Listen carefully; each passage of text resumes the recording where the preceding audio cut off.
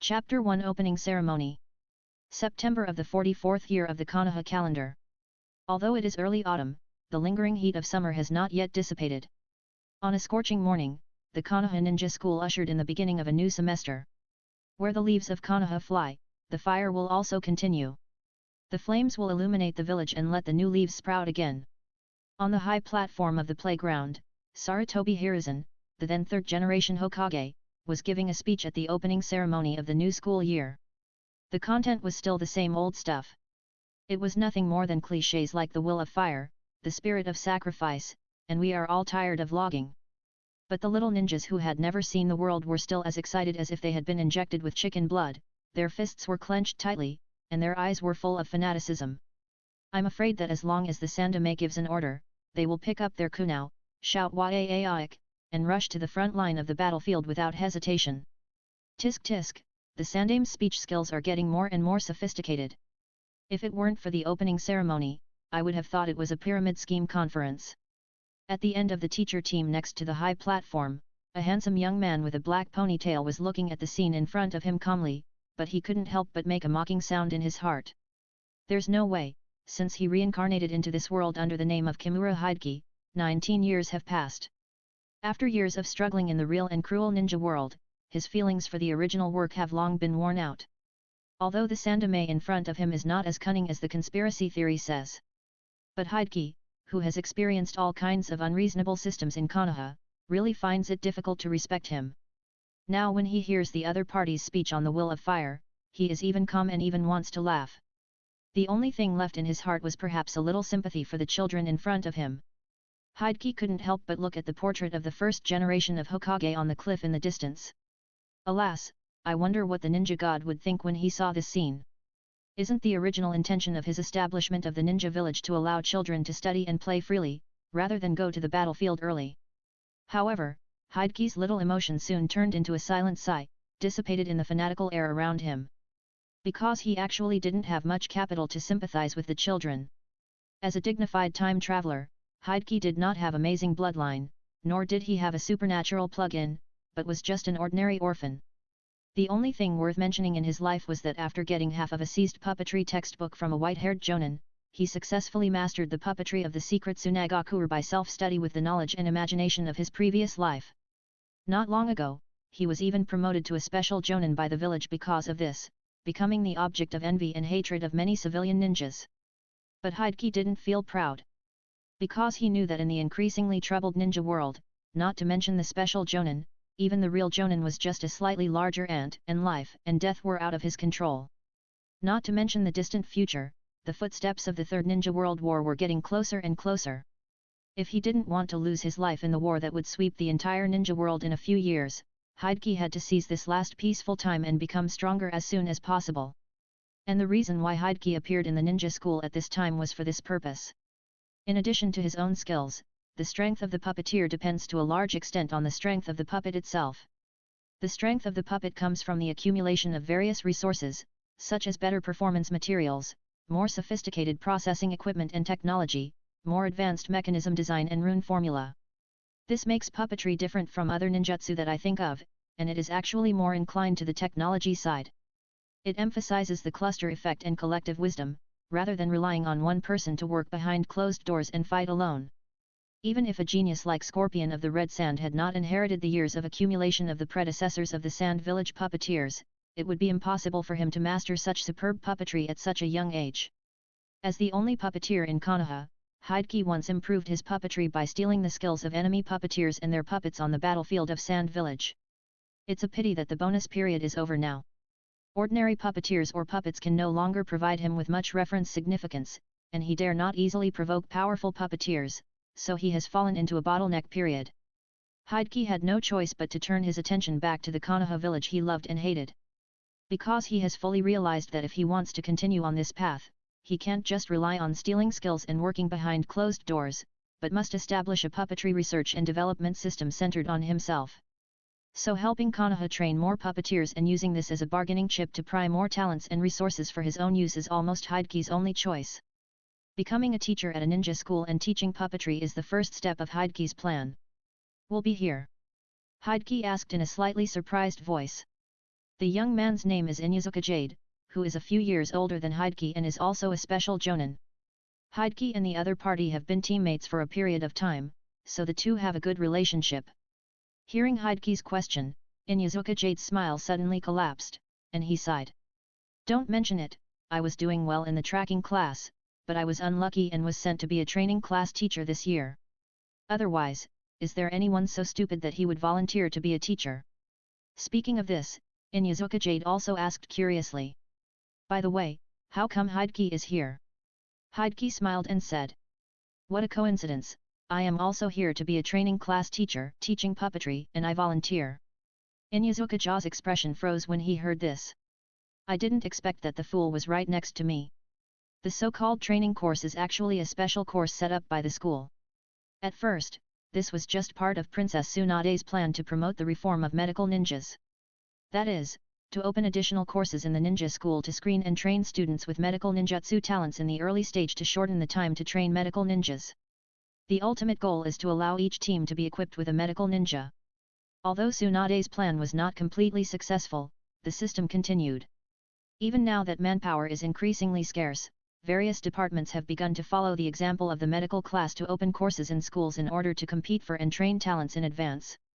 In addition, the school also opened various courses such as agricultural courses, court etiquette courses, and flower arrangement courses to facilitate students in the future. Disguise as a specific identity and profession when performing tasks. After this series of developments, the current training course system was finally formed. And the reason why Hideki was able to open the puppetry course in the school so smoothly was thanks to this system. Since the professionalism of the training course is much higher than that of the subject course, and there are only 2 classes a week, people from various departments are generally asked to come to teach part-time. Inuzuka Ja was obviously drafted by the tracking team where he was, and he had no choice but to come to the school to teach. He hated this so much that he naturally did not believe that Hideki was voluntary, and even imagined a cliché drama in his mind that the Konoha high-level persecuted civilian geniuses and asked them to hand over the inheritance. But he was also insignificant and could not help much, so he had to choose some good words to comfort Hideki. It's good to teach puppetry. Hideki, you were sent to the school to teach, which means that the village should attach great importance to puppetry. If you can train a few more puppeteers for Konoha, it is not impossible to establish a new puppetry department and become the head of a department in the future. Senior Ja, you are really thinking long-term. I haven't even started the first class yet. And puppetry is not that easy to learn. I am still worried about whether I can teach my students. That's right. Inuzuka Ja seemed to suddenly think of something, and said while stroking his stubble, speaking of which, the reputation of Tsunagakuru's puppetry in school may not be very good. If you want the children to be willing to learn puppetry, Hideki, you may have to spend more time on it. Hideki was slightly stunned when he heard this, but soon figured out what Inuzuka Ja meant. As a puppeteer, he naturally knew that puppetry had a bad reputation in Konoha and even in the ninja world.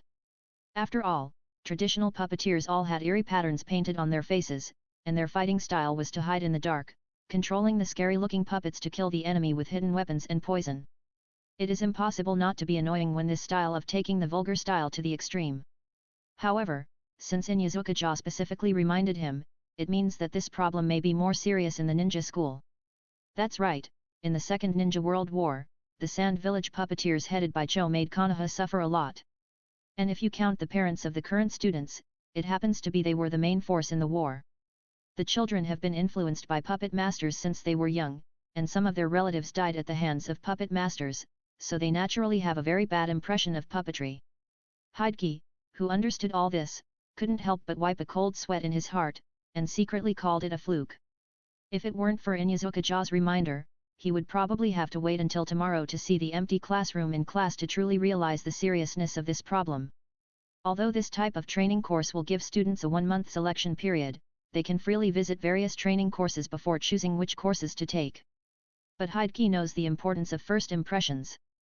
The success or failure of the first class has largely determined the outcome of this course. You must know that his entire plan is based on this puppetry course. If it fails, then the subsequent plans cannot proceed normally. Alas, it seems that the previously planned course content must be changed. Hideki pondered in his heart. First of all, we must change everyone's prejudice against puppetry and create a new puppetry school with Konoha characteristics that is different from the gloomy and terrifying style of Sand Village. This was actually already in the previous plan, but now it seems that we have to increase our efforts. But prejudice is like a mountain, it cannot be changed. It can be completely changed in a short time. So in this process, it seems that we have to make the courses as novel and interesting as possible to attract and retain more students. So, maybe we should still use the teaching method of entertaining students. Hideki sighed in his heart, seeming a little hesitant. Adding more interesting projects to teaching and letting students learn in entertainment is indeed a good way to stimulate everyone's enthusiasm for puppetry. But in terms of efficiency, this is obviously not as good as serious hard work, otherwise it would have been fully promoted long ago. It's only a few years away from the Third Ninja World War. Hideki, who is racing against time to advance his plan to become stronger, really has no patience to reduce efficiency and play house with the little kids. But thinking of this, Hideki unconsciously looked at the little ninjas not far away. For some reason, seeing those childish faces, Hideki's slightly impetuous thoughts gradually calmed down, and then he breathed a sigh of relief. Well, the learning efficiency of teaching through entertainment is indeed not high. But from a long-term perspective, letting children maintain their passion for puppetry may be the best choice to cultivate real puppetry talents. Thinking of this, Hideki couldn't help but look at the first-generation Hokage's head on the cliff in the distance again. It's a pity that it's difficult for him to help realize Hashirama Senju's beautiful vision of not letting children go to the battlefield. But if it's just to let the children gain a little happiness in the process of learning and add some bright colors to their gloomy childhood, he can still do it. When Hideki finally made a decision, the opening ceremony was just coming to an end. Then I declare that from today, the new school year of Ninja School officially begins. As Sarutobi Hiruzen's voice fell, a warm applause broke out from the stage. And Hideki's new teaching career officially kicked off at this moment. Chapter 2: Preparing for Class. After the opening ceremony, the Sandame left the school soon. It seemed that he was very busy with work. The homeroom teachers took the students back to the classroom to start the new semester. After saying goodbye to Inyazuka-ja, Hideki returned to his office. His office is located on the first floor of the teaching building. Although the space is not large, it has been cleaned very cleanly, which saves him a lot of effort. After all, Hideki has decided to make a significant adjustment to the teaching plan to cope with the crisis of the bad reputation of puppetry. In order to catch up with the first class tomorrow, he has to start working now. Hideki first sat in his seat and took out a notebook to read. It recorded the notes he had made before. The teaching plan mainly refers to the half of the puppetry textbook of Sand Village. However, what Hideki is in charge of is only an elective training course after all, and he cannot ask students to spend most of their time and energy on it like the puppeteer apprentices of Sand Village. So he has already made significant cuts and modifications to the content of the textbook and formulated a teaching plan suitable for the physique of Konoha babies. Puppetry can be roughly divided into two parts, puppet making and puppet manipulation. For the sake of class time and practicality, Hideki decided to make puppet manipulation the main content of the course. As for the puppet making part, because it requires learning a lot of professional knowledge and the results are slow, Hideki plans to use it as an advanced content and select talented students. We'll talk about it after birth.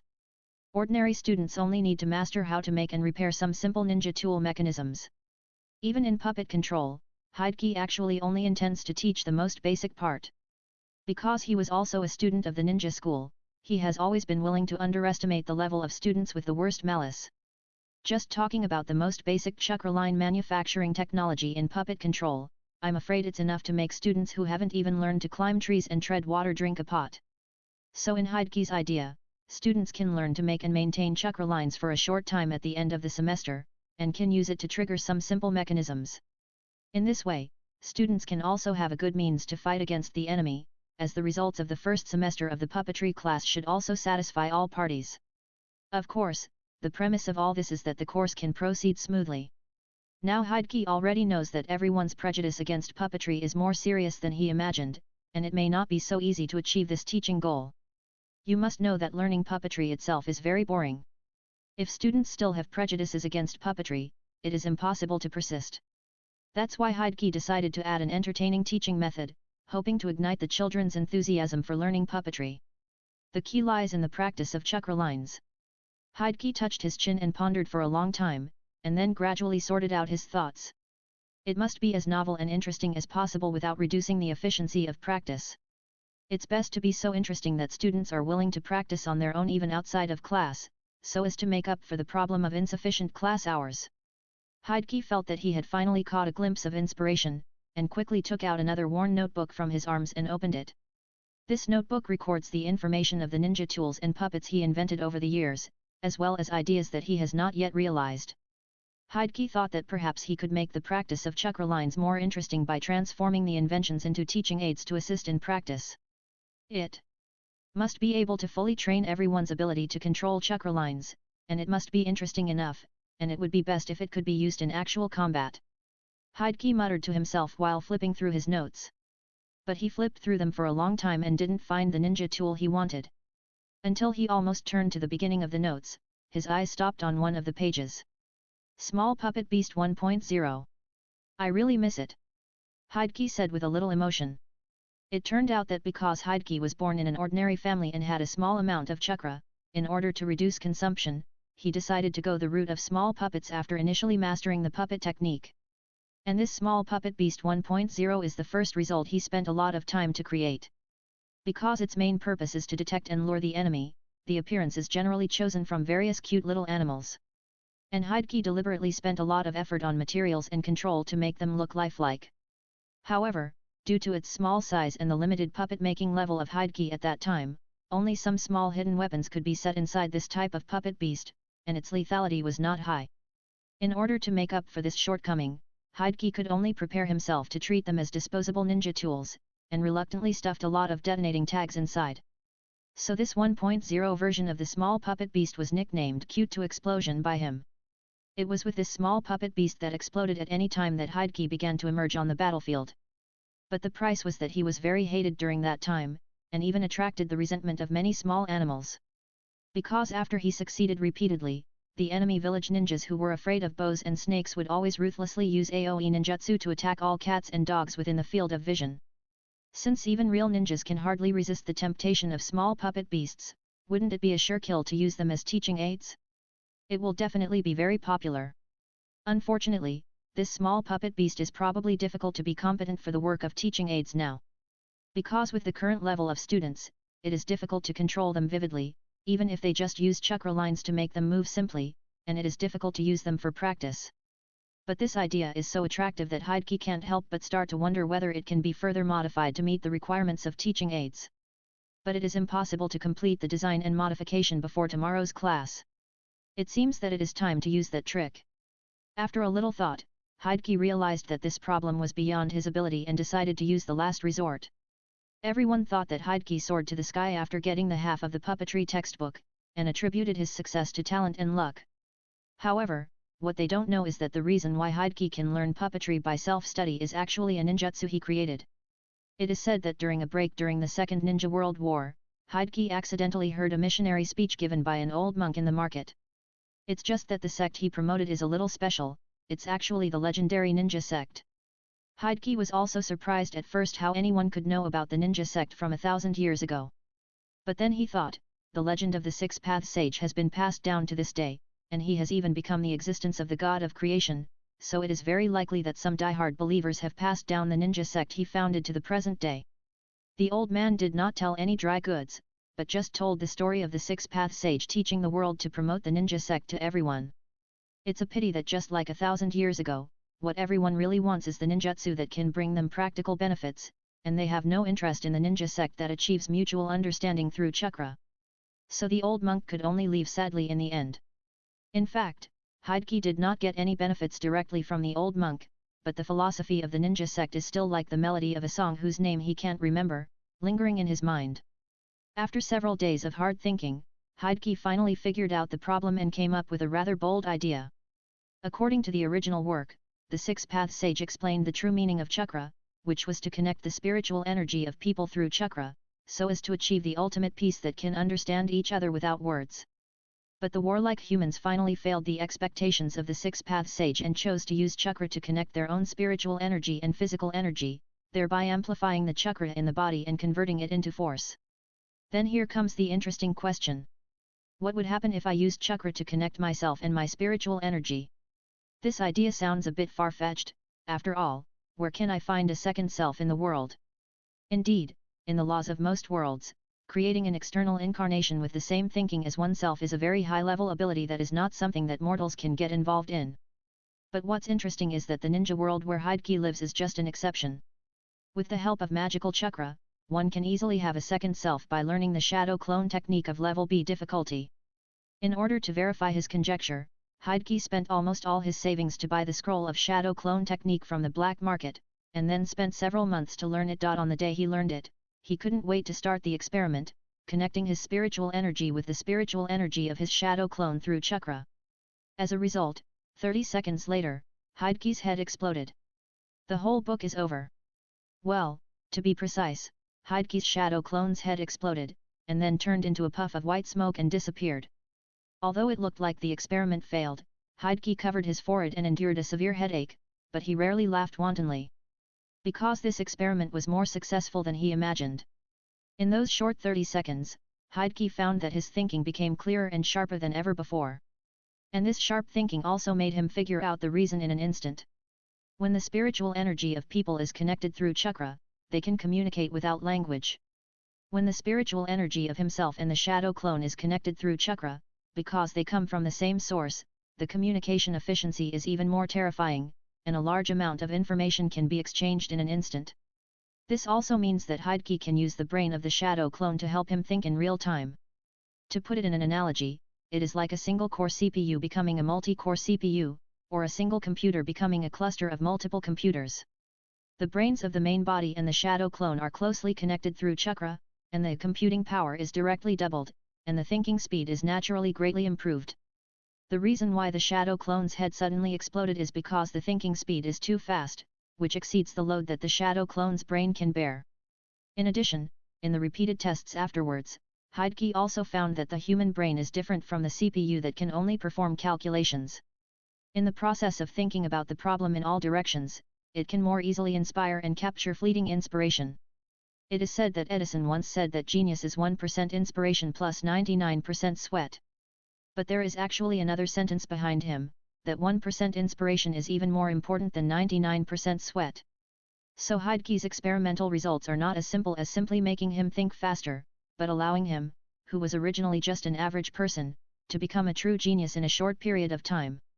So Kimura Hokage, who had neither a supernatural cheat nor an amazing talent, finally created a genius cheat for himself more than a decade after coming to the ninja world. Considering that this technique is essentially to let the main body and the shadow clone have a high-speed discussion in the mind through chakra, and the brain needs to run at a crazy high speed when using it, Hokage gave this technique a very appropriate name. Brainstorming technique. However, Hokage found that in order to achieve real-time communication between the main body and the shadow clone, a large amount of chakra is required every moment. Limited by the amount of chakra and the tolerance of the shadow clone, even after many improvements, Hokage can only be a genius for 3 minutes a day at most. But 3 minutes a day accumulates into a lot, and gradually Hokage's life in the ninja world has undergone earth-shaking changes. In fact, the reason why Hokage was able to master the puppet technique through self-study is also thanks to this ninjutsu. How to continue to improve the effect of this ninjutsu is also one of the important topics for Hokage to return to Konoha this time. However, before that, his most important task is to use this technique to find a solution to the problem at hand. Chapter 3 Brainstorming.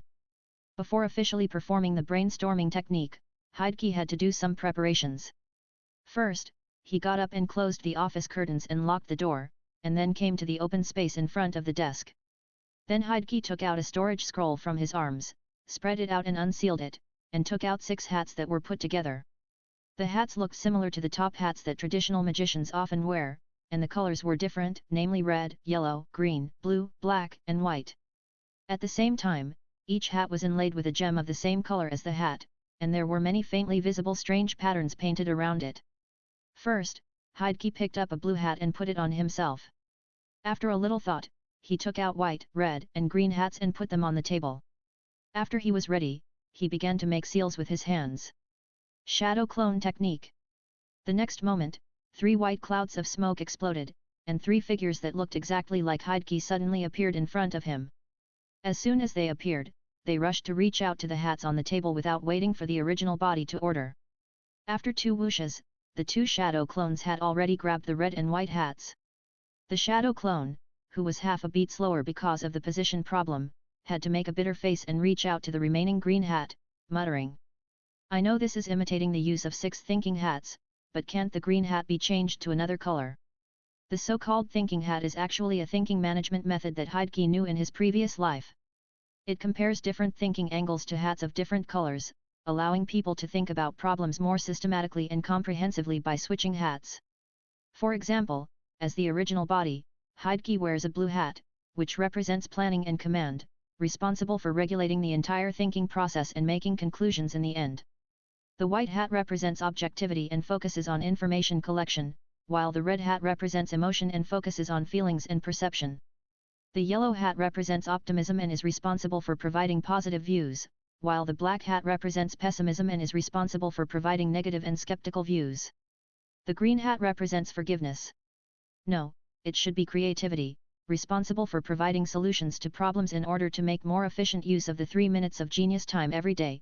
Hokage borrowed the idea of the thinking hat to think about problems more comprehensively. And because of the existence of the shadow clone, Hokage does not need to switch the hat one by one to change the thinking angle, but directly assigns a specific thinking angle to the main body and the shadow clone. In this way, not only can the problem be thought about comprehensively, but the shadow clones with different thinking angles can also communicate in real time, which is more likely to inspire unexpected inspiration. So in theory, there should be 6 people in total for the main body and the shadow clone to achieve the best effect of this technique. It's a pity that Hokage's chakra is not sufficient, and the more shadow clones there are, the greater the load on the brain. So 3 shadow clones are the best choice after many tests.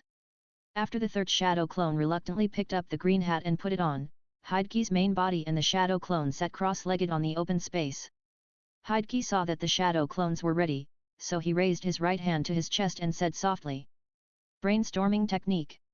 As soon as the voice fell, the 4 thinking hats shot out clear and visible chakra lines from the gems, connecting with the thinking hats on both sides to form a blue square. At the same time, the heads of the 3 shadow clones also tilted back suddenly, their eyes rolled up, and their handsome faces became a little distorted, looking as if they were experiencing considerable pain. And the strange patterns around the gems of the thinking hats also became clear and visible, forming a series of slightly glowing rune spells. Hokage did not have the time and means to systematically learn the sealing technique before, and only learned a little bit of the fur. So these rune spells derived from the sealing technique are very simple, which is to limit the flow rate of chakra in the chakra line. In this way, although the speed of information exchange will decrease, the burden on the shadow clone's brain will also be reduced, and it will not explode due to overload all of a sudden, and the final effect will be better. As for the real body, Hokage is concentrating with his eyes closed, and his expression is not as exaggerated as that of the shadow clone. Because the brain of the real body is not a disposable item that can be blown up, it is not responsible for specific thinking work. Hokage's task at this time is just to evaluate and regulate the various ideas generated by the 3 shadow clones through crazy communication and thinking, and judge whether to continue to dig deeper in the corresponding direction. Even so, processing a large amount of information in a short period of time will still give Hokage a headache for several hours later. However, compared with the effect of this technique, paying such a price is already very cost-effective. And after using this technique many times, Hokage also found that it brought unexpected surprises. Perhaps similar to the principle of muscle training, Hokage will find that his mental energy has increased slightly after each headache. Although the effect is very insignificant, it accumulates little by little, and Hokage gradually develops a fairly good mental power. In addition to gradually extending the time for the shadow clone's head to explode, it also makes Hokage more and more handy in controlling chakra. Thanks to this, he was able to master the technique of controlling puppets with chakra lines in just a few years. Therefore, Hokage always consciously adjusts the chakra restriction technique of the thinking hat, so as to create an appropriate burden on the brain for exercise during the performance of this technique. 3 minutes passed quickly. At this time, the heads of the 3 shadow clones began to smoke, and then they exploded one by one, leaving only 3 hats falling lightly on the ground. The remaining chakra of the shadow clones began to return to the main body, and the memory of the thinking just now also poured into Hokage's brain, giving him another headache. But the rich harvest still made Hokage stand up in surprise and shouted, "Eureka!" However, Hokage did not start to sort out the harvest immediately, but took out a bottle of strawberry milk prepared in advance from his arms and drank it all in one breath. Because the brainstorming just now in just 3 minutes has consumed a lot of sugar in his body, he must replenish it immediately. After replenishing sugar, Hokage massaged his temples with both hands to relieve his headache, while pacing back and forth in the office, and began to sort out his gains this time. Such a simple solution, why didn't I think of it just now? The reason why small puppet beasts are difficult to become teaching aids immediately is that students are probably not even proficient in making chakra lines now, and they can't use them to practice at all. But the manufacture, maintenance, and even control of chakra lines are essentially the external manifestations of chakra control. So as long as it can play the role of training chakra control, there is no need to stick to using chakra lines for control from the beginning. Maybe we can design an auxiliary ninja tool first. Even if students can't make chakra lines, they can use them to control puppets and exercise chakra control at the same time. Just like wearing training wheels when learning to ride a bicycle. Instead of letting children fall and get frustrated at the beginning, it is better to give them some assistance so that they can experience the fun of riding a bicycle first, and maybe they can make faster progress. Of course, how to prevent them from becoming dependent on the training wheels is also a problem to pay attention to. In just 3 minutes of genius time, Hokage has thought of how to improve the small puppet beast so that it can meet the requirements of being a teaching aid. In order to avoid forgetting the details, Hokage quickly sat back in his seat and began to write furiously on his notebook. When he put down his pen, Hokage found that he had written more than a dozen pages of densely packed notes. Because it not only contains the basic form of the teaching aids, but also how to upgrade them to adapt to the level of students in the future, Hokage has already made a lot of plans. Everyone will be surprised tomorrow. Hokage looked at the teaching aids he had just designed, and thought about how shocked the little ninjas would be when they saw the finished product, and the corners of his mouth could not help but raise a happy arc. But it is not time to rest yet. Although Hokage's brain still hurts at this time, he just wants to have a good sleep. But in order to make the teaching aids before tomorrow's class, he must set off immediately to prepare. Chapter 4 Black Cat. The next afternoon. In order to give students time to learn family secrets or practice on their own, the ninja school usually ends school at around 3 p.m. The training course is similar to the club activities or interest classes in Hokage's previous life, and it is also held after school. It just so happens that the school has just finished school, and there is still some time before the training course starts. Some students who are not interested in the training course have either packed their bags and are ready to go home, or called their friends to find a place to practice or play together. But more students gathered in groups of 3 or 5, discussing which training course to go to later. I'm going to go to the ninja tool specialization course. I heard that Mr. Fuma is very good at teaching students. You guys are fine. I'm from the Nara clan and can only go to the tactics course. It's so troublesome. Then I'm going to the flower arrangement course later. I heard that this course is for girls, hehe. Nonsense, don't you know that this course only recruits girls? What? Then what is the point of me spending a vacation to cram for flower arrangement knowledge? A burst of laughter suddenly broke out in the crowd, and the surroundings were filled with a happy atmosphere. Tracking class, tactics class, medical class, code class. Everyone was repeatedly discussing and comparing the pros and cons of each training course, trying to find the course that suits them best. Because as long as they perform well in the training course, they may be assigned to the corresponding department first after graduation. Compared to the life of ordinary ninjas who live on the edge of a knife and are in danger of losing their jobs, it is of course more attractive to work in a department that is both safe and has a stable income. It seems that even in the ninja world, there is no escape from the law that the end of the universe is compiled. However, it is worth noting that among the many training courses mentioned by everyone, the newly opened puppetry class is almost ignored. It seems that everyone is completely unaware of its existence. Sure enough, the opposite of love is not hate, but indifference. The bad reputation of puppetry in Konoha has accumulated over time, making everyone subconsciously ignore its existence, and even not knowing where to take classes. Even students who are interested in puppetry may find it difficult to make up their minds to go to the puppetry classroom to take a look under such circumstances. And at this moment, a scream of surprise sounded from the door of the 4th grade A class classroom. The students who were discussing around were immediately attracted to it and came closer to see what happened. As a result, everyone couldn't bear to look away. It turned out that a little black cat came from nowhere at the door of the classroom and was surrounded by several girls. It was squatting on the ground obediently, raising its little paws from time to time to push away the hands that were stretched out to it. It was still meowing in its mouth, with a baby voice, killing everyone. Wow, what a cute little cat! Nohara Rin, who had just come out of the classroom, took a look and was captured by the cuteness of the little black cat. But soon her expression became a little worried, and she murmured softly. This child is so fearless, he should have an owner, I wonder if he is lost. But her thoughts were soon interrupted by Uchiha Obito, who also came to join in the fun. Rin, so you like cats? Obito said flatteringly. To be honest, there are many cats in our Uchiha clan, and they can all do backflips. Why don't you come to my house one day? Nohara Rin smiled sweetly and said, okay, thank you Obito. Obito's bones softened when he heard this, and he looked like he was floating in the air. Asuma, who was standing by with his trouser pockets and surrounded by a group of younger brothers, followed suit and came to Yui Kurane and said coolly. Kun, my monkey can do backflips, do you want to come to my house and see? Monkeys can do backflips, what's so strange about that? Ku now looked at Asuma with a look of a fool. Unlike Nohara Rin, who was kind to everyone, Yui Kurane, who was still in the period of face control, was generally gentle only to handsome guys.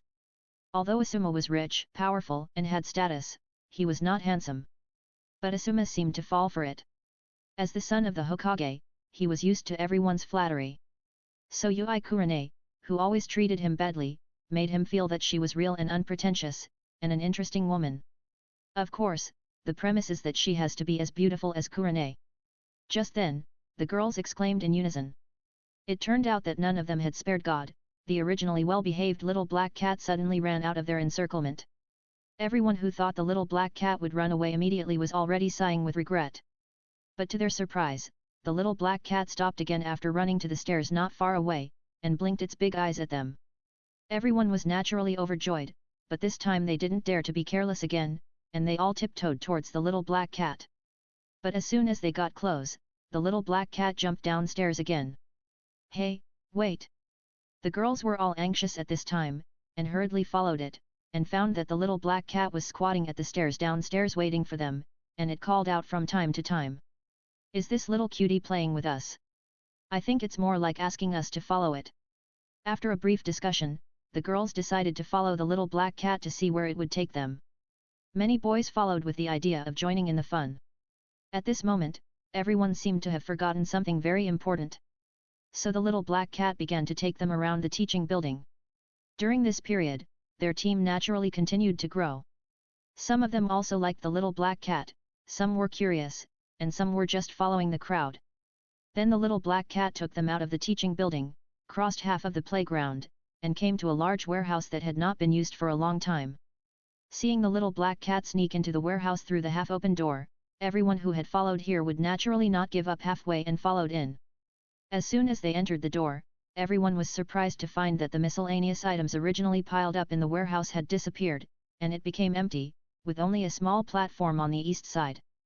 And the little black cat was now sitting on the platform, and began to lick its fur leisurely. Everyone followed and began to discuss why the cat brought them here in front of the platform. But before they could come to a conclusion, the door of the warehouse was suddenly closed with a bang. The nearest students hurried forward to check, but they couldn't open it no matter how they pulled or pushed. Just when everyone felt something was wrong, a piece of white cloth above the door suddenly fell, revealing a line of words that had been written on the wall. Welcome to the puppetry classroom.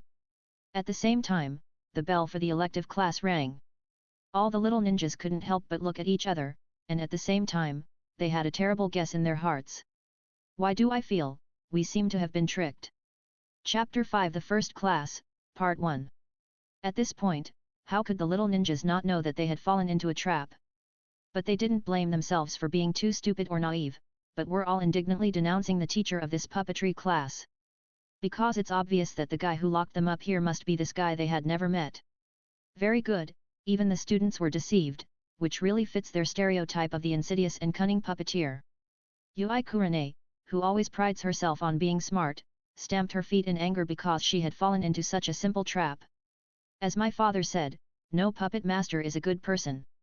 This teacher actually used such a despicable means to trick us into coming to class. Just then, a clear male voice suddenly sounded in the warehouse. Using puppets to lure the enemy deep into the trap and destroy them is one of the most basic tactics of puppet masters. How can it be called a despicable means? As the beginning of this puppetry course, I think it is the most suitable. For some reason, the voice was not loud, but it was clearly heard by all the little ninjas, making everyone quiet down immediately.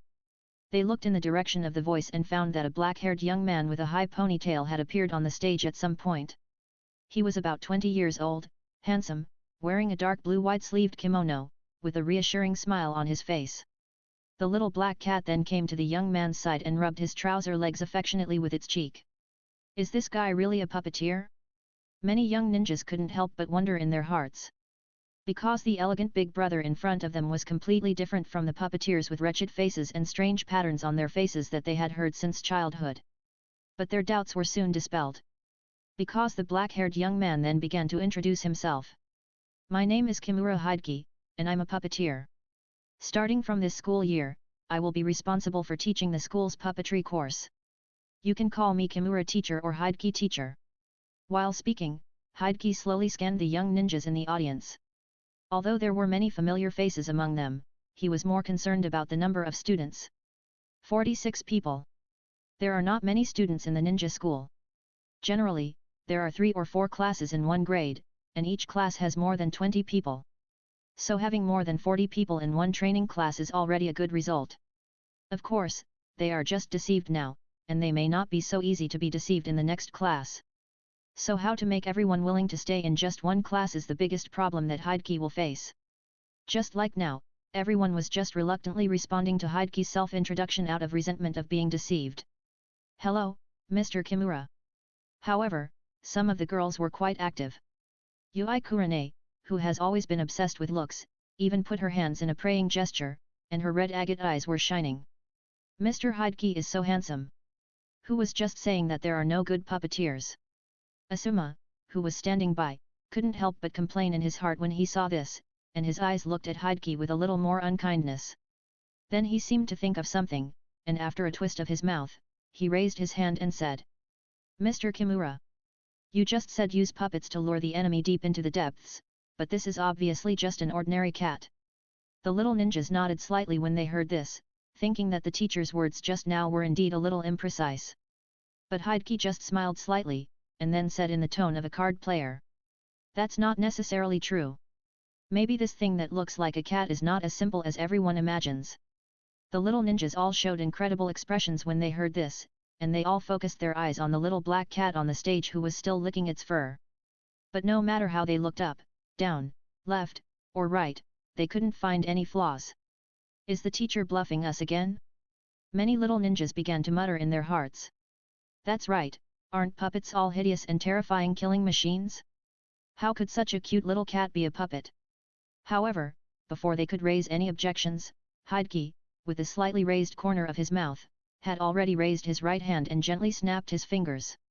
Then the next moment, the little black cat that was still licking its fur suddenly froze, as if its time was frozen at that moment. Even the highlight in the cat's big eyes dissipated, as if it had lost its vitality all of a sudden. The lively black cat suddenly became a dead thing. This weird scene made the little ninjas stunned and speechless for a while. After a while, the whole classroom started to explode. Wait, what's going on? Impossible, absolutely impossible. No way, this cat is really just a puppet. Woo woo woo, my little cat. The little ninjas were curious, resisted, sighed or sad, but they all vented the shock of their refreshed worldviews by shouting and screaming. When everyone gradually quieted down under Hideki's smiling gaze, he spoke. As you can see, this cute little cat is actually just a puppet controlled by me. If you still don't believe it, I can take it apart and show you. Don't be so polite, teacher. We believe it, isn't it okay if we believe it? The little ninjas shook their heads like rattles, fearing that if they were too slow to refuse, this unconventional teacher would really cut the cat into pieces on the spot. Whether it was a real cat or a fake cat, it was estimated that the scene would be unbearable to watch. Is that so?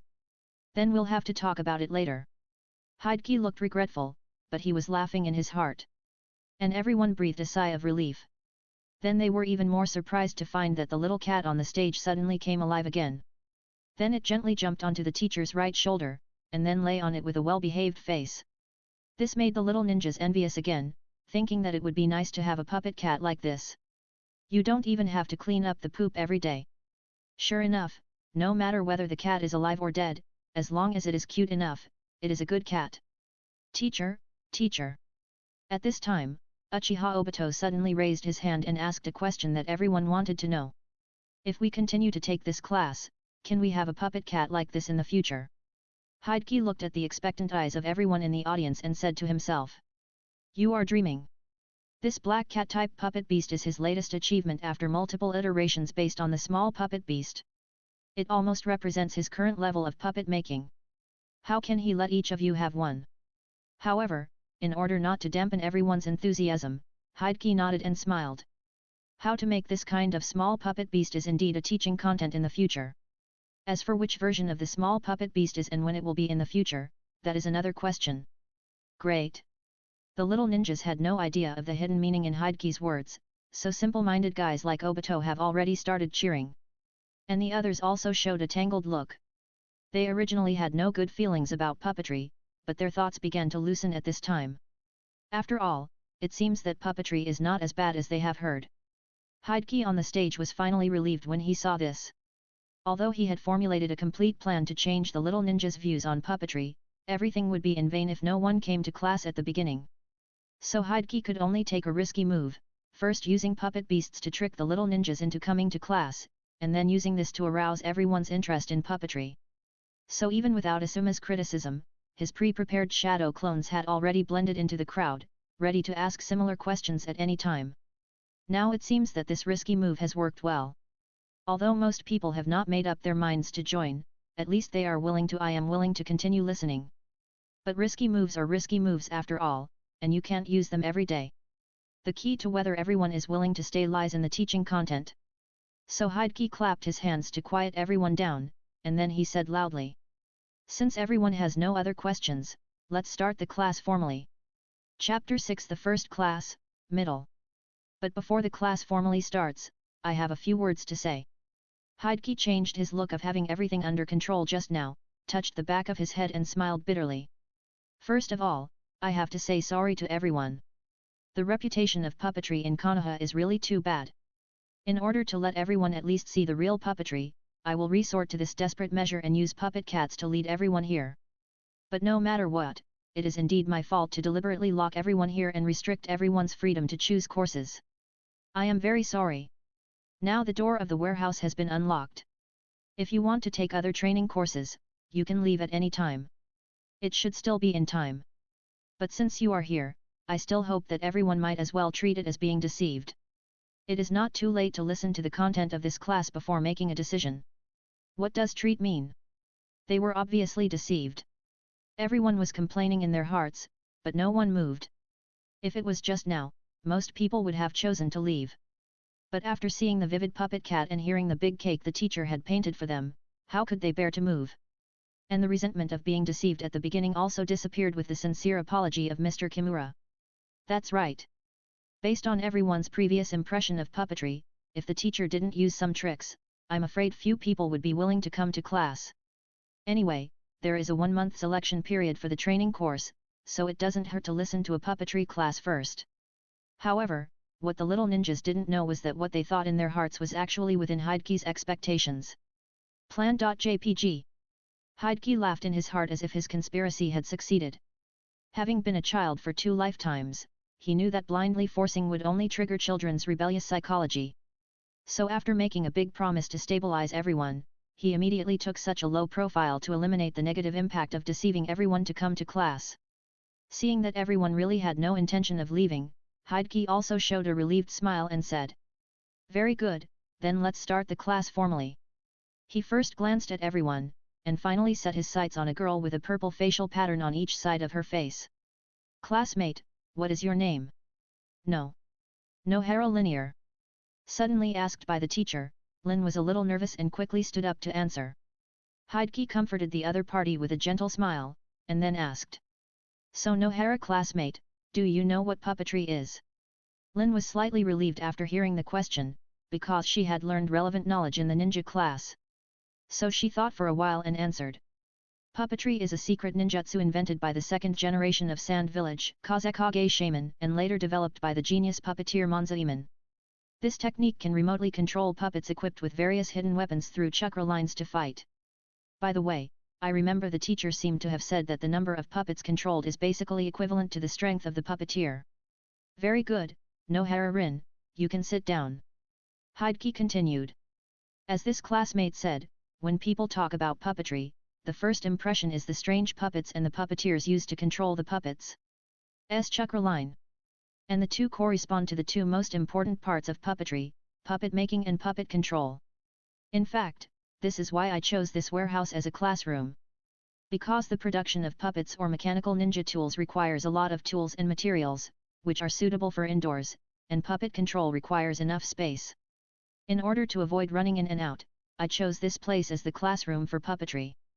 Because this place has just been emptied, the tables, chairs and equipment will probably be equipped in the next class, so let's make do with it for now. No one objected to this.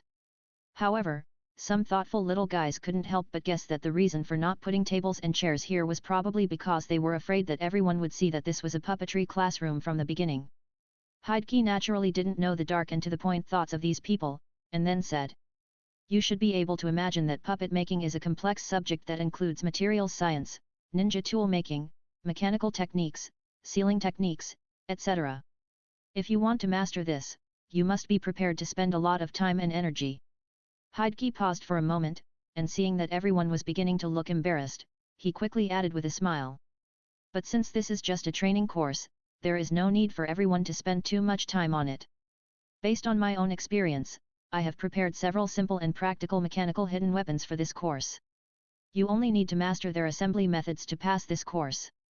But don't underestimate them, because whether you can master and use these hidden weapons skillfully may mean the difference between life and death on the battlefield." The little ninjas relaxed again after hearing this. Life and death are still too far away for them. Whether they can pass the exam easily is the key factor for them to consider whether to stay.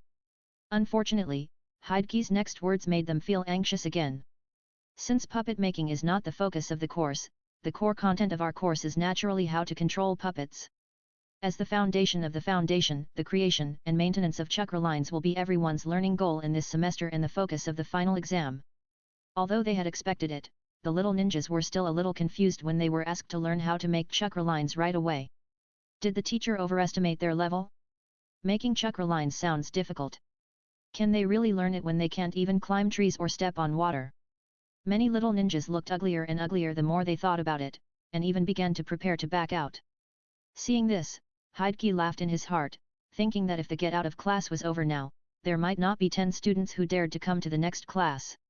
Fortunately, he had expected this, and said after a chuckle. "Of course, as a former ninja school student, I know everyone's thoughts very well.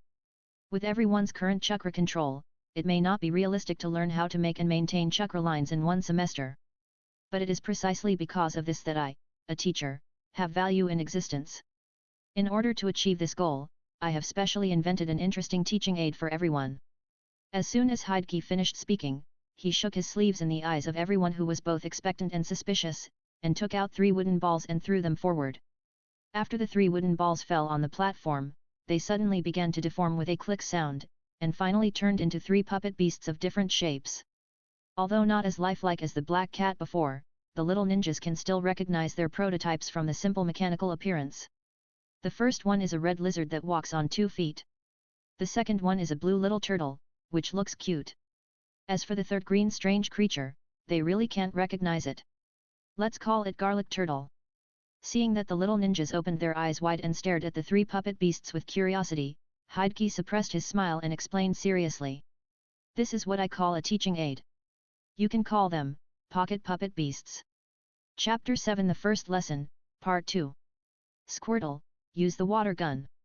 Strange Seed, get out of the way and use the seed machine gun. Charmander, attack with your dragon tail. A unique battle is taking place in the puppetry classroom. It turns out that after a brief introduction, Hokage began to control 3 pocket puppet beasts to engage in a fierce melee on the high platform for demonstration. And their fighting styles are also unique. The blue puppet turtle named Squirtle can retract its body into its shell to reduce the damage it receives, and will stick its head out to attack the enemy with a water gun whenever it has the chance, focusing on a defensive counterattack.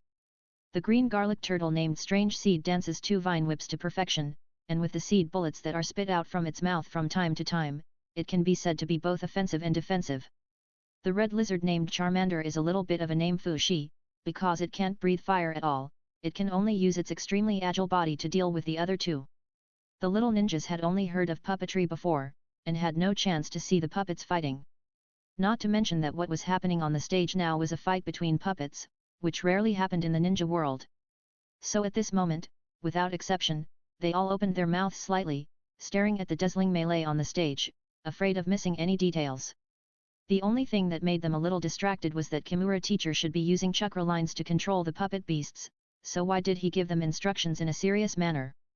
But under the teacher's exquisite control technology, the 3 puppet beasts with simple structures seemed to be alive, which made his verbal instructions seem not too inconsistent. Not long after, the 3 puppet beasts seemed to have run out of ammunition and food, so they all started to launch self-sacrifice collisions at the same time, and the 3 of them collided fiercely on the high platform. Bang! After the huge collision sound, the click-click-click sound of the mechanism change sounded again. The 3 puppet beasts actually died together, and at the same time turned back into wooden balls and fell back on the high platform.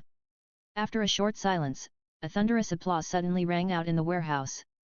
The little ninjas all clapped excitedly to express their excitement. They expressed their love for this pocket puppetman brawl. To be honest, the black cat on Kimura's shoulder was too vivid, making it difficult for them to associate it with puppetry. The 3 puppet mons in front of them, which clearly had mechanical structures, were more in line with their imagination of puppets. So after seeing such a wonderful puppetman battle, their understanding of puppetry really began to change. It turns out that puppets are not necessarily as ferocious and weird as they have heard before, but can also look like this. And puppetry is not necessarily a treacherous means that can only sneak attack the enemy in the dark, but can be achieved through superb technology and sophisticated. The machine showed a gorgeous fighting style. The students who had only stayed to listen to the class to see the cute puppet cat could not help but be moved. However, many boys still felt a little regretful and could not help but whispered. Why can't the red puppet beast, which is called Charmander, spit fire? Obviously, the other 2 have special abilities. Hokage hooked his right hand at this time, and the 3 puppet balls flew back into his sleeves. Hearing everyone's complaints, he could not help but roll his eyes in his heart. You little brats are talking lightly. It is not difficult to make the puppet spit fire, but if the firepower is too small, it is just a decoration. If the firepower is too large, will you pay for the replacement of the burned materials? The school does not provide much funding for training courses. For the sake of his wallet, Hokage had to let Charmander down. Anyway, Charizard is not a dragon, so it's not strange that Charmander can't breathe fire. After complaining in his heart, Hokage cleared his throat first, and waited for everyone to quiet down before saying.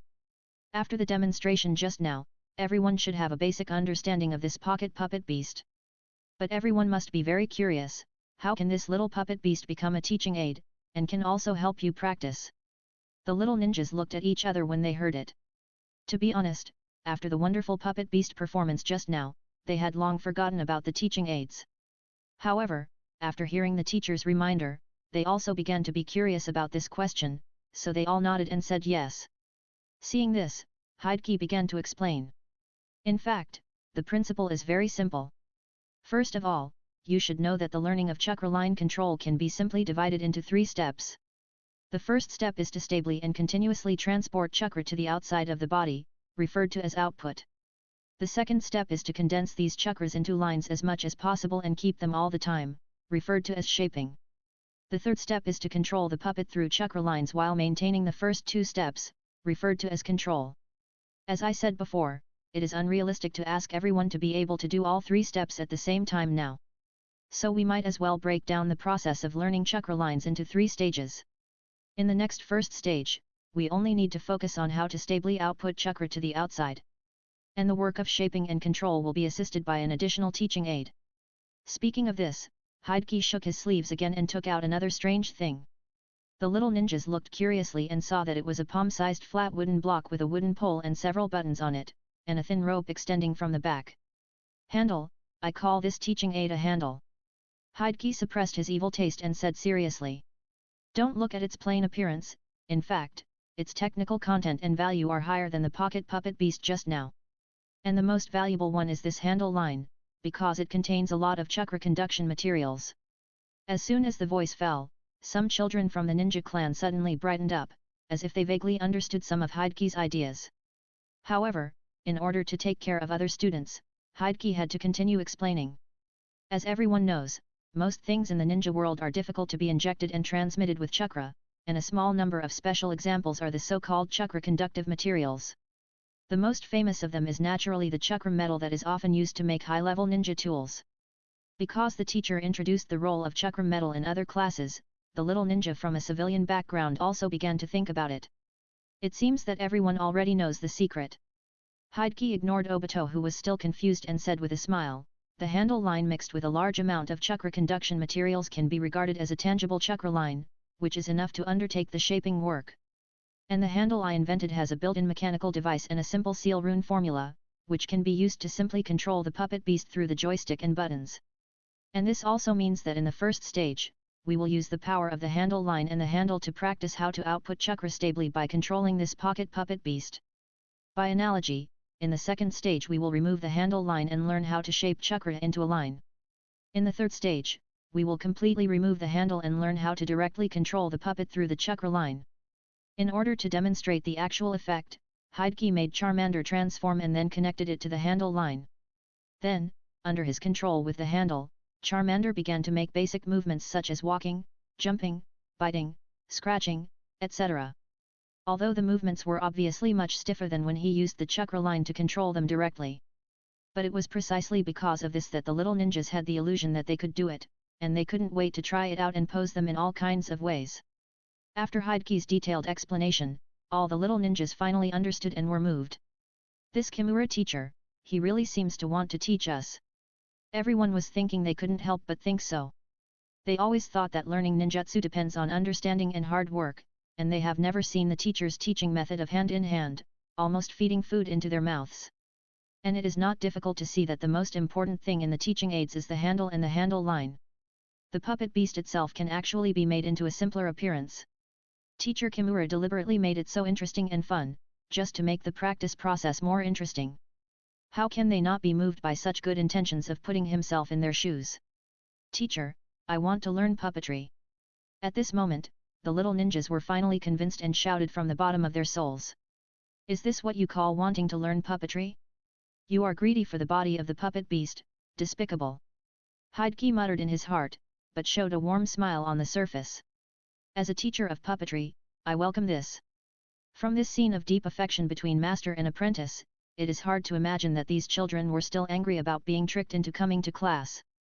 Then Hideki clapped his hands again and said, "Because it is the first class, I will not talk too much about the specific content. And even if I want to continue, I am afraid you can't listen now." The little ninjas seemed to realize what Hideki wanted to say, and they all looked at him expectantly. Hideki also followed the public opinion, shook his head and smiled. "Then for the rest of the time, everyone will take turns to experience this pocket puppet beast." However, before he finished speaking, the cheers of the little ninjas had drowned out his voice. Happy times are always fleeting. When the bell for the elective course rang, all the students sighed heavily, especially those poor children who had not yet had a chance to try it out. However, under Hideki's repeated urging, the little ninjas could only leave reluctantly. When they walked out of the warehouse, everyone felt as if they were in another world. Because in this short elective course, their three views were really impacted too much. They never expected that they, who were just deceived into the class, would now be fascinated by the magical puppetry. Of course, to be precise, it was the interesting pocket puppet beast. Especially the children who had the honor to try out the puppet beast just now, they couldn't let it go, and even set a great ambition to become a pocket puppet beast master. After watching the children leave, Hideki completely relaxed and couldn't help yawning. Due to the tight time, he worked all night to make the pocket puppet beast and the handle for demonstration. However, judging from the excited smiles of the children when they left, his efforts were not in vain. After packing up, Hideki prepared to go back to the office for a good sleep. But at this moment, a ninja dressed as an Anbu suddenly appeared at the door and interrupted his plan to catch up on sleep with one sentence. "Kimura Hideki, Hokage-sama invites you." Chapter 8 The Third Hokage. Not long ago, in the Hokage's office. Ask Kimura Hideki to come to me after the school training class. Yes, Hokage-sama. After watching the Anbu leave, the third Hokage Sarutobi Hiruzen smacked his pipe and turned his eyes back to a crystal ball on the desk. What was displayed inside was the scene of the little ninjas enthusiastically trying out the pocket puppet beasts. Sarutobi Hiruzen did not expect that he would have such an interesting discovery just by using the telescope technique to check the class situation on a whim. Especially when he saw the rare innocent smiles on the children's faces, the corners of his mouth could not help but slightly rise. But when his peripheral vision accidentally caught a frontline report on the table, his smile quickly dissipated and turned into a long puff of white smoke. Alas! As the successor of the first and second generation Hokage, he wanted to realize their vision and let the children spend a happy childhood. As a qualified leader, he knew that sending the children to the battlefield early was just a temporary solution and was causing Konoha to die slowly. It's a pity that he has neither the strength of the first generation Hokage nor the intelligence of the second generation Hokage. Facing the severe situation of the ninja world surrounded by wolves in all the big and small villages, he is really powerless, and he has no capital to take care of the children's physical and mental health. So if the efficiency of training can be guaranteed, he is also happy to see the children practicing in this almost playful way. At least in this way, it can be regarded as a little closer to the future expected by the first generation Hokage. Thinking of this, Sarutobi Hiruzen couldn't help but cast his eyes on the handsome young man in the crystal ball who was instructing students on how to control the puppet beast. Kimura Hideki. The Sandame couldn't help but feel a little emotional. As the principal of the ninja school, he knew that there was a student like Hideki who had excellent academic performance and was much smarter than his peers. Unfortunately, the ninja world is a world where talent is king after all, and Hideki, who has average ninja talent, did not get much attention from him. Until he learned that Hideki had mastered the puppetry technique of the Sand Village secret by self-study, he realized that he had underestimated the intelligence of this child. Perhaps only a genius like this can come up with such an interesting chakra line training method. Especially the idea of dividing the training of chakra lines into 3 stages through teaching aids to reduce the difficulty of learning, which made the ninja master, who is a ninjutsu expert, even more excited. Even the ninja warrior Sarutobi Hiruzen couldn't help but applaud. He even began to think about whether he could do the same and use teaching aids to reduce the difficulty of learning certain ninjutsu. However, the joy did not last long. Sarutobi Hiruzen realized that this teaching method seemed to have a very fatal flaw. If it cannot be solved, then this teaching method is ultimately just a castle in the air and it is difficult to popularize in ninja schools. So the biggest question now is whether Hideki has noticed this flaw and whether he has found a solution? Soon after, there was a knock on the door of the Hokage's office. Hokage, Kimura Hideki has been brought in. Let him in. Yes. Then Hideki walked into the Hokage's office. Sarutobi Hiruzen, who had already put away the crystal ball, first looked Hideki up and down, and then joked. I haven't seen you for a few years. I didn't expect that you are so tall and have grown into a handsome guy. Do you have a girlfriend now? Do you want me to introduce you to one? Now you are a teacher in the ninja school, your life and work are stable, it is a good time to complete your lifelong event. What's the matter? Is it going to be urged to get married after coming to the ninja world? Because it is completely different from the serious scene he imagined, Hideki couldn't help but be a little speechless. However, considering the fact that the birth rate of Konoha ninjas is declining year by year and there are not enough leeks to harvest, the behavior of the third-generation guest matchmaker is not strange. Of course, he also knows that the third generation did this more to chat with him to shorten the distance between the two. So he naturally went with the flow and smiled with a relaxed look. Hokage, please stop teasing me. Now my energy is focused on the puppetry class. How can I have time to have a girlfriend? Of course, more importantly, the Third Ninja World War is about to start. How can he have the mind to find a girlfriend now? If the Sandame promises not to let him go to the front line now, then even if he is introduced to a girlfriend who is more than 10 years older, a gambler, and even has a hemophobia, Hideki will accept it without hesitation. When Sarutobi Hiruzen heard Hideki mention the puppetry class, he also got to the point and said, That's right, young people should really focus on their careers. I heard that you gave a good first puppetry class today, and it seems that you invented a new teaching aid. I heard that. Sure enough, this old man is very bad, and he doesn't say a word of truth. Hideki couldn't help but complain in his heart. He has a strong chakra control ability and is also sensitive to the chakra fluctuations around him. So when he felt a hidden chakra fluctuation in the sky during class, he knew that it was the Sandame who was spying on him with the telescope.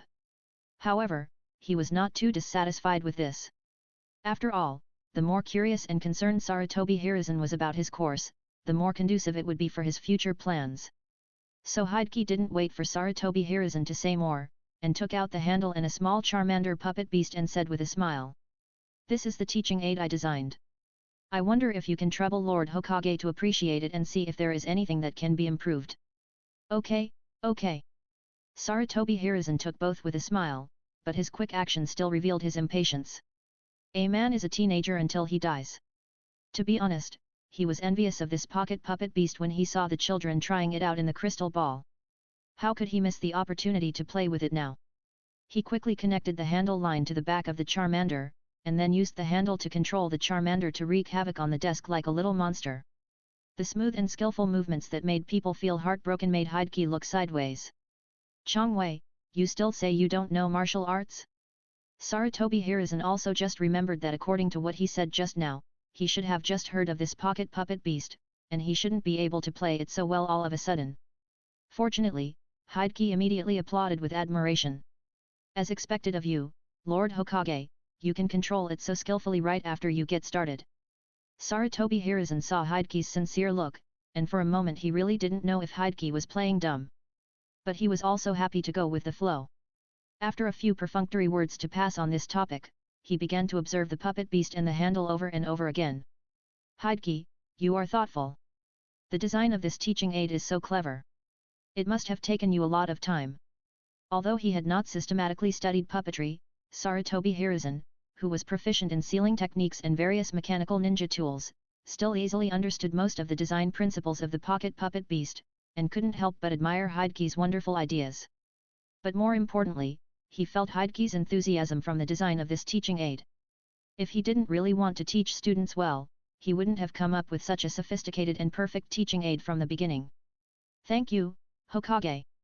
Hideki said sincerely, "Actually, the things used in it are not complicated, so it didn't take me too much time." There was nothing wrong with what he said, because with the help of the magical brainstorming technique, this set of teaching aids took only 1 day from design to completion. But Sarutobi Hiruzen shook his head and said, "Hideki, you are too modest. The truth is simplicity. It is a real skill to achieve the goal in the simplest way."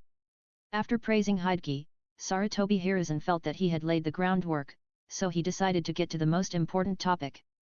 So he asked, "But Hideki, the material cost of this set of teaching aids should not be cheap, right?" Chapter 9 Solution. Yes, the material cost of teaching aids is exactly the biggest problem faced by Hideki's teaching method. As Hideki said in class, in order to control the puppet beast to make flexible movements with a small handle, the whole set of teaching aids will use a lot of precious chakra conduction materials. Although Hideki has racked his brains to reduce the dependence on sealing runes and chakra conduction materials by adopting various mechanical structures, thereby reducing costs. But in order to simulate the characteristics of chakra lines as much as possible, the most inconspicuous handle line cannot tolerate any cutting corners and must be made of chakra conduction materials. And this also means that if you want to make a set of such teaching aids, you have to spend a lot of material costs. Unfortunately, Hideki's next answer also confirmed Sandame's worries. The cost of the entire set of teaching materials is about 200,000 taels. Although this price is much cheaper than what Sarutobi Hiruzen imagined, it is definitely not something that the ninja school can afford. "Hideki, have you forgotten that the training course costs only 300,000 taels for 1 school year?" Sarutobi Hiruzen rubbed his aching temple with his hand and said with a wry smile. "So although your puppet beast teaching method is very good, we don't have so much money to purchase materials." Then he saw Hideki smiled slightly and said, "Hokage, you misunderstood. The material cost of the whole set of teaching aids is indeed worth 200,000 taels. But the handle wire, which accounts for the majority, is just specially prepared by me to let everyone experience the fun of Pocket Puppet Beast in the first class. If it is the handle wire used for students to practice, it is actually very cheap, and you can even save money at all." The Sandame almost slammed the table when he heard this, his eyes widened. "How is this possible? You must know that chakra conduction materials have always been famous for being rare and expensive. If there is really a free chakra conduction material in the world, then the pattern of the ninja world will be rewritten. Of course it's possible. Hideki smiled calmly, and this material can be found everywhere, even within reach. After that, he pointed his head with his slender index finger. The Sandame fell into deep thought. Head. Is Hideki saying that he can't think of it because he has no brain? No. Oh, I see. Sarutobi Hiruzen's eyes suddenly lit up, and he suddenly realized, it's hair. Hideki, you are going to use hair as the material for the handle line. Great, why didn't I think of this trick? In fact, in the history of the ninja world, it is not uncommon to use hair as a chakra conduction material. For example, in the Chunin exam in the original work, Yamanaka Ino also used the hair infused with chakra to bind Hara no Sakura, thereby gaining the opportunity to perform the heart turn technique. Not to mention the Sandame's evil disciple Jiraiya, who has mastered a set of ninjutsu that uses chakra to control hair to attack the enemy, known as the white-haired boy. The reason why hair is not widely used as a chakra conduction material is, on the one hand, because its own strength is very poor, and it needs to be infused with a lot of chakra to be barely used in actual combat. On the other hand, although the chakra conduction performance of hair is still good, it is only limited to the body. Once it leaves the body, the performance will drop sharply.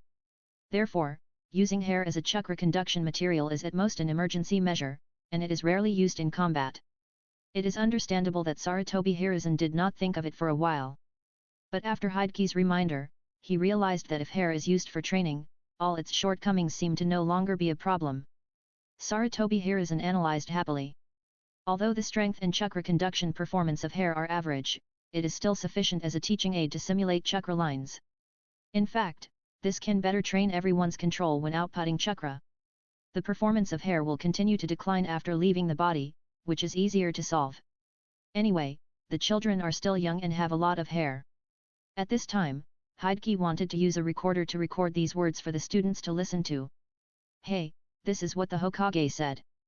As the saying goes, if you pull your hair out in the future, don't blame him, just go and settle the score with the Hokage. Sarutobi Hiruzen certainly didn't know the rebellious thoughts in Hideki's mind, and he looked at Hideki again with admiration.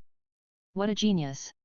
He didn't expect that Hideki could turn decay into magic and use the hair that everyone had forgotten to train the children's chakra control. Konoha has never lacked powerful ninjas, but what it lacks is ninjas like Hideki who can bring new changes to Konoha. He originally did not have high expectations for Hideki, who applied to be a puppetry teacher on his own. He was grateful that he could train a few more qualified puppeteers for Konoha. But now it seems that if Hideki is given more trust and support, perhaps he can bring more surprises to himself and Konoha. So Sarutobi Hiruzen waved his hand and said very generously.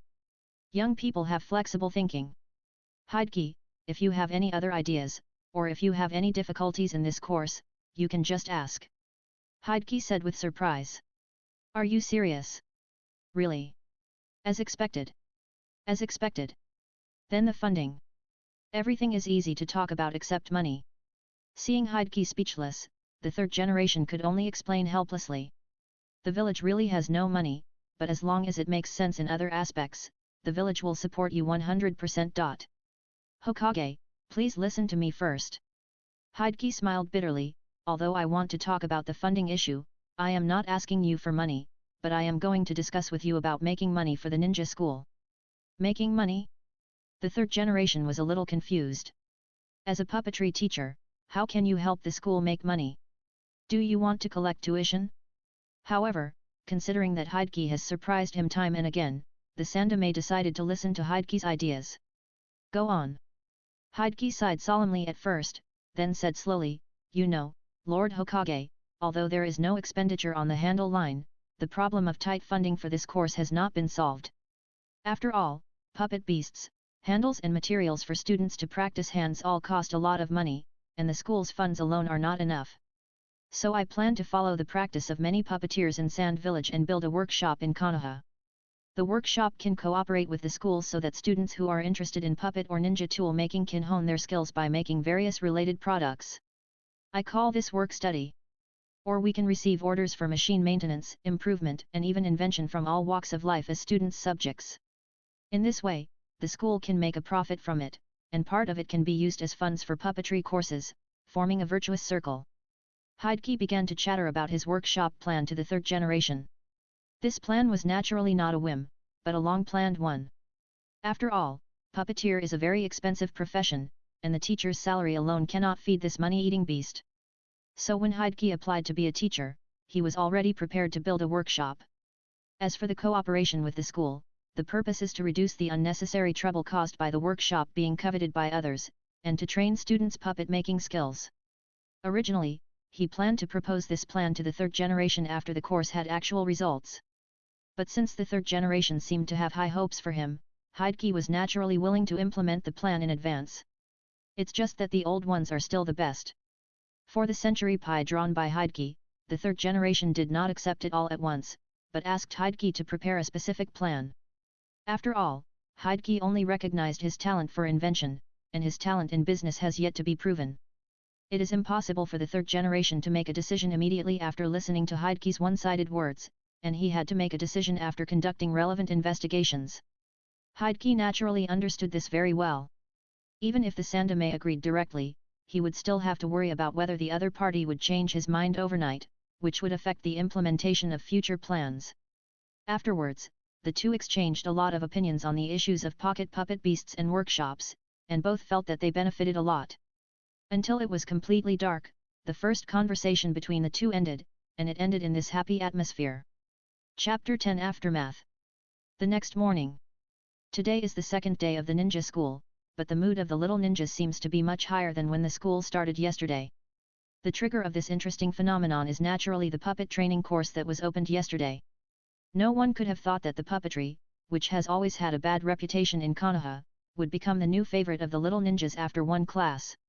If we really want to find the reason, we can only say that the puppetry displayed by Hideki in class is too novel and interesting, so that the little ninjas can't associate it with the demonized puppetry at all.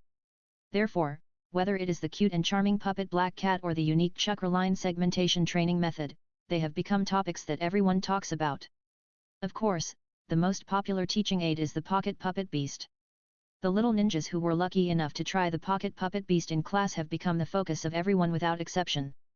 They tirelessly repeat their play experience and happily enjoy everyone's envious eyes. Even Asuma, who had been picky in class before, immediately became the most loyal supporter of this course after trying the pocket puppet beast, saying that he would die without the pocket puppet beast. Along with everyone's discussion, the content of the first puppetry class was spread from 1 person to 10, and from 10 to 100. Some people were amazed and praised, some people were unbelievable, and of course, many people still had prejudices and accused the show. Is trying to attract attention and deliberately please the students. But there is no doubt that Hideki's puppetry class has become a new trend in the ninja school, bringing fresh air to everyone's boring ninja school life. Let me tell you, that pocket puppet beast is amazing. We haven't learned puppetry yet, but as long as we pick up the handle and input chakra, we can easily control those puppet beasts to fight. In the classroom of Class A in the 4th year, Uchiha Obito was sitting on the podium, spitting and telling his playing experience to the students who didn't go to the puppetry class.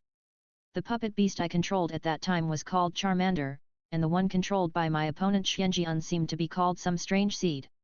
The battle between us was so shocking that it made the world weep and the gods weep. Although Xianjian's strange seed had only 2 vine whips, they danced tightly and airtightly. By the way, it was just like the legendary wood escape technique, very difficult to deal with. Of course, this is not difficult for me, Obito. I just went up and down, left and right, Baba, and easily let Charmander dodge all the vine whip attacks, and then hit the strange seed's forehead with one claw. Obito was racking his brains and vividly describing the century-long battle between him and Xianjian. As an outlier in the Uchiha clan, Obito has never been liked by children of the same clan, nor accepted by other children in the village, so he has developed this kind of personality that likes to attract attention.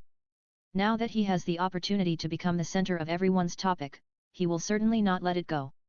However, before he could be happy for long, a student who also attended the puppetry class finally couldn't stand it anymore and couldn't help complaining, "Wait a minute, Obito, I remember you lost miserably and were defeated by Xianjian in just a few moves." Obito immediately opened his eyes wide and said, "How can you slander someone's innocence like this? The other party was not to be outdone, what innocence? I saw with my own eyes yesterday that your little Charmander was caught by the vine whip of the strange seed and hung up and beaten." Obito's face quickly turned red, and the blue veins on his forehead burst out, arguing, "There is no winning or losing in practice, practice." Then there were incomprehensible words, such as "I didn't use my full strength and I'm a little unfamiliar." Everyone laughed, and the classroom was suddenly filled with a happy atmosphere. Only Obito was so angry that his teeth itched, and then he shouted, "Just wait and see, I will definitely become a master of pocket puppet beasts." In response to Obito, the little ninjas around laughed even louder. Hokage didn't know how much trouble his puppetry class had caused, because he was not even in the ninja school at this time. Today he went out early in the morning and walked almost all the streets and alleys of Konoha. Hokage was naturally not sightseeing, but busy with the preparations for the workshop. Although the Sandame did not immediately decide on his workshop plan yesterday, in order to save time, Hokage decided to start preparing in advance. After all, the site selection and decoration of the store and workshop, the ordering and transportation of various equipment and materials, the recruitment and training of personnel, all take a lot of time to complete. After most of the day's hard work, Hokage has solved the site selection and decoration problems of the store, and the equipment and materials have been ordered through the familiar ninja tool Mandiantang. In order to solve the remaining problems of workshop location and manpower, Hokage began to go to a place he was very familiar with. The Hidden Leaf Village is not limited to the core area within the wooden wall, but also includes many settlements scattered in the forest and fields outside the wall. And Hokage is now heading to one of the small settlements near the forest. To be precise, it is an orphanage on a small hill not far from the small settlement. While walking along the path leading to the hill, Hokage looked at the surrounding scenery with nostalgic eyes. Born as a war orphan, he spent most of his time here until he graduated from the ninja school. So whenever he saw a familiar scene, it was as if a small stone was thrown into his heart, stirring up layers of memory ripples. Although most of them were boring memories of training in various places, they were also unique when recalled now. After a while, Hokage had reached the top of the hill. At the end of the path is a large wooden building, but it looks quite old because it has been in disrepair for a long time. There is an open space at the door of the building, and several 3- or 4-year-old children are chasing and playing, and childish laughter can be heard from time to time. Somewhat strangely, there is a group of older children sitting in the shade of a tree nearby watching them play. Although the children's eyes are full of envy, every time they want to get up, they will touch their stomachs and suppress the urge to play. As an experienced orphan, Hokage already knows everything. Because before he was admitted to the ninja school and received extra subsidies, he often entered the power-saving mode like them because he didn't have enough food, trying to reduce physical consumption. In fact, their current situation is actually good, at least there is still light in their eyes. Unlike some poor children that Hokage saw when he was on a mission outside, even their eyes became dull and numb. That's because the nutrients in their bodies are no longer enough to support their thinking, and they can't even temporarily escape the cruel reality through fantasy. Chapter 11 Orphanage Renovation Plan. Ah, it's Brother Hokage. A little girl with twin ponytails who was playing the ghost-catching game first spotted Hokage, and after shouting, she ran towards him. Many children heard that it was really Hokage, and their eyes suddenly lit up, and they all ran towards him with their short legs, surrounding him.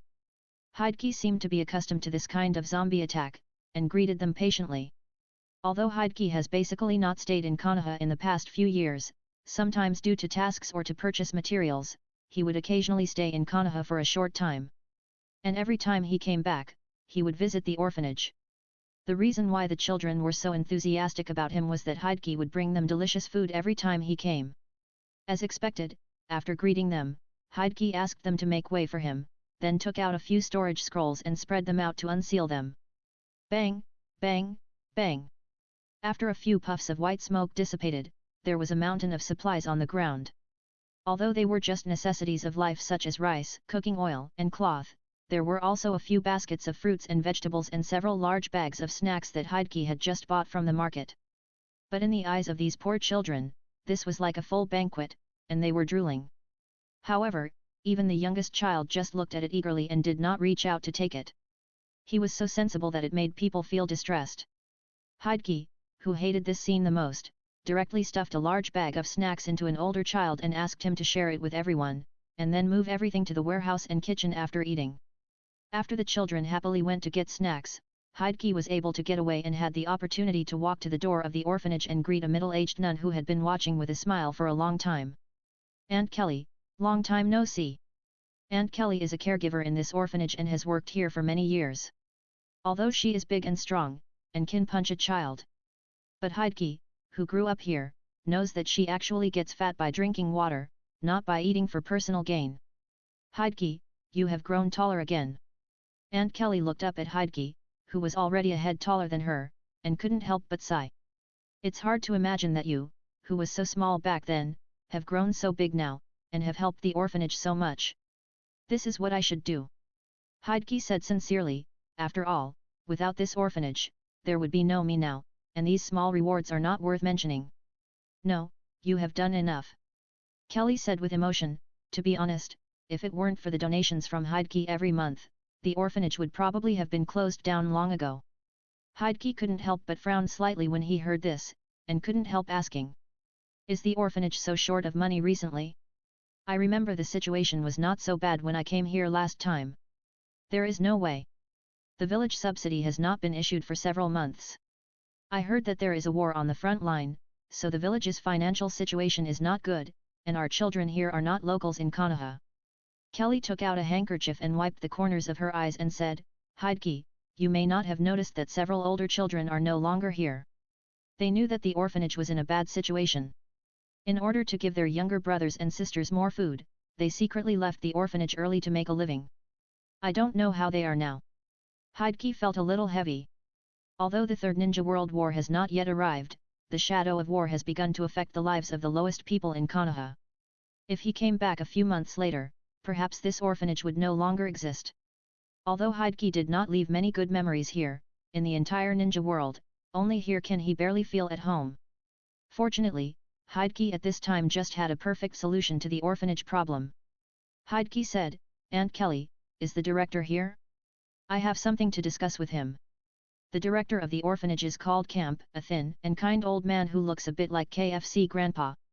His main job is to attract sponsorship for the orphanage or to help the orphans find jobs, but unfortunately his business ability is average. In short, he is a kind-hearted but limited ability old man. So Hideki didn't beat around the bush when he saw him. After a few pleasantries, he got straight to the point. Director, I'm planning to build a workshop recently and need a lot of apprentices, so I hope to recruit them from the orphanage. Hideki, you're not kidding me, old man, are you? Camp, who was having a headache over the management of the orphanage, stood up excitedly when he heard what Hideki said. After all, as long as the number of children decreases, the management problems of the orphanage can be alleviated. And being an apprentice in a workshop is the best place the children in the orphanage can find. Not to mention that the owner of the workshop is Hideki, who knows everything about the workshop, so there is no need to worry about the children being mistreated.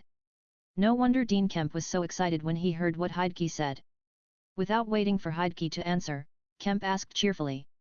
So how many people do you plan to have, Hideki? In the initial stage, about 50 people. Hideki said casually. So 50 people, wait, 50. As Kemp was talking, he suddenly realized that something was wrong, and then his eyes widened. Because now there are less than 50 children in the orphanage. This. Isn't it going to wipe out the entire orphanage? Kemp's idea was right. In fact, after Hideki made the workshop plan, he had already decided to take over the orphanage. Because both the workshop and the store need a lot of manpower to operate normally. Although the manpower problem can also be solved by hiring. But Hideki's ultimate goal of establishing a workshop is to create a complete puppetry research and development system with himself as the core in Konoha.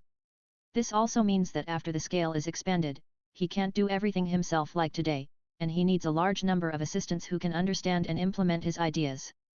In addition to the problem of technical confidentiality, such assistants must be trained from an early age. That's why Hideki took a fancy to the orphanage and planned to transform it into his exclusive talent training base. Anyway, the workshop is just getting started, and the most difficult product production tasks will be completed by students who work and study. So if they are just responsible for the work, the children in the orphanage are also competent. And Hideki had already inquired that the nearby land including the orphanage belongs to the village. So as long as the Sandame can be recognized, it is also a very good choice to directly build a workshop here. After that, Hideki easily persuaded the director to agree to the cooperation between the orphanage and the workshop. After all, he was born here, and with many years of selfless donations, Kemp did not believe that Hokage would do anything that was not good for the orphanage. He even volunteered to find those children who had to find their own way out in advance because the orphanage had no money to fill the vacancies of 50 people. Before officially building the workshop, he also provided the vacant room in the orphanage to Hokage as a temporary studio. In this way, the problems of site selection and manpower of the workshop were also solved. Now the only thing the workshop lacks is students who work and study. So Hokage's next goal is very clear. That was a lie. No, it was to make the students willingly apply for part-time work and join Hokage's puppet workshop family. Chapter 12 Chakra Line Teaching. The next afternoon, the little ninjas waited for 2 days and finally waited for the long-awaited training class. What disappointed them was that the little black cat's seduction drama did not happen again today. However, for the sake of the novel and interesting pocket puppet beast, everyone still came to the warehouse as the puppetry classroom obediently. Today's puppetry classroom is much more presentable than the day before. Rows of tables and chairs have been neatly placed in front of the high platform before, occupying half of the warehouse. And there is a toolbox on each table, which contains basic hand tools such as saws, hammers, files, and pliers. On the other side of the warehouse is an open space, probably used to practice controlling puppets. Not long after, the bell for the training class rang suddenly. As Hokage walked into the classroom from the back door, the little ninjas also hurriedly found a good seat and sat down. After Hokage walked to the stage, he first took a quick look and saw that the 100 seats were almost full of students, and nodded with satisfaction. Welcome back to the puppetry classroom. Of course, new students are also welcome to join the journey of exploring the mysteries of puppetry. In the last class, everyone already knew that the creation and maintenance of chakra lines are the focus of our teaching this semester. So in this class, I will first take you to understand what chakra lines are and see why they can become the core technology of puppetry. After Hokage finished his opening remarks, he began to teach formally. Everyone should know that although ropes and silk threads look insignificant, they have been widely used as ninja tools for a long time. We can use them to climb walls, set traps, and even use them in battle. For example, the Uchiha clan's shuriken technique using steel wire is very famous in the ninja world. No, teacher, you are too kind, hehe.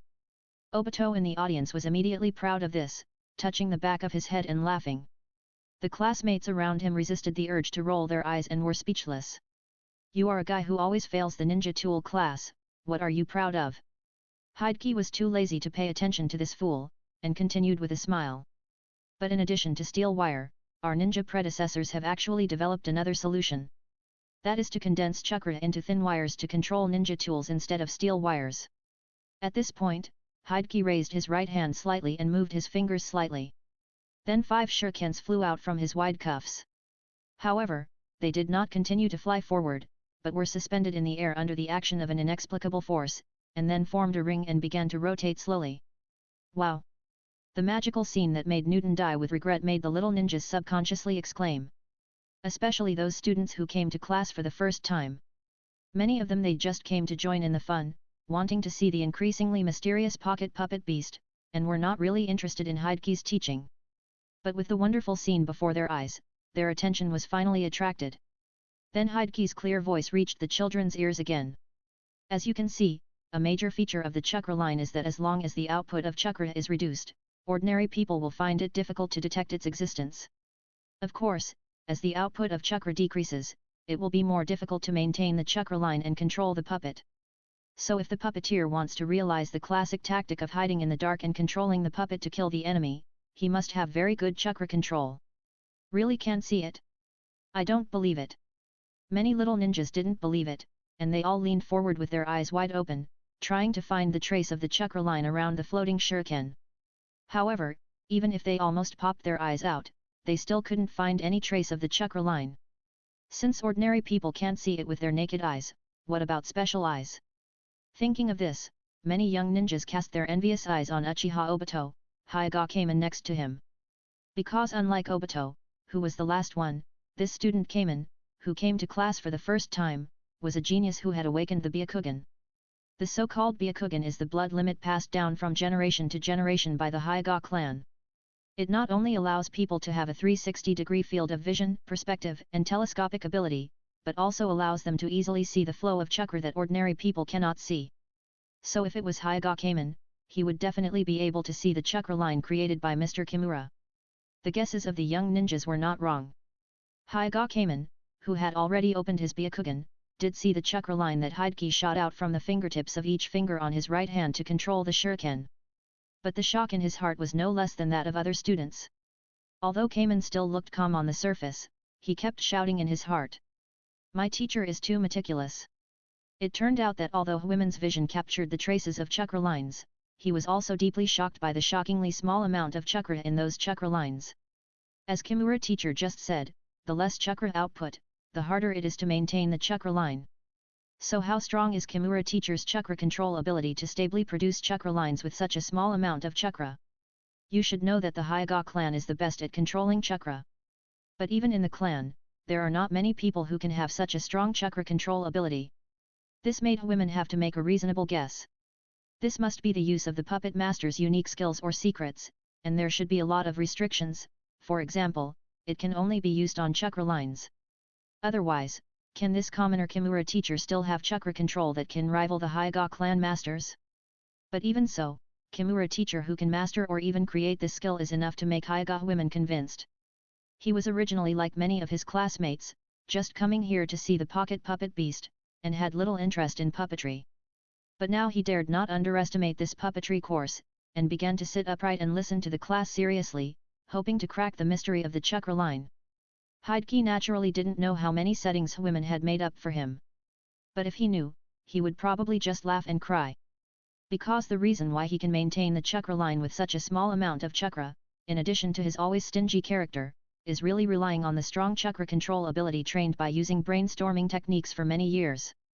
In the classroom, Hideki continued to introduce the advantages of chakra lines to everyone. Everyone now knows that when the chakra output decreases, the chakra line is more secretive. Then on the contrary, when the chakra output increases, the chakra line will also gain new characteristics. First of all, high-density chakra lines are difficult to cut with ordinary weapons. It is possible to cut them with weapons that also condense chakra. But when it comes to the biggest advantage, as long as enough chakra is infused, the chakra line can change at will according to the user's mind. It can be long or short, soft or hard, thick or thin, and its flexibility far exceeds that of steel wire. While speaking, Hideki began to increase the chakra output of his right hand. So 5 clearly visible chakra lines gradually emerged in the void between his right hand and the shuriken. Hideki also repeated his old trick and released 5 shurikens connected to the chakra lines from his left sleeve. The 10 chakra lines seemed to have life, changing their thickness and length as Hideki spoke, and wandering in the air at will. The shurikens were also spinning and dancing in the air driven by the chakra lines. Sometimes they flew quickly over the little ninjas, leaving behind streams of shining metallic light, and sometimes they separated and combined to form various patterns with the chakra lines, which were very beautiful. The gorgeous chakra line performance made the little ninjas, without exception, stare blankly with their mouths agape. For a moment, they forgot about the pocket puppet beasts and all that was left in their hearts was the yearning for the chakra line control technique. Just at this moment, the chakra lines in the air disappeared again, and the shurikens returned to Hideki like a young swallow returning to its nest. In the sleeves of the tree. And this is the chakra line control technique that everyone is going to learn. With Hideki's gentle voice, the little ninjas in the audience woke up from their dreams and burst into fierce applause. They never expected that the chakra line that they thought was ordinary could be so cool. They even began to doubt whether this thing was really something they could learn for free without paying any price. If Hideki knew what they were thinking, he would definitely say that classic line to them. All gifts from fate have already been secretly marked with a price. If the little ninjas want to learn the chakra line control technique he improved, of course they have to pay the corresponding price. You must know that Hideki's puppet workshop, which has not yet been officially established, is still short of a lot of manpower. Chapter 13 The Origin of Puppetry. After the performance show specially arranged by Hideki, the little ninjas all became very interested in learning the chakra line control technique.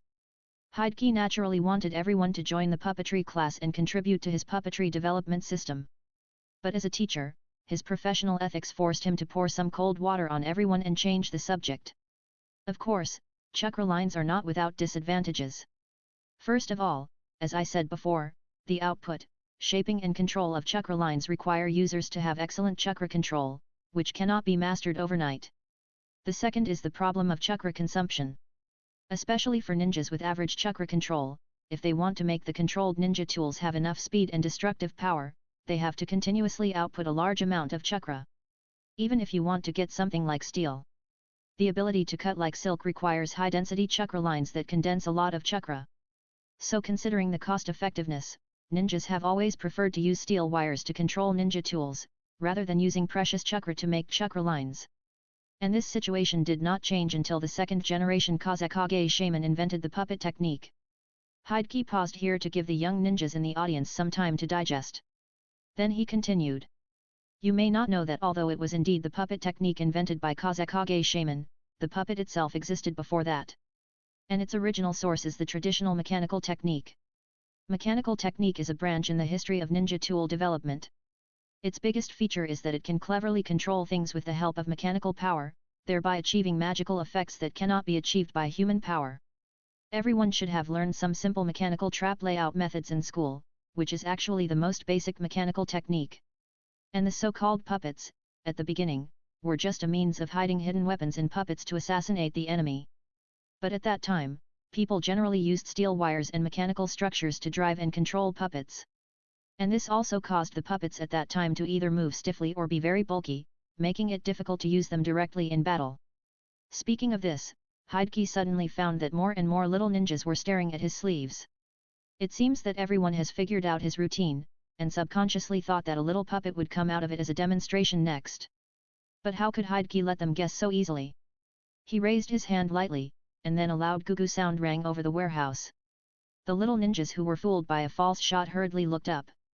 Then they found that on the beam above the high platform, there was a red bird with a slightly round body. But before the little ninjas could react, it had already kicked its feet forward, ready to spread its wings and fly. Then the next moment, without flapping a few times in the air, it fell vertically like a red comet, smashing a big hole in the solid platform. What the hell is this? The little ninjas were speechless for a moment because of this unexpected development. They could only stare blankly at the teacher who had to use chakra lines to move the fat bird stuck in the hole. Pull it out like pulling a carrot. After placing the fat bird, Hideki wiped his sweat and said, "This is the traditional puppet I restored based on the classics. Although there was a little accident, it just makes everyone understand more intuitively why I said they are too bulky." The little ninjas only saw the true appearance of the red fat bird at this time. It looked like a fat red owl, but this time no student mistook it for a living thing. The accident just now was naturally one of the reasons, but more importantly, the appearance of this owl. Just like the human body model in biology class, its appearance is actually divided into two from the middle. Half is a vivid red owl, and the other half has no disguise, directly showing the complex mechanical structure inside the puppet. And for the demonstration, Hideki did not use chakra lines this time, but returned to nature and shot out several steel wires from his sleeves to connect to the owl puppet, using them to control it. So the owl began to have under Hideki's control. It flapped its wings clumsily, and then stepped forward and walked back and forth on the platform. The little ninjas were able to see directly how complicated the internal mechanical device was to transform the teacher's control into the action of the puppet. At this moment, they really understood what the teacher had just said. This traditional puppet is filled with various mechanical devices. How could it not be bulky? Seeing that the goal was achieved, Hideki immediately retracted the steel wire and nodded. And what changed this situation is, of course, the chakra line. Then Hideki's right fingertips shot out several clearly visible chakra lines. Once the owl, which had stopped moving, was connected, it began to move again, and its movements were much more agile than before. As you can see, the high controllability of chakra lines makes it very easy to replace steel wires to control puppets, and the effect is even better. More importantly, as long as you master enough skills, even many mechanical structures in puppets can actually be replaced by chakra lines. Along with Hideki's words, a very curious scene appeared in front of the little ninja. The mechanical devices inside the owl actually began to fly out one after another and fall on the platform, but the owl itself was still alive and kicking on the platform. Since Hideki deliberately did not hide the chakra lines this time, everyone clearly saw that once each mechanical device flew out, the location where it was located would be supplemented by chakra lines, thus replacing the former's function. As more and more mechanical devices were replaced, the owl's movements became lighter and more flexible. That's right, the stomach is almost empty, how can it not be flexible? Hideki's explanation continued. As you can see, depending on the puppeteer's chakra line control level, except for weapons, most of the mechanical structures in the puppet can be gradually replaced by chakra lines. This not only reduces the probability of mechanical failure, but the biggest benefit is that it can greatly reduce the weight of the puppet. In this way, the puppet is no longer a bulky trap that can only be used for assassination, but a real killing machine that can gallop on the battlefield. And the built-in hidden weapons in the puppet also make the chakra line not need to condense too much chakra to enhance the lethality, just focus on control. Even in terms of control, the chakra line can also use the principles of pulleys and levers to reduce consumption. It is not difficult to see that the chakra line and the puppet just make up for each other's shortcomings, while making the advantages of both more prominent. It is simply a combination made in heaven. When Hokage said this, there were few mechanical devices left in the owl puppet. The owl, which had been struggling to walk, now became very agile, and even used the long platform as a runway, and its speed was getting faster and faster. Finally, with another high-pitched coo, the owl pounced forward again when it ran to the edge of the platform. Chapter 14 Test. Some of the little ninjas who were too into the play were so nervous that they closed their eyes and dared not look at the next result. But the next moment, thunderous cheers and applause rang throughout the classroom. They tentatively opened their eyes and were surprised to find that the fat bird that almost smashed through the platform had transformed into a light bird, flying freely in the air happily, leaving a trail of bright red tracks. After everyone vented their excitement, the owl flew back to the platform, flapped its wings a few times, and landed steadily on Hokage's raised right arm. From the demonstration just now, you should have seen that, in fact, from traditional mechanical arts to puppetry, the focus of technology has shifted from sophisticated mechanical design to superb chakra control technology. Top puppeteers can even perfectly control a complex puppet with only one chakra line. Although many puppeteers have practiced chakra line control to their own limits, they will turn back to seek more powerful puppets through mechanical arts and other methods. But as beginners, you still have to focus on chakra line control. And practicing the technology of controlling chakra lines is essentially practicing chakra control. So whether you plan to explore the path of puppetry in depth or not, spending some time learning how to control chakra lines will only be beneficial to your future practice and combat. The eyes of the little ninjas in the audience were full of brilliance at this time. After Mr. Kimura's vivid explanation, they really seemed to have witnessed how chakra lines were combined with mechanical puppets to eventually form today's puppetry. Many times, fear comes from the unknown. So after learning about the origin of puppetry, everyone's aversion and fear of puppetry suddenly decreased. Especially many students from the ninja clan, they originally had to learn the family secrets, so they had no time and willingness to learn puppetry. But now it seems that even if you don't learn puppetry, it is actually a good choice to exercise chakra control by mastering chakra lines. Of course, there are also students who are just happy that they finally found an excuse to continue to play pocket puppet beasts openly. And at this time, Hokage clapped his hands again and said, "Okay, let's stop here for the development history of chakra lines, because we have more important things to do in the remaining time. It's finally time to start playing. No, it's time to use that pocket puppet. Has the puppet beast been trained?" The little ninjas all showed an eager look. After all, trying out the pocket puppet beast was the purpose of many of them coming to class today. This is indeed one of the contents of today's course. Hokage smiled slightly and said, "But before that, everyone has to do a small test first. The third stage of the power of Cha." "Ah, sorry, I said it wrong, it should be 3 points of chakra control, we still have to work hard." In the puppetry classroom, Hokage was testing the students' chakra control. The purpose of doing this is naturally to give the little ninjas a feel for the bottom line. On the one hand, this allows Hokage to understand everyone's specific level, which is convenient for selecting talents and adjusting future course arrangements. On the other hand, it is related to the pocket puppet beast. Hokage has just briefly explained to the little ninjas that their hair will be used as the material for the handle line in the future. And he emphasized several times that this is a plan approved by the third generation. The little ninjas with thick hair naturally have no objection to this. Even many students are still admiring the wise decision of the third generation, otherwise most of them would probably lose the qualification to play with pocket puppet beasts. And the reason why Hokage wants to understand everyone's current chakra control level is to determine the amount of hair to be used, so as to determine the amount of hair for each child. Make the handle line with the best training effect. The test method is very simple. Hokage imitated the bamboo snake puppet used by Sand Village to train puppeteers, and made an arbok snake puppet made of 10 sections of wood. Of course, this appearance is just Hideki's little bad taste. What is really important is that there is a thin line woven with chakra conductive materials inside the puppet snake, just like the handle line. Hideki deliberately divided it into 10 sections and gradually reduced the amount of chakra conductive materials, so that the amount of chakra that can pass through each section is also reduced section by section.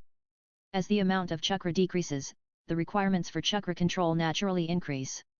So as long as you look at how many sections of the white snake's body a student can let move freely, you can easily judge the level of his chakra control. At the same time, Hideki will refer to the student's various grades at the end of the last semester to roughly judge the student's potential in puppetry. Of course, this test system is not perfect. For example, Obito in front of Hideki is the best example. Impossible, absolutely impossible. Mr. Kimura, your snake must be broken. How can my chakra control be only 3 points?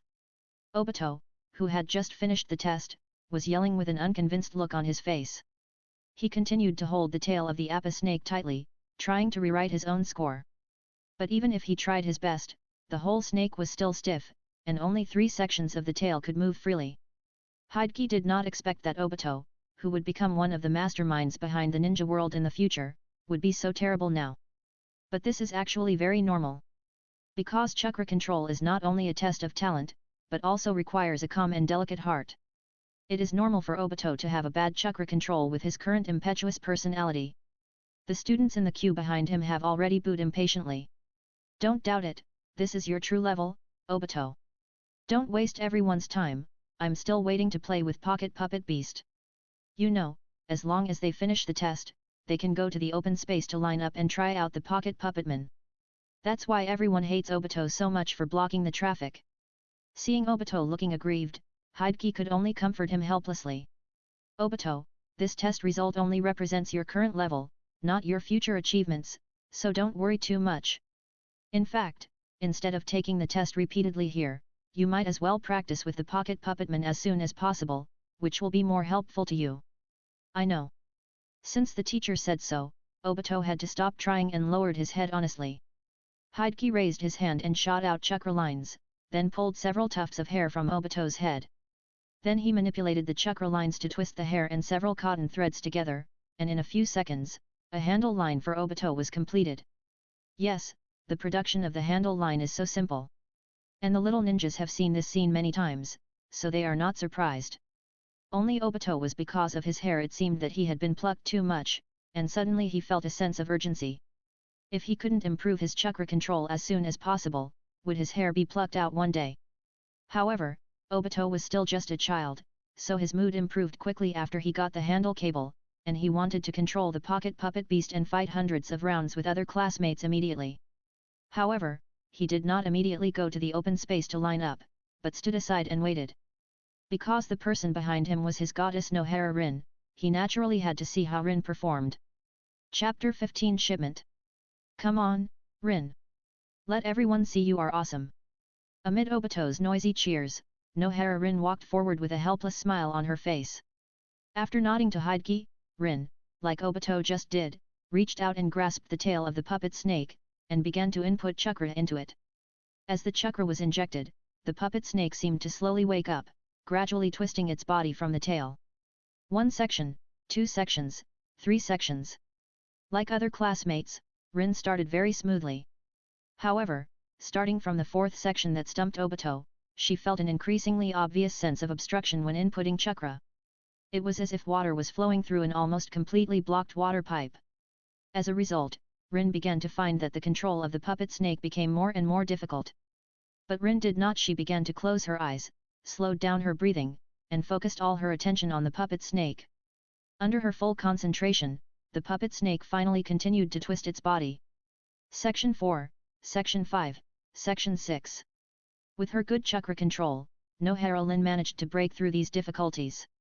However, when she came to the 7th section, the situation became more serious. Lin's brows began to frown slightly. Because she found that the amount of chakra passing through the 7th section had become pitifully small. With her current chakra control, she could not rely on so little chakra to make the puppet snake move at all. It seems that this is my limit. After several unsuccessful attempts, Lin sighed in her heart and prepared to give up. However, at this moment, she suddenly remembered the words that the teacher mentioned when introducing the chakra line. High-density chakra line. Nohara Rin suddenly had an idea. Yes. If the density of chakra can be increased by compression, perhaps more chakra can be injected into this puppet snake. But this leads to a new problem. That is, she doesn't even know how to make chakra lines now, let alone compress chakra. Wait. Lin seemed to have suddenly thought of something.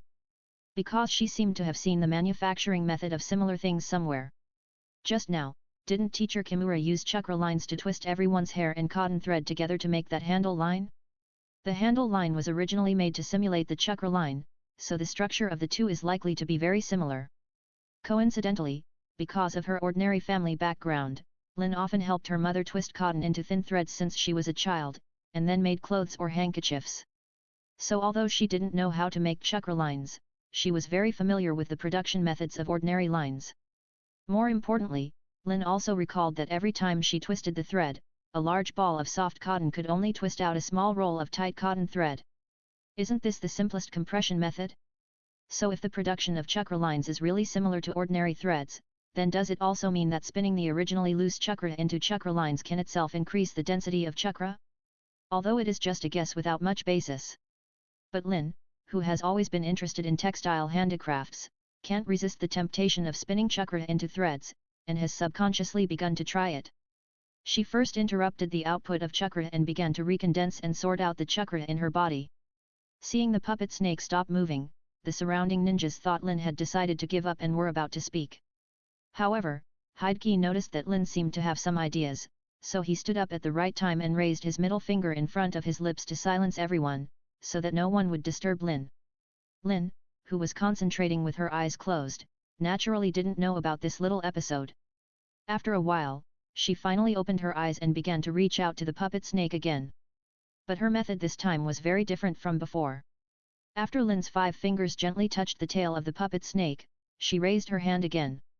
Then 5 long strips of chakra were pulled out from her 5 fingertips and the tail of the puppet snake. Although she had tried her best to restrain the spread of chakra, the long strips of chakra released from her fingertips were still quite thick and could not be called chakra lines at all.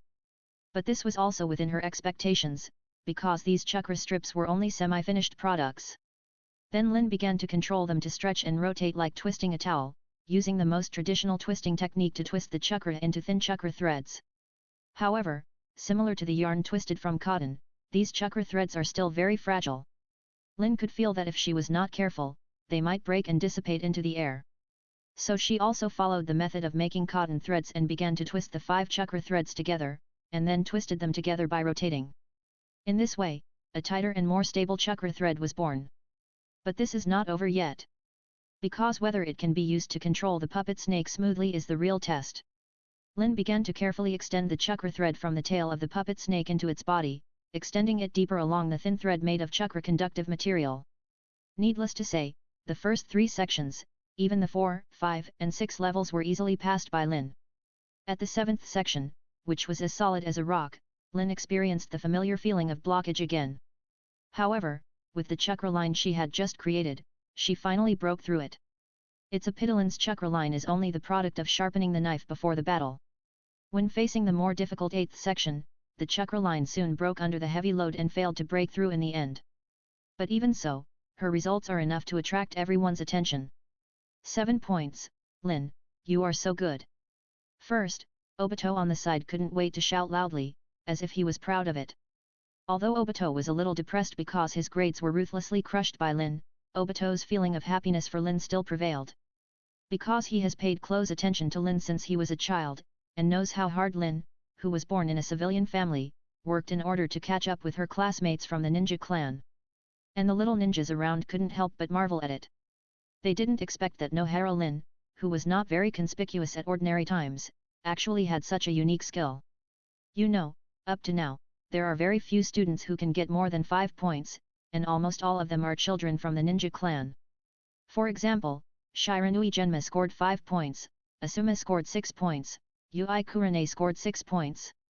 And basically everyone failed at the 7th level. The only ones who succeeded in breaking through were Lin and Hokage who scored 8 points with her family background.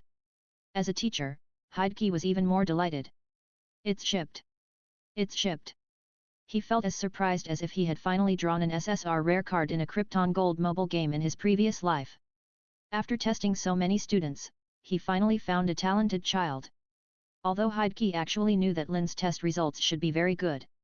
Because he remembered that in the original work, although Lin's strength was not very good, she had used the palm fairy technique to treat Kakashi.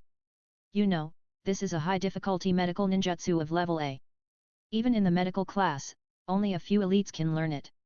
The reason why the palm technique is difficult to learn is that the amount of yang escape chakra needs to be precisely adjusted according to the specific conditions of the wound or the affected area. Once an excessive amount is input, it will damage the patient's normal circulatory system and even make the patient fall into a coma. So the prerequisite for mastering the palm technique is to have excellent chakra control. And Nohara Rin, who will be able to learn the palm technique in the future, will naturally not have too bad chakra control now.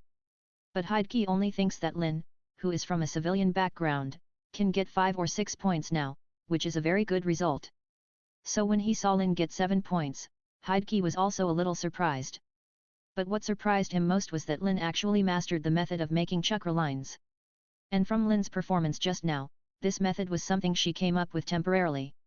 Although it was only the most primitive and rough chakra line, it was already a very remarkable creation for a little girl who was only 7 years old. You should know that one of the important reasons why Hideki came to teach at the ninja school was to train assistants who could help him share the research and development work. Just like Kabuto Yakushi to Orochimaru. And Rin, who has good chakra control and innovative development capabilities, is undoubtedly a very good candidate. Even Rin's civilian background is a big plus. Because even if those children from the ninja clan have good chakra control and high IQ, it is almost impossible to spend all their time practicing puppetry, let alone becoming his assistant. So Rin, who has 3 advantages, may not be as strong as many classmates, but for Hideki, she is an absolute prize. The only thing that makes Hideki a little regretful is that Rin, a child with 1,000 good points, still has a big shortcoming. That is, Nohara Rin, as Obito's sweetheart, is likely to be sacrificed as a sacrifice for Obito to awaken the Mangeki Sharingan in the future under Uchiha Madara's design. Although Hideki's appearance has made the future unpredictable. But as long as Obito continues to like Rin and Uchiha Madara continues to choose Obito as the executor of his plan, then this tragic future is still likely to happen. But that will happen in about 6 years. Hideki will not give up the talent in front of him for something that may happen many years later. Not to mention that he actually admired the kind and strong Nohara Rin in the original work since his previous life, and felt sorry for her death. But if he is asked to fight with Uchiha Madara in the future, I'm sorry that Hideki can't do it. As a time traveler, although he has lived here for many years, he still has some gaps with this ninja world. So his purpose has always been to take care of himself first, and then choose to help others when he can. But if it is just to teach knowledge and give this poor little girl a possibility to change her fate, Hideki is still very happy. After making a decision in his heart, Hideki began to speak to Rin in a gentle tone. Nohara classmate, I wonder if you are interested in becoming a real puppeteer. Chapter 16 Invitation to Visit. Are you interested in becoming a real puppeteer? Obviously, just learning some puppet manipulation techniques in this puppetry class cannot be called a real puppeteer. So Hideki's intention is undoubtedly to ask Lin if she is willing to embark on the path of becoming a puppeteer and start studying under him. Learn puppetry in a comprehensive and in-depth way. As the saying goes, the law is not passed on lightly. In the ninja world, the inheritance of ninjutsu or secret arts has always been a very serious matter. Especially in Konoha, because successive Hokage have tried to use the master-apprentice inheritance system to disintegrate the old ninja clan system, they attach great importance to the matter of accepting apprentices. However, the young ninjas present, including Lin, did not seem to be surprised by Kimura's sudden invitation to accept apprentices. Because Kimura has repeated this sentence too many times just now.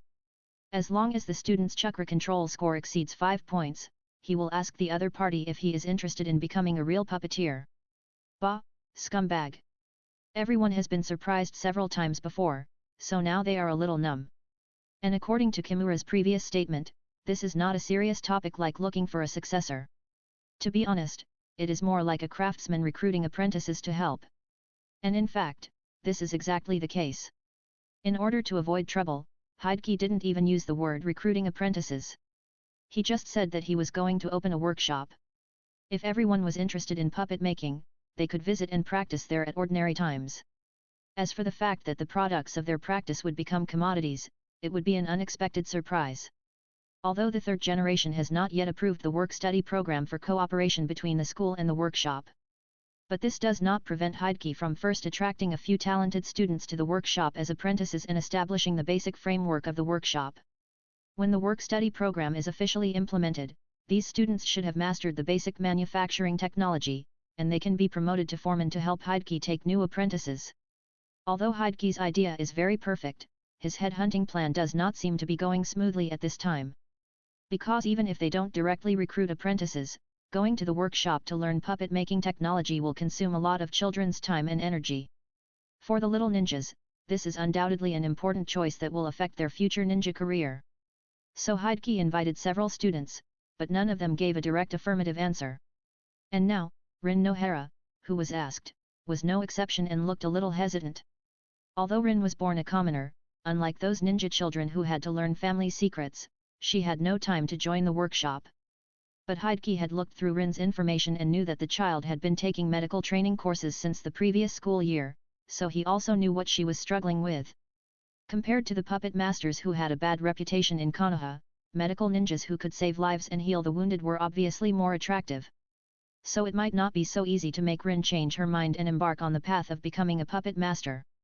However, since Rin Nohara was willing to take the second puppetry class, it meant that she was still interested in this course, and Hokage still had a chance. So he was not disappointed as before, but nodded and smiled. Nohara-san, you don't have to give me an answer now.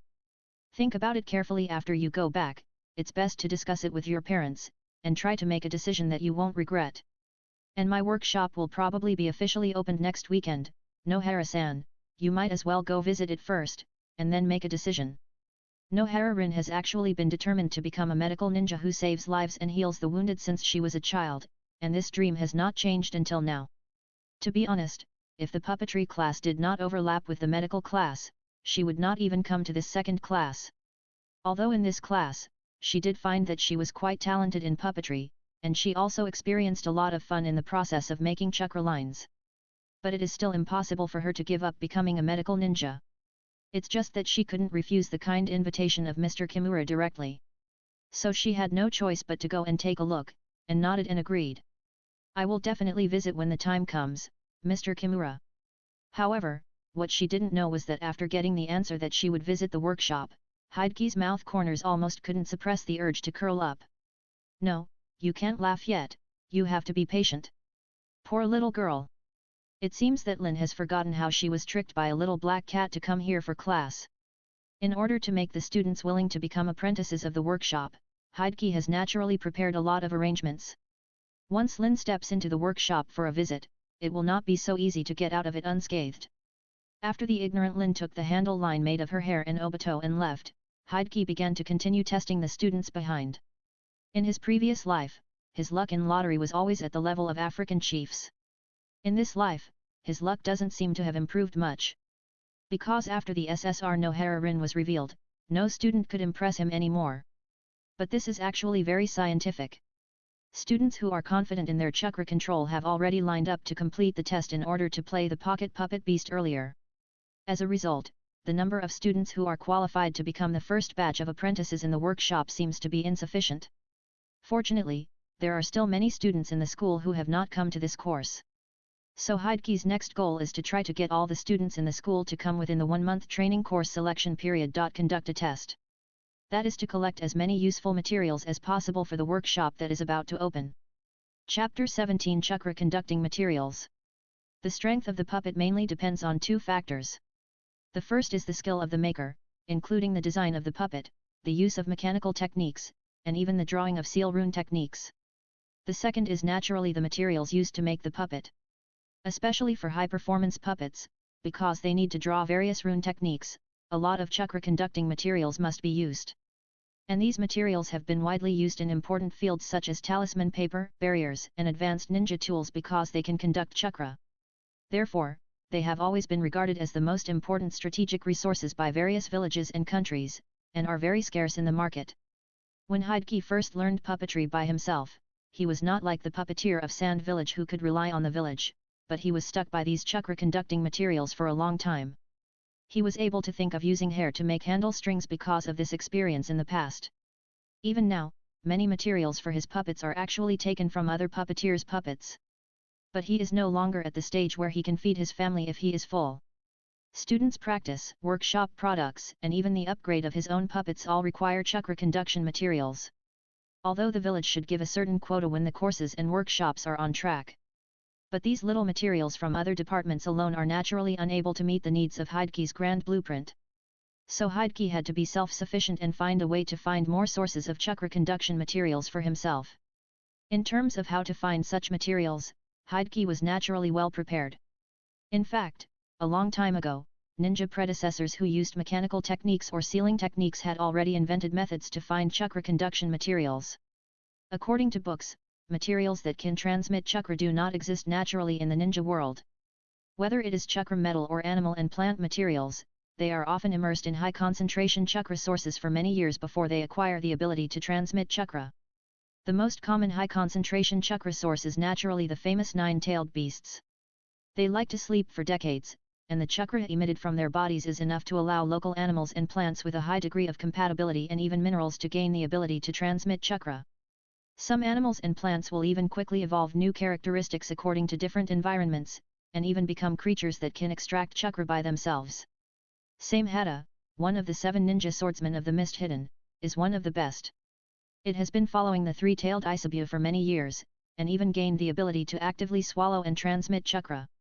The method used by ninjas in the past to find new materials is actually very simple, that is, to infuse a little chakra into various materials that have never been seen.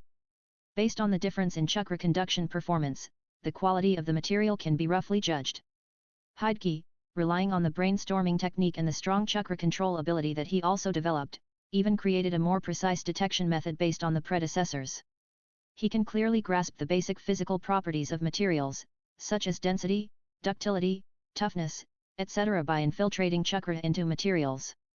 More importantly, Hideki can even perceive a half-real and half-virtual vein-like substance hidden deep in the material. After many experiments, Hideki has determined that they are the fundamental reason why materials can transmit chakra. More importantly, their functions and appearances make it difficult for Hideki not to think of the meridian system in the human body. In fact, after Hideki's verification, the two are indeed very similar, and can even be said to be of the same origin. This discovery, combined with the understanding of the original work, can be said to have struck Hideki at the time, and he figured out a lot of things at once. Chakra is an external energy that only appeared in the ninja world thousands of years ago. So it is obvious that before this, it was impossible for the human body to have a meridian system specifically used to transport chakra. Humans naturally did not obtain the power of the meridian system and chakra by shaking hands with the 6-path sage one by one, as in the TV animation. Excluding all impossible situations, even if the remaining ones are unbelievable, they are the truth. Back then, all humans were infinite Tsukuyomi, being hung on the sacred tree and gradually transformed into white Zetsu. Although the 2 filial brothers of the 6-path sage finally defeated Kaguya and rescued everyone from the infinite Tsukuyomi. But the transformation surgery is not something that can be cancelled halfway and treated as nothing happened. So the human body still has traces of being transformed by the sacred tree, and that is the so-called meridian system. Even the talents and special abilities of the current ninja clan may come from the ancestors who were more transformed at that time. And the current civilians are the descendants of the humans who were less transformed at that time. So even without the guidance of the 6-path sage, humans will sooner or later master the use of chakra. And the 6-path sage probably saw this point, so he took the initiative to establish the ninja sect, explain the true meaning of chakra, and try to guide humans to the peaceful path of mutual understanding with chakra. Of course, his good intentions were misplaced after all. Although clarifying the secret of how humans master chakra does not seem to have much impact on Hideki's current situation. But at least he could look at things related to chakra from a higher perspective from then on, which played a great role in future research.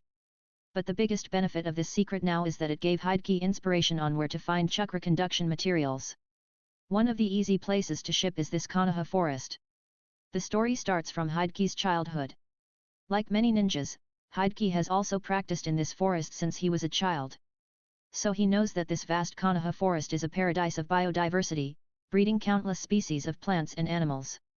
It is said that even old hunters with decades of experience can always find species they have never seen every time they enter this forest. However, as a time traveler, Hideki discovered a strange thing about this forest that is difficult for ordinary people to notice. That is, many plants that should have existed in different latitudes and different ecological environments in Hideki's previous life can gather here, showing habits that are very different from his previous life.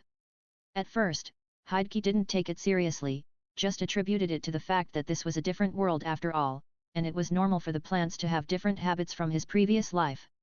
However, after Hideki began to venture into the ninja world, he repeatedly found that those plants grew in the environment they were supposed to grow in, which was not much different from his previous life. This also made Hideki realize the unusualness of this forest. Later, after he concluded from various books that Chakra might allow plants to evolve to adapt to the environment, he had a bold guess. First, after Hideki's inspection, although it was not very obvious, some of the plants here did have the rudiments of the meridian system. Secondly, in historical records, there was no record of the tailed beasts living here for a long time in the past 100 years. Considering the characteristics of the sacred tree that can transform organisms through chakra, the answer is already obvious. However, Hideki did not easily make a conclusion at that time. He followed the traces of this kind of special plants all the way to explore, and when he finally came to the legendary Valley of the End, he completely confirmed his idea. Wood release. It seems that in the earth-shattering battle of the Valley of the End, Hashirama Senju's wood release not only changed the surrounding terrain, but also gave the plants here unlimited possibilities. It is not difficult to guess why the effect of this wood release can cover the entire Valley of the End. According to the original work, although Hashirama Senju did defeat Uchiha Madara through the immortal method, wood release, true thousand hands, and top transformation. But in fact, Madara's powerful Susanoo was not completely powerless, and he did break all the 1,000 wooden hands behind the Buddha statue. Even from Hashirama's embarrassed appearance later, perhaps even the huge Buddha statue itself may not be spared. You must know that wood release is not like other 5 elements escape techniques, and the wood made can last for a long time. So the broken wooden hand fragments naturally scattered all over the Valley of the End. The wood release chakra contained in it also dissipated, turning the entire Valley of the End into a paradise for plant evolution. Since the sacred tree can transform humans to create white zetsu, it is reasonable that the wood release derived from the sacred tree can transform plants. And those plants that should not exist here probably came here many years ago as seeds, but they hibernated underground for many years because the environment was not suitable for growth. Until they were awakened from underground by wood release and adapted to the environment with chakra, they were able to survive until now. Today, the Konoha forest will also have the wonder of plants with different ecological environments gathered together. Although most plants have only slightly evolved the characteristics of adapting to the environment, the unformed chakra meridians in their bodies make them unable to be used as chakra materials. But there are still a few lucky ones who change their fate against the sky through wood release chakra and become rare plants that can be used as chakra conduction materials. And Hideki's target is them. Chapter 18 Harvest and Surprise. Although Hideki has determined that there must be a large number of rare plants with chakra conduction properties in the Valley of the End. However, it is undoubtedly like looking for a needle in a haystack to accurately find them among the wide variety of plants. So Hideki has long used the power of brainstorming to invent a more efficient screening method. At this time, he has come to a clearing at the edge of the Valley of the End. Hideki first marked his position on the map, and then controlled the black cat that had been exploring the way ahead to jump onto a large rock. Then let's start from here and begin the material exploration of the Valley of the End. Hideki announced in his heart. Then he placed his right hand on his chest and made a tiger seal, and began to extract more chakra. With his movements, the chakra line connecting him and the black cat also began to become clearly visible due to the surge of chakra. After infusing enough chakra into the black cat puppet, Hideki officially began to activate his own ninjutsu. Practice, radar perception technique. The next moment, the originally lifelike little black cat suddenly stood up with its eyes rolled up, and it also raised its head and opened its mouth to an exaggerated size that was enough to swallow a basketball. Immediately afterwards, a series of machine parts popped out of its mouth with a click, and finally unfolded to form a pot-shaped antenna device. Finally, the black cat's head began to rotate 360 degrees at a constant speed, as if sending and receiving some signals at the same time. Although the shape is a bit strange, this is a new invention that Hideki has made in order to find chakra materials more efficiently. The inspiration for this new invention actually comes from Hideki's radar in his previous life. In his previous life, humans had already developed the technology of using geological radar to find oil and mineral resources. The principle is to use the characteristics that high-frequency electromagnetic waves will propagate and attenuate at different speeds when encountering different media. By emitting electromagnetic waves underground and capturing and analyzing the reflected waves returned, the underground situation can be understood. Hideki's Black Cat radar uses a similar principle. However, because it is looking for materials that can conduct chakra, the machine does not emit electromagnetic waves, but chakra waves. Yes, chakra is similar to electromagnetic signals and can be transmitted in the form of waves. In fact, the original work also mentioned this feature of chakra. When the 6 paths of pain attacked Konoha, Shizune analyzed the black sticks on their bodies and clearly pointed out that the enemy controlled the 6 paths of pain through chakra waves. As an ambitious puppeteer, Hideki was naturally very envious of Nagato's technology of wirelessly controlling puppets. It's a pity that the key black stick is the top chakra conduction material made by Yin Yang Escape, and Hideki has no way to get it. Although Hideki tried to use other materials instead, he was still unable to reproduce this technology due to the limitation of chakra amount and ceiling level. Even if he could barely make the puppet move, the obvious operation delay and huge chakra consumption still made this technology temporarily unable to be put into actual combat. However, Hideki did not gain nothing. With the help of brainstorming technique, he still relied on his strong chakra control to explore a set of skills to use chakra waves. Just like radar, Hideki can freely emit chakra waves of different frequencies and intensities outside the body by controlling chakra vibrations. After that, he can also receive and perceive the reflected chakra waves to understand the general situation around him. Although there is no evidence, Hideki seriously suspects that most of the perception ninjutsu in the ninja world actually uses this principle. Like other perception ninjutsu, Hideki's radar perception technique can only detect the surrounding terrain and nearby creatures with chakra fluctuations. Its current ability still makes it difficult for Hideki to distinguish the subtle changes in chakra after it is reflected by chakra-conductive materials. So Hideki had to use the power of technology to invent this Black Cat radar. Its function is first to replace Hideki in performing radar perception techniques, avoiding the possibility of being attacked while he is concentrating on performing techniques. But more importantly, it also has a built-in chakra signal amplifier, which allows Hideki to easily distinguish the subtlest changes in chakra-reflected waves. And the reason why Hideki is confident that he can find chakra-conductive materials in this vast valley of the end with countless species is precisely because of this Black Cat radar. Although it is also limited by materials, chakra volume, and sealing techniques, as well as considerations of perception accuracy, the detection range of this Black Cat radar is not large, only about 50 meters in radius. But compared with the clumsy method of the predecessors in the past, which was to find plants one by one, the efficiency has been improved by more than 1,000 times. However, Hideki was not satisfied with this.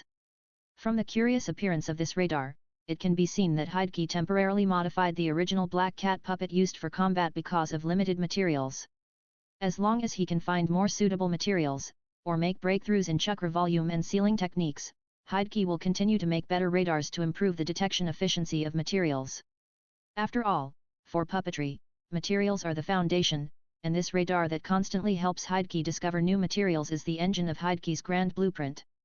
At this time, Hideki had just sensed and analyzed the returning chakra wave, and was marking the possible discoveries on the map. Then he let the Black Cat radar return to its original form and prepared to inspect each location one by one. In the first place, Hideki found nothing. This situation is not uncommon.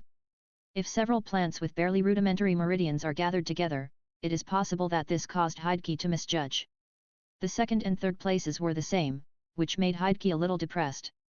Fortunately, he finally got something when he came to the fourth place. What Hideki found was a nightshade that looked ordinary. However, when he used the chakra line to probe into its interior, he found that there were already 1 or 2 formed meridians in its body. Based on Hideki's previous experience in finding materials in various places, this is generally enough to make it show some extraordinary plant characteristics. So in his chakra conduction material classification standard, this nightshade can probably be classified as a sea-level plant. However, when Hideki used chakra to explore its physical properties, he did not find anything particularly outstanding about it. So Hideki just marked its location on the map and picked some fruits and branches and leaves, and then did further tests after returning. In the following time, Hideki carried out boring detection work like this. After checking the marked locations, he changed to another place to detect again, and then continued to check, repeating this process. Since this is in the wild after all, Hokage must have enough chakra to deal with various emergencies, so it is estimated that he can only conduct 10 detections at most. It's a pity that Hokage's natural lottery luck is not good, and there is no guarantee for these 10 consecutive draws. So many times, what he found were like the first few places, which could only be ranked E in his material classification standard and could not be used as chakra conduction materials. There are also a few plants that can be classified as D-level plants, but they can't be used as chakra conduction materials either. At most, we can see if we can find a place where they can play a role based on their evolved characteristics. In fact, sea-level plants like nightshade are already a very good harvest for Hokage. It was not until he checked the results of the 9th detection that Hokage finally showed a hint of excitement. Because this time, what he sensed was not on the ground, but buried underground. If it wasn't a rare plant with meridians at the root, then what was buried there might be what Hokage was looking forward to. You know, the 1,000-armed Buddha statue was scattered all over the Valley of the End after being broken by Uchiha Madara. The wood release chakra in it escaped and created this paradise for plants. But in fact, the fragments themselves are also rare treasures. As Buddha fragments made of fairy chakra, it is obvious that they have extremely excellent physical properties and chakra conduction performance. Even if the performance has been attenuated by half due to the passage of time, it must be a good material for making puppets for Hokage now. So Hokage naturally came to the place where the suspected wood block existed quickly and began to control the black cat puppet to start digging. The thing was not buried too deep, so it was dug out by the black cat in less than a minute. Although it looked like an ordinary piece of wood the size of a fist, Hokage picked it up as if he had found a treasure and carefully wiped off the remaining dirt on it. Then he injected chakra into the wood block, and when he was sure that it was what he expected, he finally showed an excited smile on his face. However, at this moment, a huge change suddenly occurred. A puppet with a mantis appearance and a particularly ferocious appearance suddenly flew out from the bushes beside him. A sharp cold light flashed by immediately afterwards. Hokage didn't even react, and his head, still with a smile on his face, had already flown high into the air. The next moment, blood spurted out from the broken neck, and when the head fell to the ground, a large area of land had been dyed bright red. Chapter 19 Professional Students and Wild People. It's just like what Teacher Cho said. The moment the enemy captures the prey is the best time to launch a sneak attack. After a long time, a young man wearing a black ninja suit and purple facial patterns on his face slowly walked to Hokage's head, muttering something. It's a pity that a puppeteer like you who comes from a wild background can't possibly know these things, so you lose your life so easily. Then he took out a bounty from his pocket, squatted down and showed it in front of Hokage's head. Kimura Hokage, you said you learned a little bit of puppetry, so you can hide from the ninjas of Sand Village in the future, and the village won't have to make a big fuss to trouble you. But you are so ignorant that you want to teach puppetry in school. How can the village continue to tolerate your existence? Tisk tisk, a reward of 30 million taels, this is a treatment that only the elite among the Jonin can get. It seems that the village hates you. Well, anyway, it will be a bargain for me, Lord Nakamura. Let me calculate it, the head is worth 30 million taels. And although I don't know what the specific function of the deformable black cat puppet is, even if I only look at the appearance, it should be able to sell for a lot of money. By the way, there is also the thing this guy found at the end. Nakamura carefully looked at Hokage's head, which still had a smile on it. The piece of wood must be a good thing to make Kimura Hokage so excited before his death.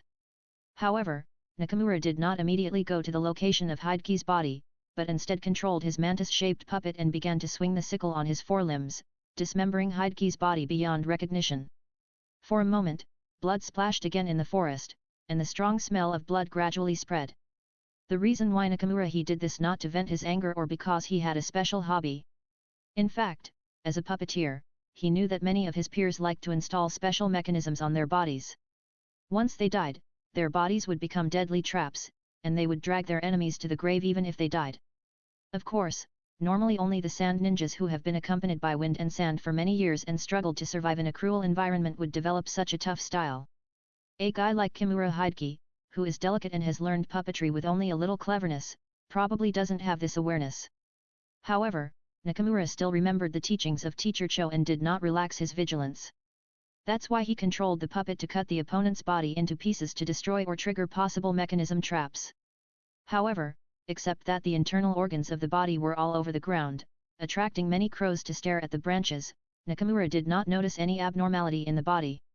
It seems that as he expected, Hideki did not set a death trap on his body.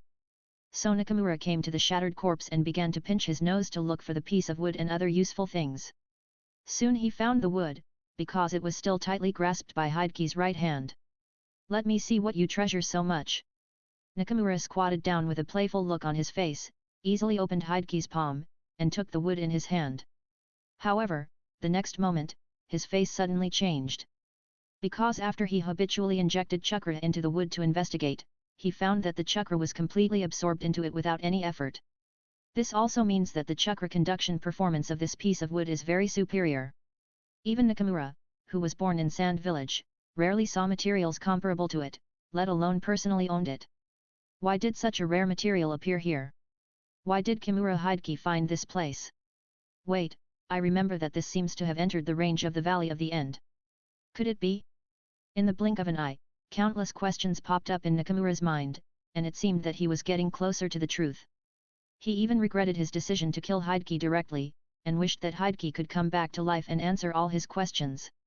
However, the next moment, when Nakamura was about to get up and leave, his left foot was suddenly firmly grasped by something and he couldn't move. Caught off guard, Nakamura subconsciously looked down, and then he was almost scared out of his wits. Because what was holding his calf tightly at this time was the right hand of the corpse stained with blood. What? I was just thinking about it, why did you take it seriously? Just when Nakamura was shocked by the situation in front of him and crashed for a while, a steel needle suddenly popped out from Hideki's right wrist and pierced his captured foot. Oh no, it's a poison needle. The tingling in the calf and the feeling of being injected with some kind of liquid made Nakamura wake up instantly, and he immediately made a textbook-like correct response. Sizzle. With a flash of cold light, bright red blood spurted out again. However, this time, Nakamura controlled the puppet to chop off his own stabbed calf. The half of the calf that was still spurting blood remained in place, while Nakamura and the puppet had quickly retreated, as far away from Hideki's body as possible. During the retreat, Nakamura took out several antidotes from his ninja bag and stuffed them into his mouth to prevent the toxins that might have entered the body through the blood. Then, under the cover of the puppet, he looked back at Hideki's body, his eyes full of anger, regret and disbelief. Where was the leisurely and playful look just now? Hateful, hateful. I didn't expect this wild puppeteer to create a death trap, and he could hide it from my eyes. However, before Nakamura could vent his emotions, the change came again. The scene was even more bizarre than before, and Nakamura's countless words were stuck in his throat. He could only watch with a dull face. On the blood-stained grass, the fragments of Hideki's body that were cut into pieces began to gather in the middle and gradually pieced back to their original appearance. As the process progressed, the body was gradually lifted up vertically like a puppet under the action of a mysterious force. Then the head that had originally rolled to the side suddenly flew up and landed squarely on the empty neck of the body. Finally, Hideki used both hands to hold his head and twisted it left and right. After making sure that it was not crooked, he began to stagger towards Nakamura. Nakamura was almost going crazy. The scene in front of him really challenged his three views and made his sanity drop. He just happened to pass by Konoha, just received the village's bounty list, and just found the opportunity for Kimura Hideki to leave the village, so he appeared here. But can anyone tell him how the guy who learned puppetry by chance mentioned in the bounty order could become like this? Nakamura couldn't even be sure whether this guy was Kimura Hideki. Could it be that he was actually under an illusion from the beginning? Nakamura quickly performed a spell to remove the illusion, ruling out this possibility. Is this the so-called human puppet? The strange appearance of Hideki in front of him made Nakamura think of the forbidden technique in the village. Could it be that Kimura Hideki transformed himself into a puppet, so even if he was cut into so many pieces, as long as the core was not damaged, he could be restored to his original state? However, this idea was quickly rejected by Nakamura. But this time he did not have sufficient reasons, but instinctively did not want to believe that the wild puppeteer whom he despised would master the legendary human puppet technology. Excluding these possibilities, there is only one truth left. That is, this thing is not Kimura Hideki at all. Chapter 20 The Battle of the Puppet Master. Nakamura was leaning against a big tree, watching the surroundings vigilantly with his eyes wide open. Because he had determined that the strange thing in front of him was either a corpse deliberately disguised as Kimura Hideki, or a puppet that was so lifelike that even the internal organs were perfectly restored. Although the first guess is more likely, Nakamura subconsciously thinks that the second guess is the truth when he thinks of the black cat puppet that he can't even tell is real or fake. This reminds him of the puppets that Joe mentioned, which were originally made by mechanical masters. It is also disguised by imitating the appearance of humans as much as possible, and then launching a fatal attack after the enemy lets down his guard. It's just that Kimura Hideki is too hardcore, and he even perfectly restores the internal structure of the human body. However, no matter whether it is a corpse or a lifelike puppet, it still needs someone to control it to move. And this also means that Kimura Hideki, as the controller, must still be nearby. Nakamura, who roughly figured out the cause and effect, calmed down a lot. Fear comes from the unknown. Once you understand the principle behind it, there is nothing to be afraid of, even the weird corpse puppet in front of you. Although Nakamura has lost the advantage of the first move and is injured, he has not continued to underestimate his opponent. But in the real battle between puppeteers, he still has enough confidence to win the final victory. And the first thing he has to do is to find out the location of Kimura Hideki. Seeing that the corpse puppet has staggered to a nearby place, Nakamura has also made a plan in his mind and began to control the mantis puppet to fly over.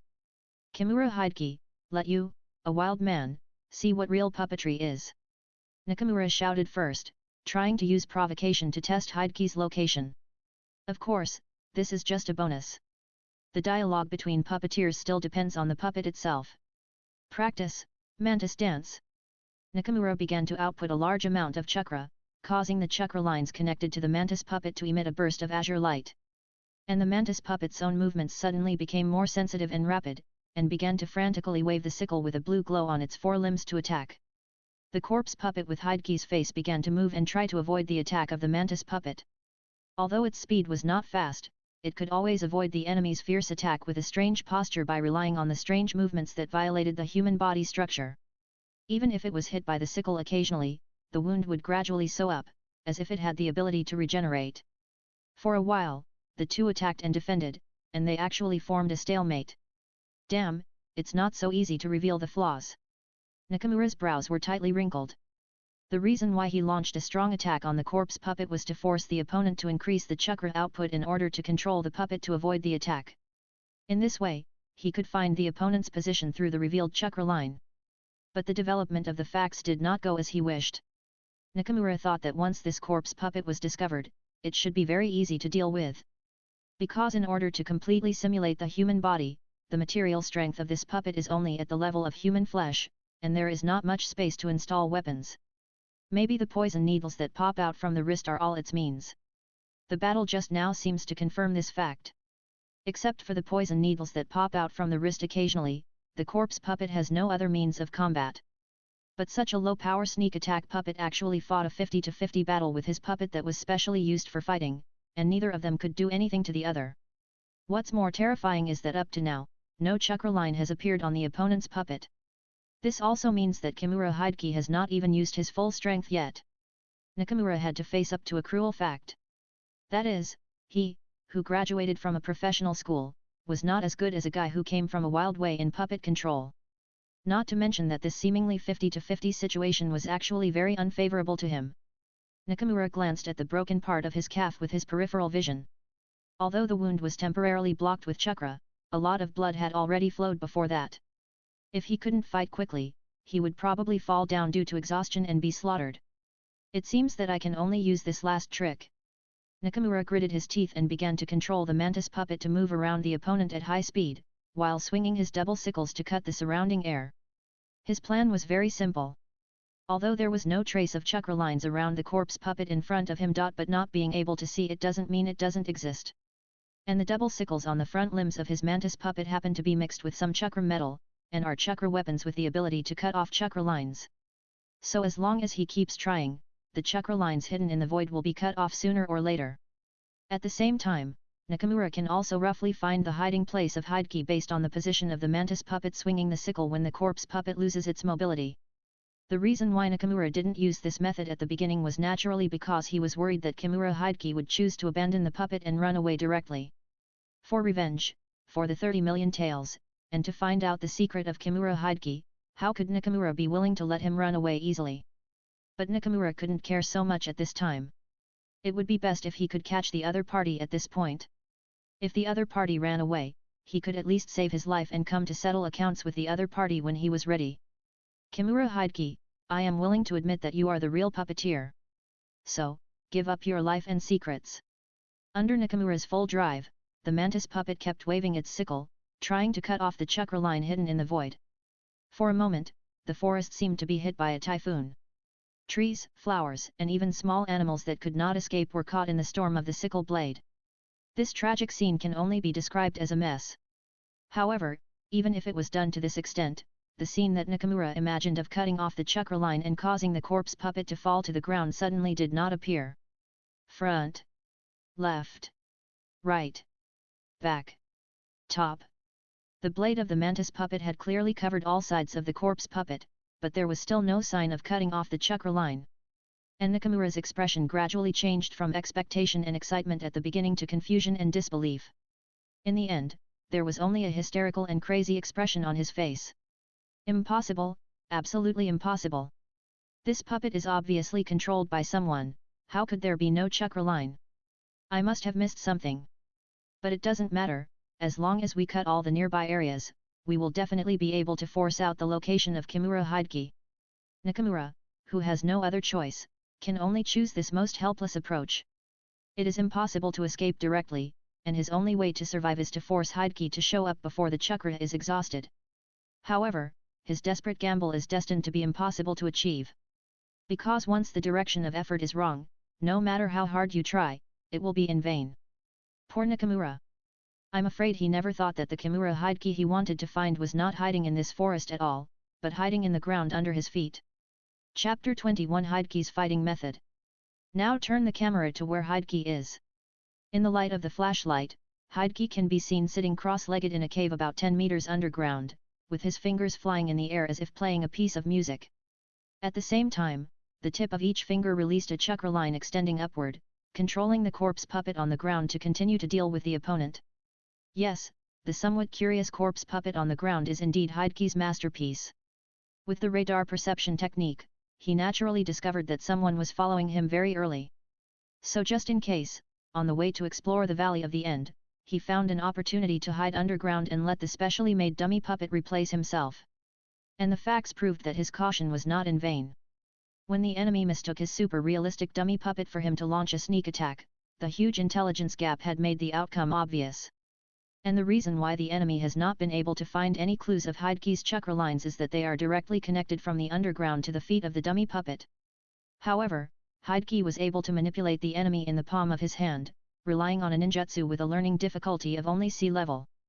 Earth Escape, Earth Dragon Hidden Technique. This technique can turn soil into fine sand grains through Earth Escape Chakra, allowing the caster to move freely underground like an Earth Dragon. Because he had to focus most of his energy on puppetry, Hideki did not dabble in much ninjutsu.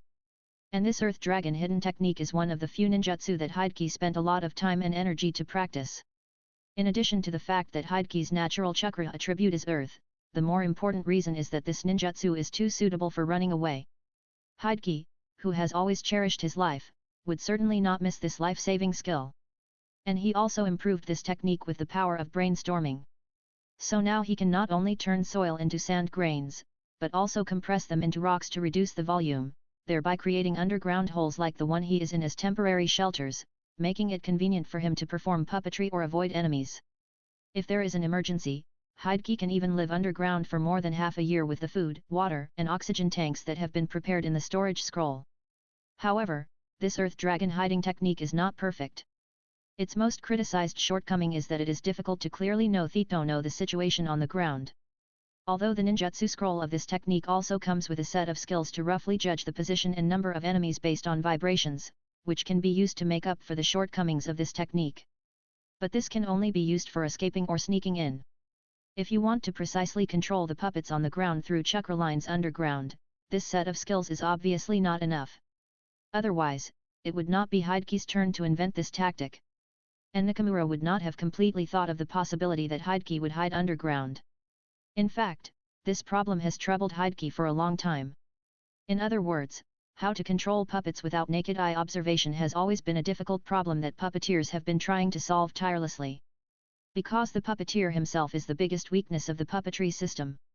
If you can get rid of the limitation of relying on naked eye observation, then the puppeteer can hide farther and more concealed, instead of having to hide near the battlefield, worrying all day whether he will be affected by the AoE ninjutsu of both sides. Although Hideki originally has a radar perception technique, he can easily perceive the surrounding situation. It's a pity that the principle of this technique is to perceive the surrounding environment by analyzing the reflected waves of chakra, so there is a certain delay. It is naturally no problem to use it to understand the terrain or find people and objects, but it is a bit inadequate to use it in the fast-paced battles of ninjas. Fortunately, the radar perception technique still gave Hideki some inspiration. However, this inspiration had to wait until not long ago, when Hideki's chakra control ability was improved to a stage before it officially blossomed. In fact, the content of this inspiration is very simple.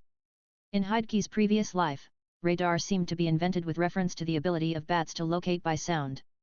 This time, Hideki also referred to a creature that can also know the surrounding situation to a certain extent without using eye spider.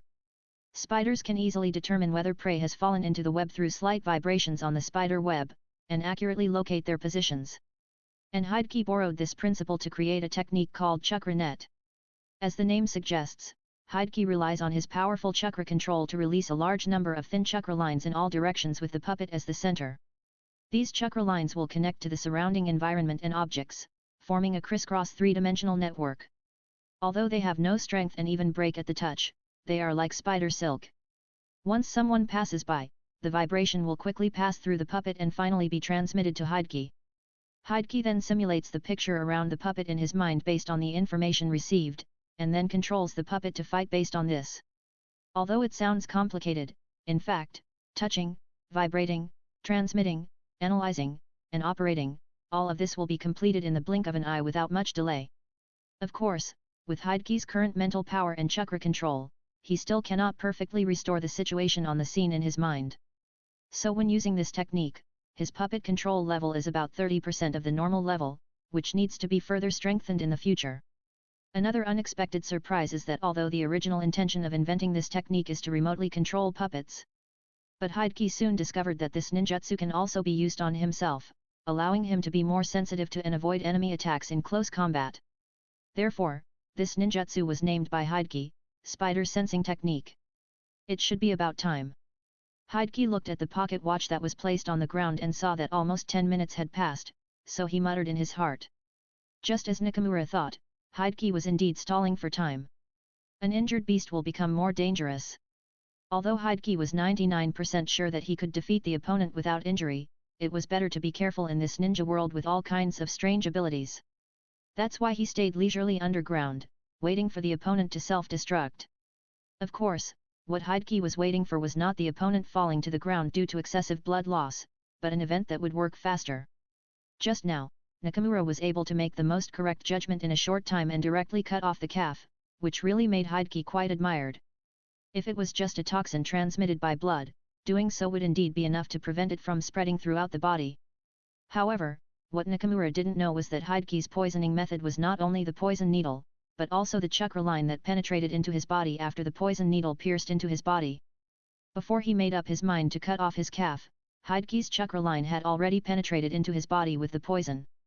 Although Nakamura did temporarily suppress the spread of the poison after taking a lot of antidotes, he still couldn't completely detoxify it.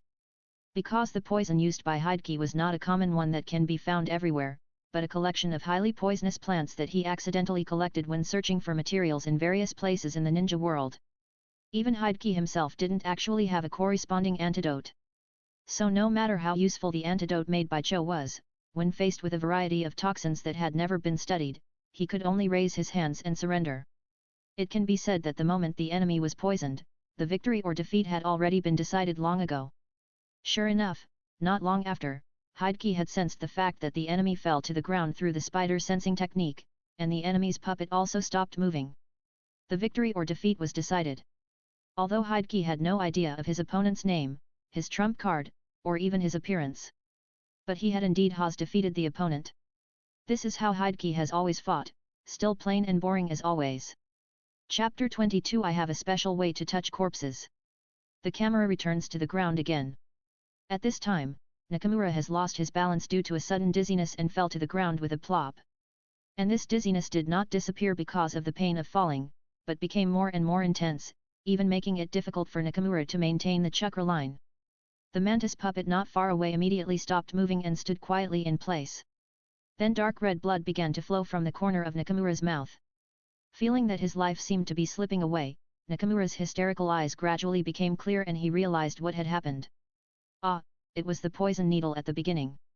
I didn't expect that after cutting off his calf immediately and taking so many antidotes specially made by Chosama, he still couldn't escape. Kimura Hideki, how many secrets do you have? But all this has nothing to do with Nakamura. At the moment of death, his eyes began to blur and he saw a small piece of wood on the ground not far away. It should have fallen out of his arms when he fell. Nakamura forced a self-deprecating smile. He laughed at Kimura Hideki for losing his life because of this piece of wood. In the end, he was the fool who let down his guard because of this piece of wood and easily died. The moment the enemy captures the prey, it is the best time to launch a sneak attack. The one who really doesn't understand this sentence is me. At this point, Nakamura's drowsy brain can no longer support his thoughts, and his eyelids are surprisingly heavy, so he finally closed his eyes.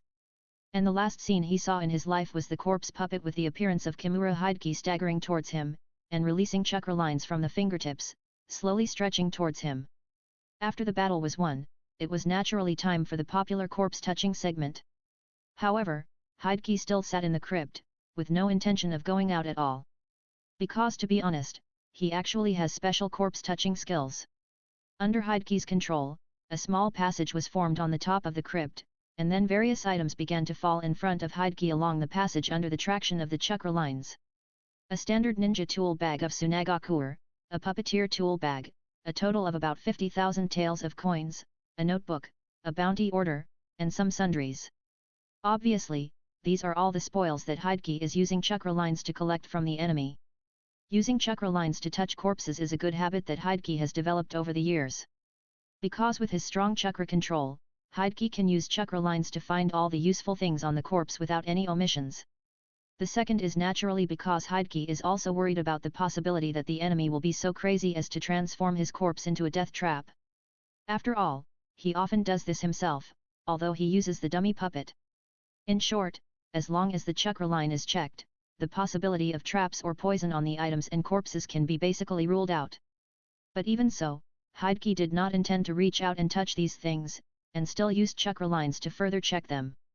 There is nothing to say about the ninja tool bag, money, and some sundries, which are considered a small subsidy. As Hideki had expected, the notes did not contain much useful information. They only recorded some daily expenses and travel experiences. Except that he finally knew that the guy he killed was named Nakamura, Hideki did not gain much. But this was very normal. The situation where villains would carry around peerless secret manuals probably only happened in novels. So Hideki was not disappointed. Anyway, there was still a puppet on the ground to be recovered, so he would make a profit anyway. So Hideki quickly focused on the bounty order. It clearly showed his name, Kimura Hideki. A bounty of 30 million taels, regardless of life or death. It seems that the Sand Village really hates me. Although Hideki had a premonition of this day, he did not expect it to come so soon. You know, he has not even finished his internship as a teacher. And it is not difficult to imagine that assassinations like this will probably continue to happen in the future. But Hideki is not too worried for the time being. Because if the Sand Village really regarded him as a serious threat, they would not issue a bounty order, but directly send an elite team to decapitate him. Since Hideki pays great attention to hiding, in the eyes of the Sand Village, his puppetry level has not yet reached the point where he needs to be eradicated at all costs.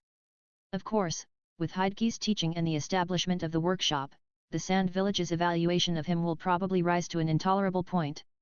So Hideki must accumulate enough strength before then to cope with the increasingly severe tests in the future. After using the Earth Dragon hidden technique to sink Nakamura's body underground and then using the storage scroll to recover the two puppets, Hideki ended his first exploration of the Valley of the End and returned to the Hidden Leaf Village. Although he was carrying a bounty of 30 million taels, Hideki's after that, his life did not change significantly. He still did what he had to do. After all, he rarely left the village now. Even the most powerful bounty hunters would not dare to openly attack the ninjas of Konoha in the village. Otherwise, even if he got the reward, he would probably not live to spend it. The only risk is that Hokage still needs to go to the Konoha forest from time to time to find useful chakra conduction materials. Whether it is for the workshop or to strengthen his puppets, materials are an indispensable part for Hokage, and he can't give up because of danger. And with the triple protection of radar perception technique, dummy puppet and earth dragon hiding technique, Hokage is still very confident in protecting himself. However, Hokage may not have much time to collect materials recently. Because with the help of Dean Kemp, the workshop plan has been promoted very quickly and has entered the countdown to its official opening. Although the real workshop has not been built yet, Kemp has connected several rooms on the first floor of the orphanage as a temporary workshop, which is enough for simple production work. The materials and tools purchased by Hokage through Ninja Mandiantang have also arrived one after another and can be put into production at any time. Now only the apprentices responsible for the core production links have not been in place. But it doesn't matter, because Hokage invites students to visit the workshop on the weekend, which has quietly arrived. On a weekend morning, the open space in front of the orphanage gate. Many children are chasing and playing in the open space, and the laughter is endless. Amidst the laughter, there are two figures who are also children, but somewhat out of place, staring at the children with a confused look. Lin, are you sure the address is correct?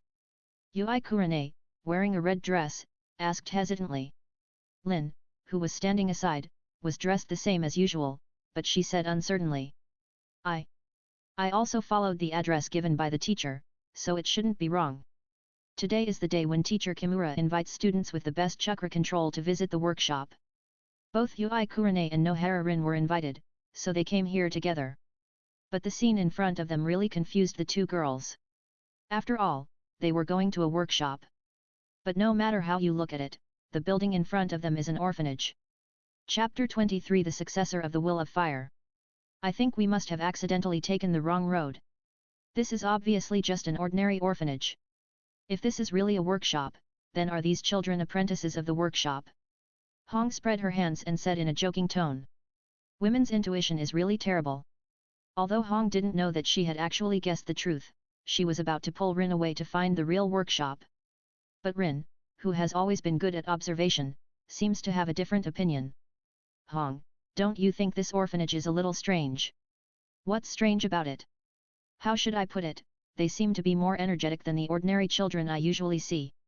Lin was born in a commoner family, and her family background was also average, so she knew what children from poor families should look like. But these children in front of her were obviously born in an orphanage. Although many of them were thin, their faces were rosy and shiny, and they obviously ate well recently. Not to mention that everyone was very energetic and looked full of hope for the future. Then Lin whispered again. And Hong, look at the children under the tree over there. Everyone is holding a book or a toy in their hands. How can a normal orphanage be so luxurious? Hong followed Lin's gaze and saw that under a big tree, many children were either reading books or playing with various toys. Now she also realized that something was wrong. You know, she has been spoiled by her parents since she was a child. Although she doesn't like to play with toys, her family still has almost all kinds of toys on the market. But she had never seen many toys in the hands of those children. This scene appeared in a remote orphanage, which was unusual. Just then, a little girl about 3 or 4 years old with a runny nose came towards her. Then she handed Hong a colorful cube of wood very naturally, and said with a naive face. Sister, help me restore the Rubik's Cube. Perhaps in her eyes, all the children older than her were tools who could help her restore the Rubik's Cube. Since the most common thing in the children's hands was the Rubik's Cube, Hong had roughly known how to play it after observing it just now, and took it over very confidently and said. No problem, watch my performance, big sister. So Hong began her first experience with the Rubik's Cube. First turn here, then here, it's not difficult after all. Look, I finished one side in one go. Isn't it amazing? Wait, why did the color of the finished side change again? Damn! Oh my god, which bastard invented this toy? How can a child crack it? In just a few minutes, Hong's expression was from being at ease, to thinking hard, and finally becoming furious. She never expected that this small Rubik's Cube seemed simple, but in fact, every turn would produce chain changes, and it was necessary to consider the whole situation before it could be cracked. However, Hong did not give up. She had always been very competitive and had begun to fight with the Rubik's Cube, completely forgetting her original goal. Lin, who was standing by, could only shake her head and smile bitterly after trying twice without getting a response, and waited on the side. It was a pity that Hong fiddled with it for a while, but still could not turn the Rubik's Cube back to its original state, and her cheeks began to swell with anger. Just then, a crisp bell suddenly rang from the orphanage. Then Sister Kelly came out of the orphanage, shaking the bell with her hand and urging the children with a stern face. "It's time for class, everyone hurry up and go to class. And remember not to leave your books and toys behind, remember to wash your hands before class." Under her endless instructions, the children packed up their things very obediently and ran to the orphanage. Hong and Lin were a little embarrassed when they saw this. Because the students in the ninja school are not as enthusiastic about class as these children. "Give me back the Rubik's Cube, I'm going to class." The little girl just tugged at the hem of Yui Kurene's dress, then spread her hands and said. I don't know if it was an illusion, but Hong could feel that there seemed to be some contempt in the little girl's silly eyes, as if saying, "This sister is so stupid, she can't even restore the Rubik's Cube." Hong couldn't help blushing and gave the Rubik's Cube back to the little girl. In order to save face, she turned her head and said to Lin beside her. "What a pity, give me another minute, I can restore it." And Lin could only give an awkward but polite smile. After the last little girl ran into the orphanage holding the Rubik's Cube high, Kelly cast her eyes on the two, and her originally stern face instantly became smiling. "What lovely two little girls! You must be classmates who came to visit the workshop, you came so early." Hong then remembered the purpose of her coming here, and said in surprise. "What? It turns out that this is really the teacher's workshop. Why doesn't it look like it?" Kelly covered her mouth and laughed, then pointed to the open space on the east side of the orphanage and said. "The workshop you are looking for is actually over there. But because it hasn't been built yet, your teacher will put the temporary workshop in the orphanage." "What do you mean it hasn't been built yet?" "This means it hasn't even started to be built yet." Hong looked at the empty land and couldn't help complaining in her heart. But now the two of them finally confirmed that this was the place they should come to. "Can we go to the temporary workshop now?" Hong asked carelessly. "Of course, but you have to report your name first, let me confirm it." Sister Kelly took out a list and said. Hong and Lin naturally had no objection to this and reported their names. After confirming that both of them were on the invited list, Kelly put the list away and led the two to the door of the orphanage. While walking, Kelly also said. "You must be very curious, why did your teacher build a workshop here in the orphanage?" "Actually not." Hong and Lin were both muttering in their hearts. Hong didn't come here today for the workshop, but just wanted to spend more time with the handsome teacher Kimura. However, after the setback just now, Hong is now thinking about where to get a Rubik's Cube to practice secretly, so that she can avenge her shame in front of the little girl later. And Lin had accepted the teacher's invitation before, so she came here to visit. She has even decided that she can't go to the puppetry class after today. Because if she continues to go to class, she is worried that she will not be able to resist the temptation of puppetry and give up her dream of becoming a medical ninja. Kelly naturally doesn't know what the two are thinking, and has begun to explain herself. "You probably don't know yet, in fact, your teacher Kimura grew up here. And the reason why he set up a workshop here is to help the orphanage raise funds so that it can continue to run." When they said this, the three of them just passed a dilapidated wooden corridor. You can see many children sitting at the desks in the room next to them, practicing reading and writing under the guidance of an old man. Every time Kelly saw this scene, her eyes would be a little wet. She said with emotion, "Thanks to Hokage, the children have so many books and paper and pens to use freely. I couldn't even dream of this scene before. When everyone reads more books and can help the workshop, the life in this orphanage will definitely get better and better." Once Kelly opened her mouth, she couldn't stop, and began to chatter to the two about the changes that Hokage brought to the orphanage. After learning that the children would help in the workshop, the two did not feel anything wrong. After all, compared to letting children go to the battlefield, being able to work in the workshop is already a good job that many children are eager for. And the two believed that the gentle teacher Kimura would never let the children suffer, and must use this as an excuse to provide help to the orphanage.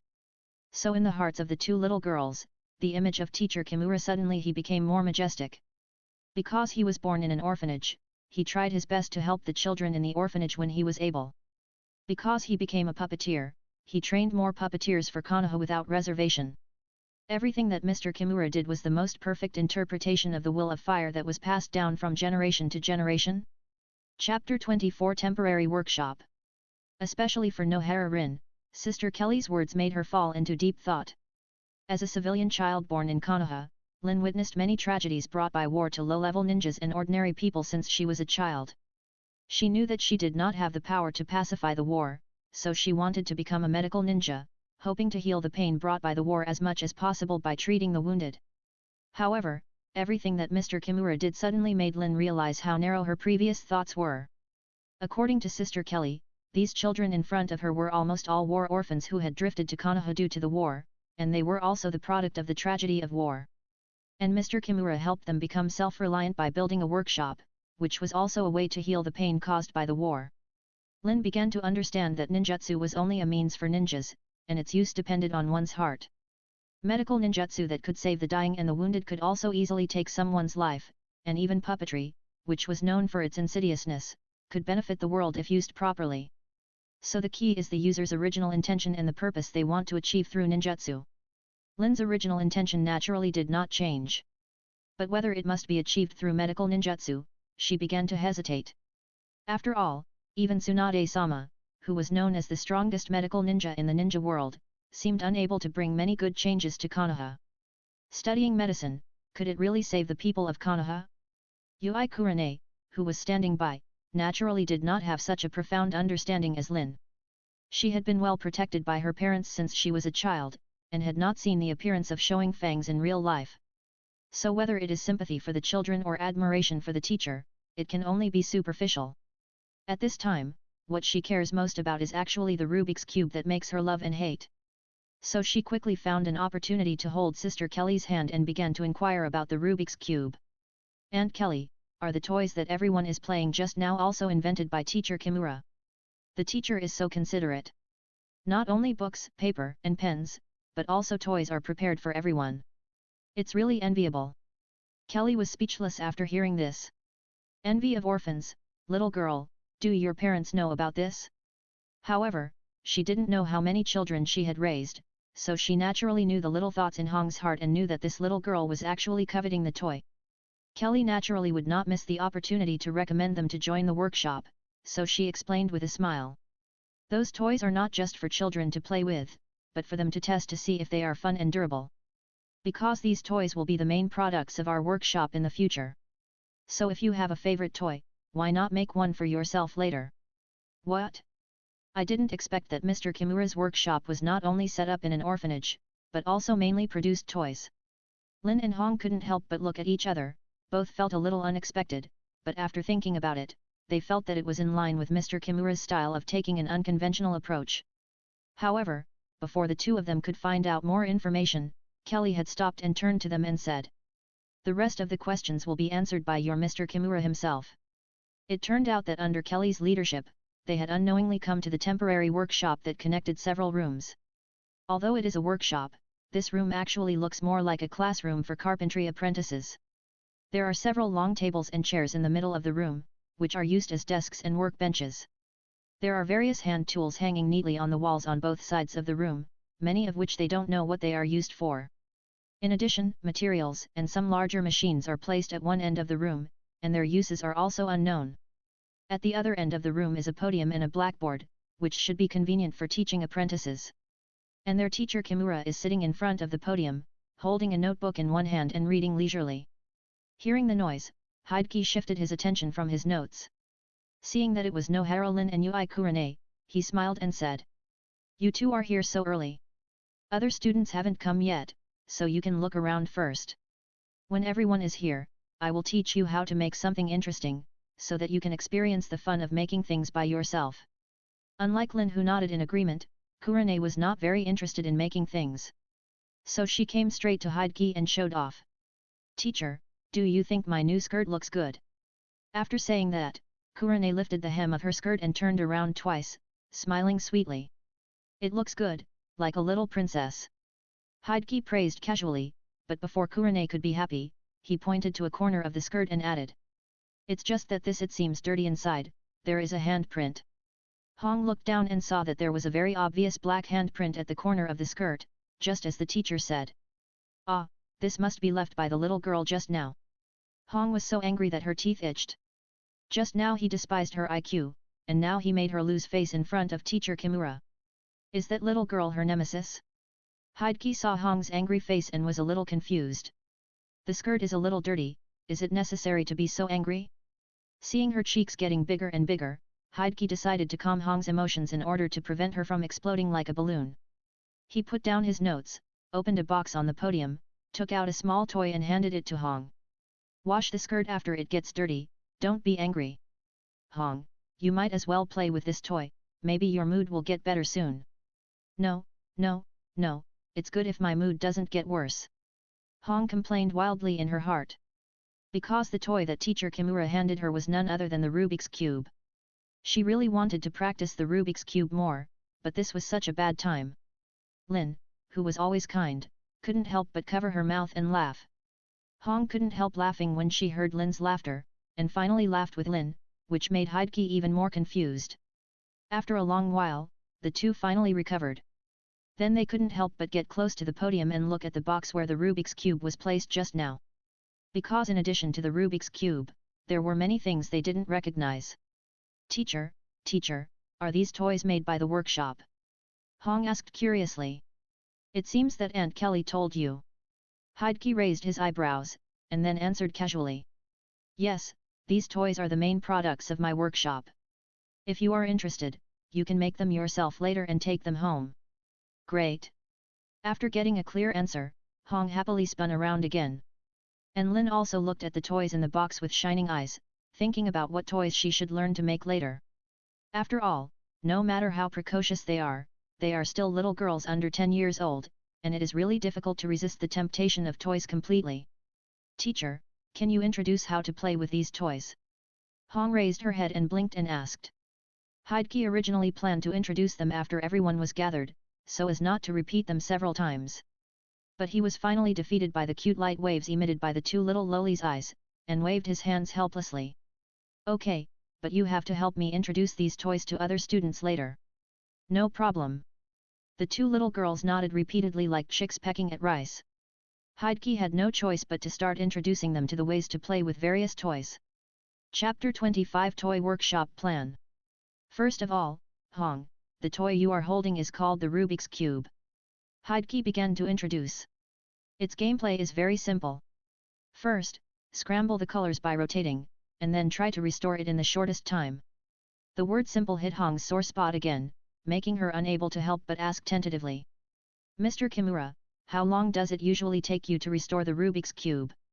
Hideki smiled slightly and did not answer directly. He just stretched out his index finger and gently hooked it, and the Rubik's Cube in Hong's hand floated into the air and rotated at high speed. In the blink of an eye, the Rubik's Cube fell into Hong's hand again, making her a little flustered to catch it. When Hong held it steady and looked carefully, she found that the Rubik's Cube in her hand had been restored to a state of one color on each side. Teacher, this is too fast. Just now, the Rubik's Cube rotated for less than 1 second, right? After the surprise, Hong immediately put the Rubik's Cube back into the box with a speechless face. Excuse me, goodbye. I haven't been able to restore the Rubik's Cube for so long before, it seems that I am not compatible with this Rubik's Cube. Seeing this, Hideki smiled and explained. In fact, this Rubik's Cube is not as difficult as you think, Hong. Even as long as you master the formula, no matter who you are, you can restore it in a short time. But before Hong could be happy about the formula, Xiaoshu added. But this toy is mainly used to train spatial thinking ability, so it's better not to stick to the formula. Hong immediately fell on the podium like a deflated balloon, and then rolled around on it and said coquettishly. Teacher, don't talk about the Rubik's Cube, introduce other toys quickly. Hideshu and Lin smiled helplessly at each other, and then continued to introduce other toys. This is called Lubin. No, it should be Kimura lock. Although there are many types, they all use the principle of mortise and tenon structure, and the wooden strips can be tightly embedded together without nails and ropes. Since puppets and many ninja tools also use mortise and tenon structure, if you are interested in puppet making, you can first learn related knowledge through this Kimura lock. Then Hideki showed them several different shapes of Lubin locks. Especially the scene where the whole Lubin lock fell apart by just pulling out a piece of wood, which made the two of them marvel. But when Hideki asked them to try to assemble it, Hong once again recalled the fear of being crushed by her IQ. Especially Lin on the side actually restored the Kimura lock very quickly, which made Hong feel a little embarrassed and felt I feel that these toys are not fun at all. Fortunately, the next one is not an educational toy that tests IQ. This toy is called a yo-yo. It is the main product of my workshop recently. It will definitely be very popular in Konoha in the future. Although the teacher looked confident, Lin and Hong looked at the unremarkable yo-yo in his hand with some doubts. However, their doubts were quickly dispelled by the teacher's wonderful demonstration. Under the skillful control of Mr. Kimura, the yo-yo flew up and down between his hands and the thin wire like an elf. The two little girls had never seen such an interesting toy before. They stared with their mouths wide open, their eyes shining. While performing various yo-yo tricks, Hideki continued to introduce. As you can see, this yo-yo is connected to the finger through cotton thread, so you can use it to practice the use of chakra thread to control the use of ninja tools. Lin and Hong finally woke up after hearing this, and they were a little speechless. Because they began to understand the teacher's routine. Like the pocket puppet beast, whether it is the magic cube, the Kimura lock or the yo-yo, they are not only fun, but also very helpful for practicing puppetry. This deliberate enthusiasm for everyone to learn puppetry really touched and amused the two. However, the toys after that were much more normal and had nothing to do with learning. For example, the tangram, Warong Road, bamboo dragonfly, kendama, whistle. Especially the Q version wood carvings based on the heroes of Konoha that Hideki took out at the end, which made the two little Lolas love them. Teacher, you are so amazing. You can actually invent so many interesting new toys. Hong said with a face full of admiration, praying with both hands. Lin also nodded repeatedly to show her agreement. Hideki shook his head and said. In fact, many of these toys cannot be considered as my inventions. I just stand on the shoulders of giants. It's a pity that the two thought that the teacher was being modest and thought that he meant that the inspiration for the toys came from puppetry. However, Hideki did not lie. The reason why he could invent so many interesting toys was thanks to the accumulation of thousands of years of toy experience by humans in his previous life. But why are they toys? You can't make much money selling toys. Hong couldn't help asking. It's no wonder she had such an idea. Children like her who are favored and have many toys at home are few after all. Children who have money to buy toys in Konoha are almost all children of the ninja clan. They don't have much time to play with toys, so naturally they won't spend money on them. So Konoha doesn't even have a proper toy store. At most, they occupy a shelf in a grocery store. It's not a good business to make money. Is there something wrong with selling toys in Konoha? In response to Hong's question, Hideki answered in a gentle tone. It doesn't matter whether there is money or not, as long as it is enough to maintain the operation of the workshop and the orphanage. The reason why I chose to make toys is mainly to enrich the entertainment activities of the villagers of Konoha. Hideki suddenly looked out the window and said with nostalgia. Once there was a martial arts master who proposed such a practice experience.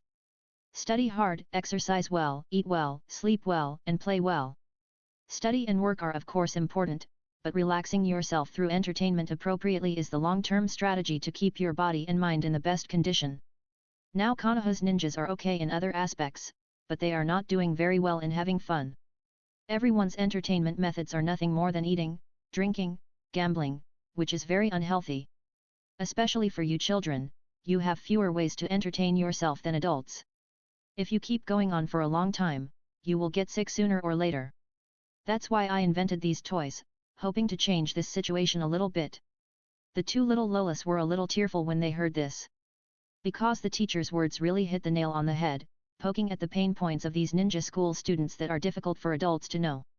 If they were not under the pressure of graduation and going to the battlefield but had nowhere to relieve it, these ninja school students would not be so precocious and try to relieve stress through love.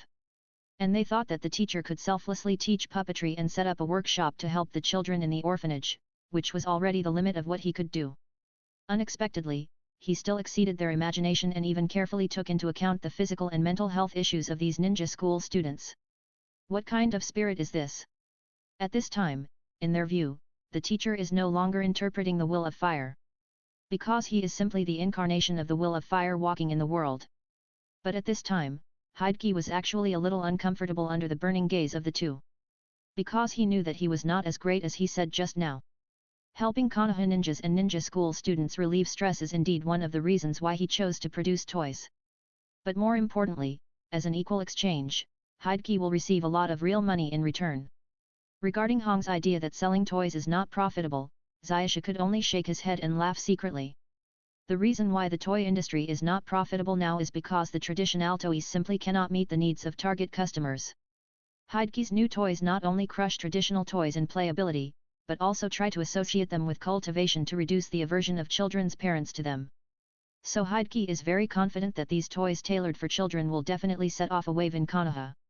Another very important reason is that it is precisely because the toy industry is still in a wild state in Konoha that Hideki can obtain a monopoly without competition. You must know that in Konoha, there are ninjas behind all walks of life. These stores were originally opened by the ninjas to seek a way out for the tribesmen who did not have ninja talents and to open up financial resources for the family. But after years of operation, these stores have formed deep-rooted barriers in their respective businesses, and it is difficult for outsiders to intervene. Hideki returned to Konoha this time to accumulate various resources as soon as possible to become stronger, but he had no intention of spending time on business wars with other ninjas.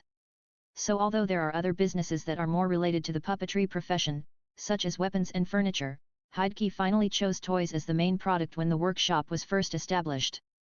Soon after, some students came to the workshop one after another. As Hideki expected, the children of the great ninja clans such as Hyagakeman and Sarutobi Asuma basically did not come. After all, it is impossible for them to abandon the secret techniques passed down from their families and study the puppetry with uncertain prospects in depth. So Hideki did not have too much expectations, and his main goal was still on civilian children like Nohara Rin. On the contrary, the arrival of children from the young ninja clans such as Yui Kurane and Shiranui Genma was a pleasant surprise for him. Although except for Yui Kurane who was suspected to be here to chase stars, the other children basically wanted to give it a try. Because the ninjutsu inherited by their family was either a common product or had significant defects. So if these children could make achievements in puppetry, their family would naturally be happy to see it. At least it would add another secret skill to the family. Hideki was not dissatisfied with their speculative behavior. Facing the current situation of insufficient staff in the workshop, he was not qualified to be picky. Anyway, even if they would make a lot of money, Hideki would not lose anything. After the children arrived, they were quickly attracted by these novel and interesting toys like Lin and Hong, and had a lot of fun, almost forgetting that they were here to visit the workshop today. But Hideki, who deliberately wanted to make them child laborers, still kept his goal in mind and clapped his hands and said, "It's almost time, so let's officially start. Everyone can take a favorite toy and find a seat. You can use it as a template to make your own toys later. But before that, as a reward for everyone's willingness to visit, I will teach you an interesting production technique." Hideki couldn't help but curl up his lips slightly when he said this, and muttered to himself, "It's time to show real skills." Chapter 26, Good Work. Interesting production techniques? The little ninjas were still addicted to various toys, but they immediately came to their senses after hearing what the teacher said, and they were full of curiosity. After all, Mr. Kimura has shown all kinds of novel and interesting toys in class, and has never disappointed them. So everyone had to suppress the urge to continue playing with toys, and each took a favorite toy and found a seat. Then everyone urged Hideki with expectant eyes. "Mr. Kimura, please start your performance." Although he felt helpless about everyone's attitude of watching performances more than learning sincerely, Hideki quickly entered the teaching mode and began to talk. As the saying goes, if you want to do your work well, you must first sharpen your tools. The quality of the tools will directly affect the difficulty of production and the quality of the finished product. I know that everyone has their own learning tasks as students, and there is not much time and energy to spend on learning puppet making technology. So I will introduce you to an interesting tool and its usage method. It not only allows everyone to master the basic puppet making technology in a short time, but also can easily improve the quality of the finished product. Many young ninjas were skeptical when they heard this. How could there be such a magical tool in the world? Even if there really is, this tool must be very valuable, otherwise it would have been popularized in the ninja world long ago. However, it was not someone else who said this, but Mr. Kimura who had brought them many surprises. So no one jumped to conclusions easily, so as to avoid the incident of being slapped in the face by the teacher like in the previous class. Hideki seemed to have seen through their thoughts, and smiled. "Don't worry, the tools I'm introducing this time don't cost any money." Without waiting for the little ninjas to ask, Hideki raised his right hand and said, "First of all, you might as well take a look and see if you recognize the ninjutsu I'm performing now. Under everyone's gaze, Hideki's right hand began to be wrapped in a ball of blue chakra. The ninjutsu had actually been completed, but from the confused eyes of the little ninjas, it was difficult for them to tell what ninjutsu it was. So Hideki had to gently hook his left hand, suspend a piece of wood on the podium in front of him, and then gently wipe it with his right hand that had condensed chakra. Without warning, the lower part of the wood fell to the ground. Wow! The little ninjas exclaimed in amazement. Although it was not as eye-catching as those earth-shattering ninjutsu. But the students here were all good, and they knew that it was not easy to cut off the wood hanging in the air so silently. Not to mention that the teacher did not even make a swinging motion, but just a light touch. It was hard for them to imagine how terrible things would happen if this technique was used on people. But this idea also made some children think of a similar ninjutsu. Teacher, are you using a chakra scalpel? A student sitting in the front row raised his hand first and asked, which made Lin, who was also preparing to ask a question, a little depressed. Hideki nodded and replied. Yes, this is indeed the chakra scalpel that medical ninjas will use. But my technique is actually just a facade. Seeing that everyone was confused, Hideki began to explain. The chakra scalpel requires good chakra control to condense a small and sharp blade to facilitate cutting of human body parts. At the same time, it also requires the user to have a wealth of knowledge in medicine and human structure to accurately locate the lesion and accurately grasp the degree of cutting. The combination of the two is the full picture of the A-level medical ninjutsu chakra scalpel. So my ninjutsu, which only has chakra control but no rich medical knowledge to support it, cannot be regarded as a real chakra scalpel. Speaking of this, Hideki paused for a while to give everyone time to digest it. Seeing that everyone began to understand, Hideki continued. I think many students have guessed what the tool I'm talking about is. The chakra scalpel is used in medical surgery. If you are not careful, it may harm the patient's life, so you need to have strong chakra control and rich medical knowledge as support. But if it is used in handicrafts, it's another matter. At least in basic handicrafts, such high processing accuracy is not required. And even if you make a mistake, you can make up for it. If not, at most you will scrap a piece of material and start over. The benefits of using a chakra scalpel for handcrafting are obvious. Because it is made of your own chakra, it will be very handy to use, greatly shortening the time to learn to use the tool. You should be able to experience what I mean later. Of course, with such a chakra compression rate and control accuracy, this technique can no longer be called a chakra scalpel. Because it is generally used for woodworking, I named it a chakra carving knife. After Hideki finished speaking, the whole room fell into silence. But this time, the little ninjas were not speechless because of shock like before, but didn't know what to say for a while. Chakra carving knife. Although simplifying the chakra scalpel into a chakra carving knife for handcrafting is indeed a good idea. If other people think of this idea, they will definitely give a thumbs up to express their approval. But Mr. Kimura had already shown lifelike puppets like Black Cat and Red, unique teaching aids like Pocket Puppet Beast, and those new and interesting toys, which had already raised everyone's expectations too high. So when seeing this ordinary chakra carving knife, everyone couldn't help but feel a sense of that's it. Many young ninjas felt a little ashamed. You know, it's not a class now, but a workshop visit. It's a good thing that many people can't envy to have a brand new ninjutsu as a reward. Especially for these children who can't learn much ninjutsu after graduation, every extra ninjutsu they master is precious. Not to mention that from the situation just now, this technique can be used in handicrafts as well as in battle. So if they can really master this technique, it will definitely be very beneficial to their future ninja career. The more they think about it, the more they think it makes sense, and they start to look forward to the next teaching. However, they still underestimated Hideki's determination to trick them into becoming apprentices. In his opinion, this chakra knife alone could not make everyone work hard for the workshop. So Hideki also prepared a whole set of baits, waiting for the children to take the bait. Teacher, please teach us how to use this technique quickly. Faced with the children's enthusiastic request for advice, Hideki raised his voice slightly and said, Don't worry, because I haven't finished introducing it yet. Hasn't finished introducing it yet? The little ninjas calmed down, and at the same time they were a little confused. Hideki smiled and explained. Don't forget, handmade products cannot be completed with just a knife. Since we want to transform the chakra scalpel into a handmade tool, we naturally have to gather all the tools. So in addition to the knife, the Chakra scalpel can actually be transformed into other tools. For example, a hammer. As he spoke, Hideki's right hand, which was condensed with Chakra, began to clench into a fist. Through compression, the Chakra wrapped around his right hand became like substance, and it looked extremely hard. For example, a saw. Hideki spread his right hand again, and you could see that the Chakra on the edge of his palm formed small triangular saw teeth, and began to move along the edge, faster and faster. Oh, it's actually an electric saw. Of course, a drill is also necessary.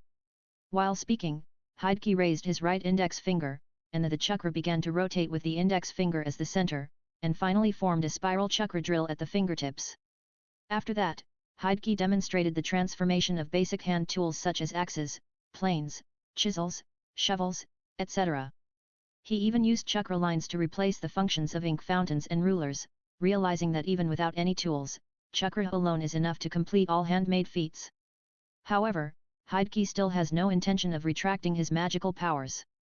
Now everyone has seen the forms of all Chakra tools, but this is not the full picture of this set of ninjutsu. If everyone can master them all one day, they can do something more interesting. After saying that, Hideki spread his right hand forward and showed the piece of wood. Then his right hand began to release a large amount of Chakra, completely wrapping the wood. Just like the Chakra scalpel at the beginning, there was no obvious movement. However, after more than 10 seconds, the Chakra dissipated and the piece of wood disappeared. Instead, there was a 1,000-handed Buddha statue sitting in Hideki's palm with a kind face. Then Hideki whispered, "Chakra Workshop, this is the final form of this set of ninjutsu. Chapter 27, Sharpen your tools first." As soon as Hideki finished speaking, the whole workshop exploded. How could the little ninjas sit still? They all rushed forward to take a closer look at the Buddha statue. Because it was not a formal class, Hideki did not stop them. Instead, he handed them a few magnifying glasses very considerately. And the 3 views of the little ninjas were even more shocked. Because it looked fine from a distance just now, they found out after getting the magnifying glass to observe that this Buddha statue was so detailed that it was crazy. There were even many places that could not be found without a magnifying glass. Teacher Kimura still made them in great detail. And such a fine wood carving with such meticulous details, Teacher Kimura actually only took more than 10 seconds to make it. Is there any justice in this world? Teacher, how did you do it? A student couldn't help asking. Hideki said modestly. In fact, the Buddha statue is already in this piece of wood. I just removed the unnecessary parts. The mysterious speech made the little ninjas admire again. At the same time, some students felt a little ashamed. Because they were either careful or reminded by their families, they had actually guessed that Mr. Kimura invited them to visit the workshop and should have the idea of letting them join the workshop. So they had already made up their minds to swallow the bait and spit out the hook. It was impossible to work part-time. But when they saw this miniature 1,000-hand Buddha statue, all their little thoughts disappeared in an instant. Just like the name of the Chakra workshop. Teacher Kimura is a walking workshop, how could he be greedy for their bodies? The reason why he set up a workshop to teach them such a magical technique is naturally the same as the puppetry class, which is another good deed of the selfless Teacher Kimura. So it is not that Teacher Kimura asked them to work in the workshop, but they asked the teacher to continue to open the workshop and give them the opportunity to learn this magical ninjutsu. After all, even if there is no magical final form, the previous Chakra tool series alone is enough for them to join the workshop regardless of everything. Because as long as you learn this set of ninjutsu, it can not only be used for handmade, but also can be used to deal with various combat situations. For them who suffer from too few ninjutsu and poor adaptability, this technique is really a timely help. Just learning this set of ninjutsu, even if they have to spend all their spare time in the workshop, they will still make a profit. Seeing that everyone is beginning to be enthusiastic about joining the workshop, Hideki's brain pain has eased a lot. Yes, in fact, making this proportional miniature 1,000-armed Buddha statue, Hideki is not as hard as everyone imagines. He not only consumed a lot of Chakra just now, but also secretly performed the shadow clone technique, letting the shadow clone hide behind the podium and assist the main body through the brainstorming technique, so that he could make a perfect 1,000-handed Buddha statue so quickly. The reason for doing this is not to draw a super pie so that everyone can willingly join the workshop. However, judging from everyone's enthusiastic expressions now, his hard work has not been in vain. Then Hideki naturally wants to strike while the iron is hot and further enhance everyone's sense of belonging to the workshop by teaching this technique. So he took the Buddha statue back and put it on the table, then clapped his hands and said, "Okay, we have seen it all, everyone go back to your seats quickly. Due to time there is a limited number of tools available. Today we will first explain how to make a basic chakra carving knife. As for the other tools, I will continue to teach them after everyone has fully mastered the use of the chakra carving knife." The little ninjas all excitedly agreed, happy that they would master a new and useful ninjutsu. However, they did not realize a problem. That is, since the teacher did not set a fixed teaching time, if they did not want to miss the day of teaching this technique, they would probably have to come to this workshop as soon as they had time. So in the following time, Hideki began to explain how to use chakra to make the most basic carving knife blade. Unlike other teachers who basically rely on their own thinking or sudden enlightenment in their teaching methods, Hideki's teaching is so detailed and specific that it is outrageous. He directly drew a big palm on the blackboard, and then marked the distribution map of chakra points on the palm. At the same time, how much chakra should each point release? Chakra, and what part of the blade these chakras should form, Hideki has arranged them clearly for the little ninjas. Just having hands is enough. Of course, just having hands is enough is a bit exaggerated. Hideki's teaching method of quantifying and figuratively can indeed reduce the time students spend on groping and thinking. But it also requires students to have a certain degree of chakra control. And this is why Hideki's workshop is obviously short of staff, but only invites children with chakra control of 5 points or above to visit the workshop. However, for children with 5 or 6 points, even with such detailed instructions, it is still difficult to learn this technique. After all, the principle of the whole technique is derived from the chakra scalpel. No matter how it is simplified, learning the difficulty should be at least C level. Don't think that there are so many S level forbidden techniques and A level ninjutsu in the original work, as if they are everywhere. Even the Sandame was despised because his best fire style, Fire Dragon Flame Bullet technique was only B level, and his reputation was damaged for a long time. But in fact, in the real ninja world, C-level ninjutsu that is difficult for Chunin to learn is the real mainstream, and it is already a big killer that can change the outcome of a battle. So for children who are not even genin, this technique is still a lot beyond the scope. Of course, this is also within Hideki's expectations. He has already thought of a solution. So Hideki walked down the podium and began to teach the little ninjas how to perform the technique. Here hand in hand is not an adjective, but a real description. Hideki really took the hands of the little ninjas one by one and taught them step by step. During this process, Hideki also performed the spider sensing technique from his palms. Countless thin chakra threads wrapped around the palms of the little ninjas without leaving any traces, constantly providing various data like the most sophisticated monitors. So Hideki was able to control the learning progress of the little ninjas in real time, and he could always give incisive suggestions. Shiranui-san, the amount of chakra released from your Shangyang acupoints is too small. They are responsible for building the core part of the blade spine, so your blade has not been able to take shape. Nohara-san, your problem is just the opposite of Genma's. The blade has taken shape, but because the Zhongchang acupoints release more chakra, it has become a blunt knife. Zayui-san, what else don't you understand, here? Wait, didn't I remember teaching you just now? Why can't I do it again? In the next few hours, Hideki taught them step by step. And the little ninjas finally experienced what it felt like to be cheating. Because with the help of Kimura, the old man who was always with them, they, the ninja school students, actually mastered the C-level ninjutsu, which was supposed to be a Chunin difficulty, at an astonishing speed. Except for Yui Kurane, who often forgot how to perform the technique and needed the teacher's hand-to-hand teaching, most of the students had entered the next stage and began to try out the chakra carving knife they had just made on the wood block. And at this time, everyone finally understood what it meant to sharpen the knife before cutting wood. This chakra carving knife made by their own hands was just like a part of the body as the teacher said, and they were soon able to use it. So some talented students have already carved wood quite well, and even started to challenge themselves to copy the toys they had chosen before. Hideki nodded slightly with satisfaction. Although it was just the first step, the toy workshop finally started to get on track. It seems that before the end of the visit, many people should be able to make toys that barely pass the test. Although the efficiency is a bit anxious, Hideki doesn't care.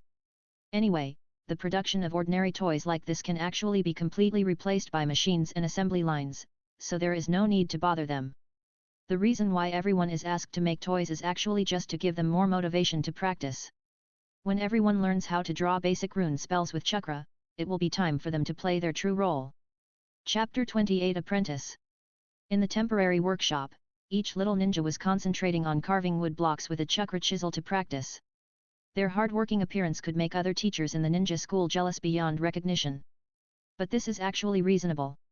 You should know that the reason why many geniuses are so hard-working despite their high talents is not because they have high consciousness. It is because they can continuously gain the joy of practice from breakthroughs, so they are willing to work hard and eventually form good sexual cycle, the stronger the stronger. Whether the young ninjas in the workshop are geniuses or not, with the help of Hokage's official plug-in, they temporarily experience the feeling of geniuses in training. How could they bear to stop this kind of training process that is making rapid progress and gaining rewards as long as they put in? Even at noon, everyone had no intention of leaving. They just went to the orphanage cafeteria under the urging of the teacher, filled their stomachs casually, and then returned to the workshop to continue working hard. This atmosphere of working hard was finally broken until Yui Kurane suddenly exclaimed. "Is there any injury?" Hokage hurried forward to check, and found that Kurane was completely unharmed.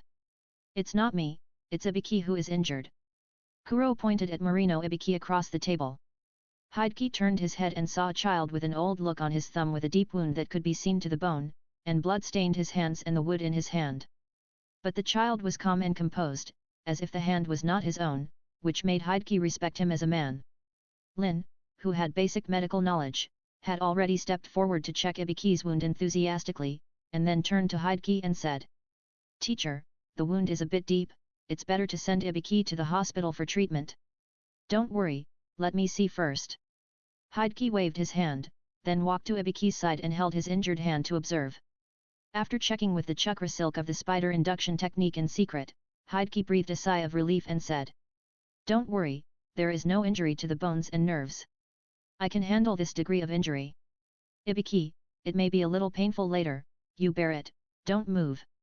Hokage felt that this word seemed a bit redundant after giving instructions, and began to help Ibiki with treatment. He continued to hold Ibiki's hand with his left hand, and several transparent and thin chakra lines shot out from his fingertips to stop bleeding and clean the wound.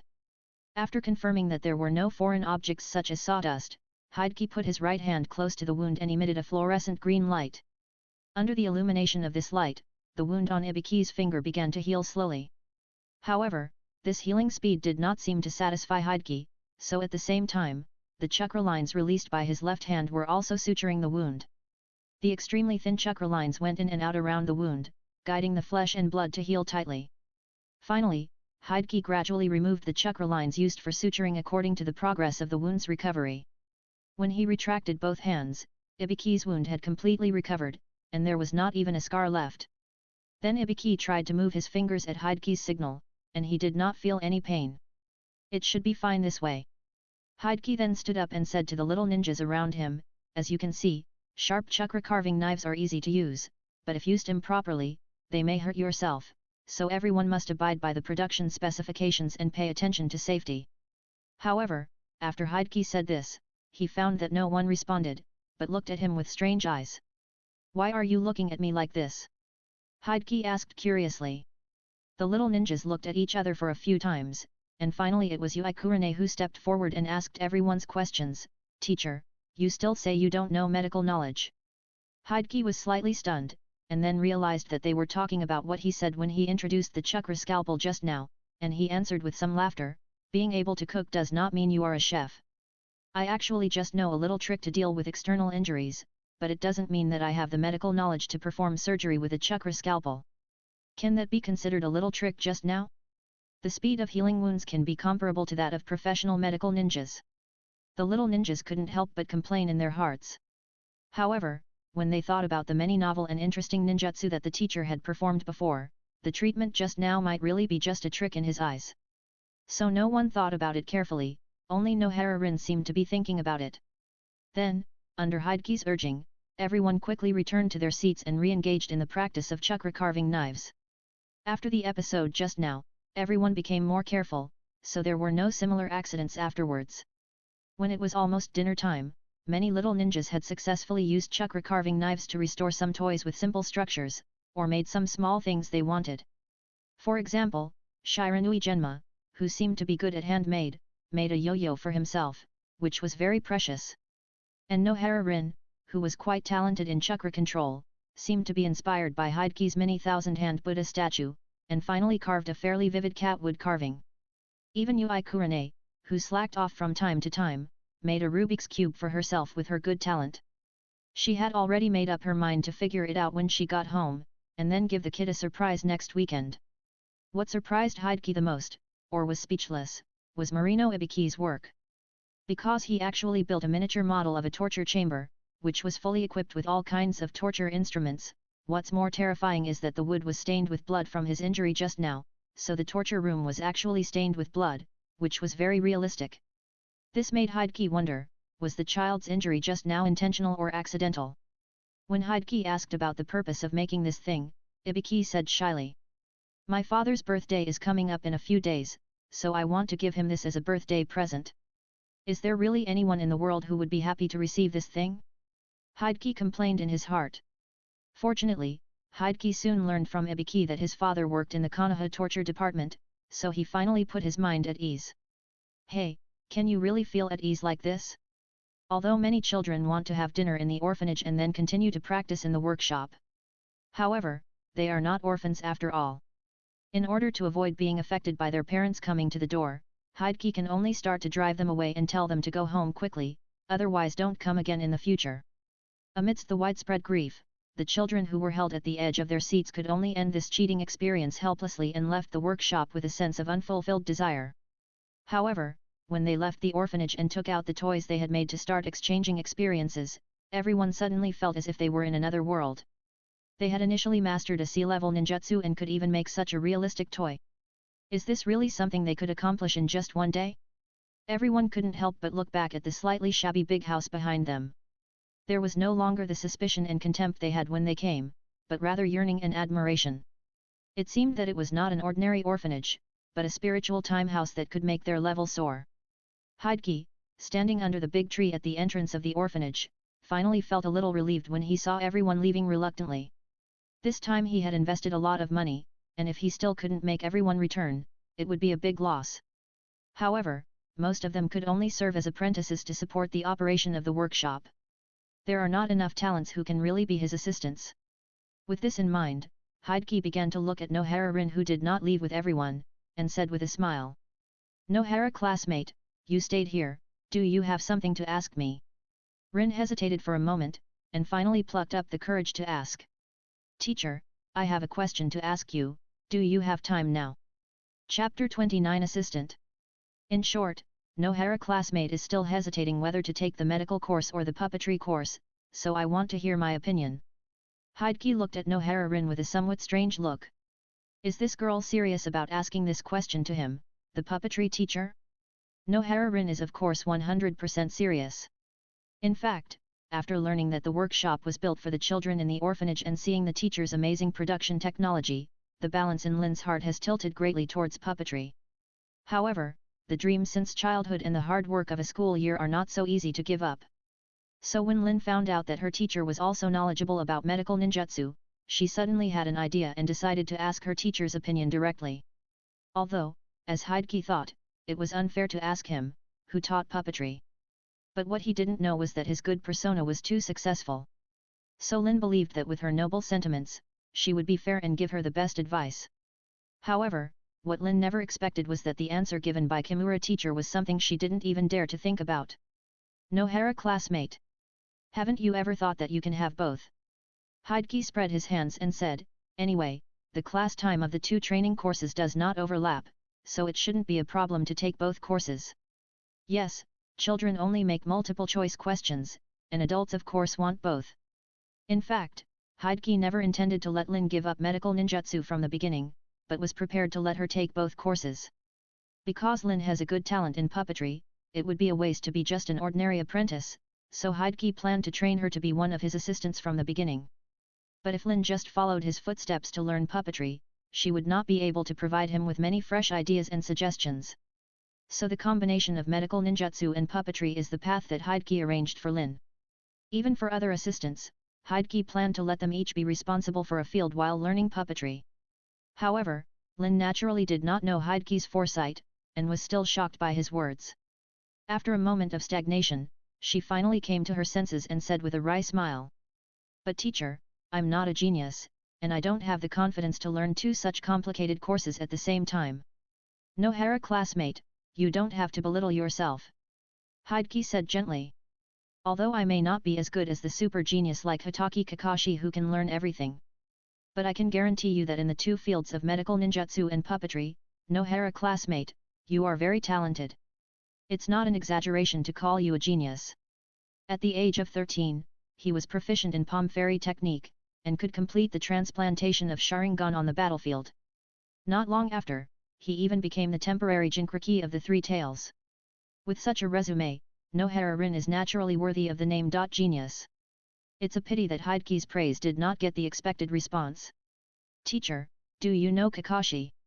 Even you say he is a super genius, Kakashi is really amazing. Lin clenched her fists in front of her chest and said with bright eyes. It turned out that Hideki accidentally said the key words, which triggered the little fan of Kakashi. As for the teacher's words that she is a genius, Nohara Rin subconsciously felt that it was just comforting herself. This is because medical ninjutsu requires a lot of medical knowledge as a foundation, so Lin, who is still in the accumulation period, has not discovered her potential in this area. Hideki, who realized this, decided to start from another angle. Actually, I also heard about Kakashi from other people. After making a few perfunctory remarks to straighten Lin's crooked figure, Hideki continued. Let's get back to the point, Nohara-san. You should have begun to realize that medical ninjutsu and puppetry actually have a lot in common. For example, both require the user to have good chakra control. Lin, the reason why you performed well in this course when you just started, in addition to your talent, the practice in the medical class last school year should have played a big role. Seeing Lin nodded thoughtfully, Hideki continued. Also, the ninjutsu I used to treat Marino-san just now is actually a good example. Hey, isn't that just a simple palm technique? Lin asked in surprise. Because among the medical ninjutsu she knew, only the palm technique could heal the wound so quickly and perfectly. Although the palm technique is an A-level medical ninjutsu, even in the entire Konoha, there are not many medical ninjas who can use this technique. However, if it was Mr. Kimura who had performed miracles countless times, Lin felt that this was just a normal operation. The reason why she came to consult with the teacher was that she thought the teacher knew the palm fairy technique, so he must have studied medical ninjutsu. It's a pity that this was just a beautiful misunderstanding. Nohara-san, I'm not as omnipotent as you think. Hideki said helplessly, then raised his right hand and let it emit a green light. Although it looks like it, this C-level activation technique is my limit. This technique can only slightly treat skin injuries, which is very different from the palm fairy technique that cures all diseases. But the speed at which Ibiki's wound recovered just now? Lin asked subconsciously. The activation technique that uses yang release chakra to slightly enhance the activity of cells around the wound is the most basic medical ninjutsu, and she naturally knows it. Even the so-called palm fairy technique is actually an enhanced version of this technique. The difference lies in the quality of yang release chakra and the level of medical treatment. According to the teacher, he should be the type who has yang tun chakra, but the quality is very average, so he can only learn the activation technique. But the simple activation technique cannot achieve the same effect as before. Fortunately, Hideki did not keep her in suspense and began to explain to Lin. In fact, the principle is very simple. Although it cannot be seen with the naked eye, I actually used chakra lines to suture the wound during the treatment process to accelerate the healing speed. So even if it is just the activation technique, it can achieve similar effects as the palm fairy technique when treating such simple wounds. In fact, medical ninjas already know how to use it, but they are generally used in difficult operations. Only people like me who only know a little bit of medical ninjutsu will have to use this technique on such simple wounds. So when I said before that I know some tricks to deal with external injuries, I was really telling the truth. I'm sorry, teacher, I shouldn't doubt you. Lin lowered her head in shame. It's okay, as long as you know your mistakes and can correct them. Hideki waved his hand generously. After Lin raised her head, Hideki began to summarize, just as a chakra scalpel can be slightly modified to become a chakra carving knife for production. The chakra line originally used in puppetry can also be transformed into a suture line to assist in treatment. In the final analysis, medical ninjutsu, puppetry, and even chakra itself are just tools in our hands. It can be used to make things, and it can also be used to cure diseases and save people. Hokage raised his right hand when he said this, and the water blue chakra began to appear around it, constantly changing into the image of knives, axes, saws and drills, like a factory made of chakra. Then he raised his left hand again, and the green light lit up the surroundings, and at the same time, the fingertips released extremely thin and clearly visible chakra lines, like an operating table made of chakra. Under the gradually darkening tree, the strange scene composed of blue and green chakra made Lin fascinated. Hokage continued in a gentle voice. Even from another perspective, the human body is nothing more than a puppet with self-awareness and a sophisticated structure.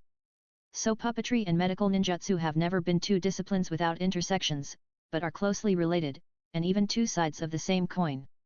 The knowledge learned in medical ninjutsu may be used in puppetry. The skills mastered in puppetry may also be applied to medical ninjutsu. So as long as you have enough talent, learning both will not only not reduce learning efficiency, but can complement each other. In fact, the strongest puppeteer in the ninja world today, Cho, is proficient in both medical ninjutsu and puppetry. I don't think this is just a coincidence. In this way, you should no longer worry about not being able to take care of these two ninjutsu. And even if you encounter any difficulties, you can always come to me for help. Under the blue and green fluorescent light, Hokage showed a warm and gentle smile. After all, spreading the beauty of puppetry to more people is my biggest wish when I return to Konoha. Teacher. Lin felt her nose a little sour, but she quickly held it back, and her eyes with tears became extremely firm. After understanding that medical ninjutsu and puppetry are actually two sides of the same coin, and feeling the teacher's sincerity, Lin finally made the final decision. Teacher, although I am not a genius, I will definitely work hard to live up to your expectations and learn both medical ninjutsu and puppetry. Lin said firmly. Hokage touched her head with a loving look on his face, and said in an almost inaudible voice. My expectations are not disappointing. I just hope that this time, Lin, you can get rid of the shackles of fate with the help of puppetry and realize your dream one day. So far, Hokage's first research assistant has finally been successfully obtained. Chapter 30 Toy Story. It was mid-September, the third week after the start of school. At this time, the hot discussion caused by the puppetry class had actually gradually subsided. However, the appearance of new toys and chakra carving knives was like a depth charge, which once again shocked the entire ninja school. So, the puppetry class easily regained the top spot in the ninja school's hot topics. By the way, the second place was whether Kimura teacher had a girlfriend. But in fact, compared with the new toys, the chakra carving knives did not attract much attention. Because in the ninja world, keeping ninjutsu secret is a matter of course. So although Hokage did not instruct, the workshop apprentices still reached a consensus that they would not reveal the specific information of the chakra carving knives to other students. Therefore, other students thought that the chakra carving knives were just a skill used for handmade production and did not pay too much attention to it. On the contrary, the new toys were promoted by the workshop apprentices and soon became popular throughout the school. Toys? We are not 3 or 4-year-old kids anymore, how can we still like to play with toys? Many kids scoffed at this at first. But when they saw the new toys produced by the workshop with their own eyes, they all fell in love with them without exception, saying that they were really delicious. Don't blame them for being weak-willed. After all, the first batch of toys launched by Hokage are all classics that have stood the test of time. For these kids who have only played with Toy Kunao and Toy Shuriken at most, it will naturally form a dimensionality reduction attack. Not to mention that this batch of toys has been carefully selected by Hokage, covering almost all types of children's needs. For example, Yo-Yo is popular among the Uchiha clan and others because of its high operability and convenient display of skills. The children of the great ninja tribe love it. For ordinary boys, the easy-to-use and exciting Beyblade battle is also a good choice. If it is a little girl who doesn't like to show off her skills or fight, then the cute toy wood carvings will definitely satisfy them. Although the prototypes of the wood carvings are all heroes of Konoha's past, this does not prevent girls from using them to perform various house-playing dramas. However, according to the screenwriter and director Yui Kurane, due to the serious shortage of female wood carvings, they can only let some male wood carvings play the role of the opposite sex. So Hokage, as a special guest, saw the wood carving version of Hashirama Senju and Madara Uchiha talking about love. Eye-catching scenes of love. Because he was worried that Madara-sama would come and say some heartfelt words to him one day, Hokage made a bunch of Uzumaki Mito wood carvings overnight. But the scene of Uchiha Madara and Senju Hashirama being affectionate in the house did not seem to disappear completely. This made Hideki think deeply, whether he accidentally awakened some extraordinary fetish in these little girls. Even if the above toys are not to your liking, there are still educational toys suitable for all ages to choose from, which will definitely make everyone willing to play with them. Especially the Rubik's Cube, which Hideki strongly recommended, made those smart people headed by the children of the Nara clan. The students couldn't put it down. And let's not talk about it, these kids are really smart.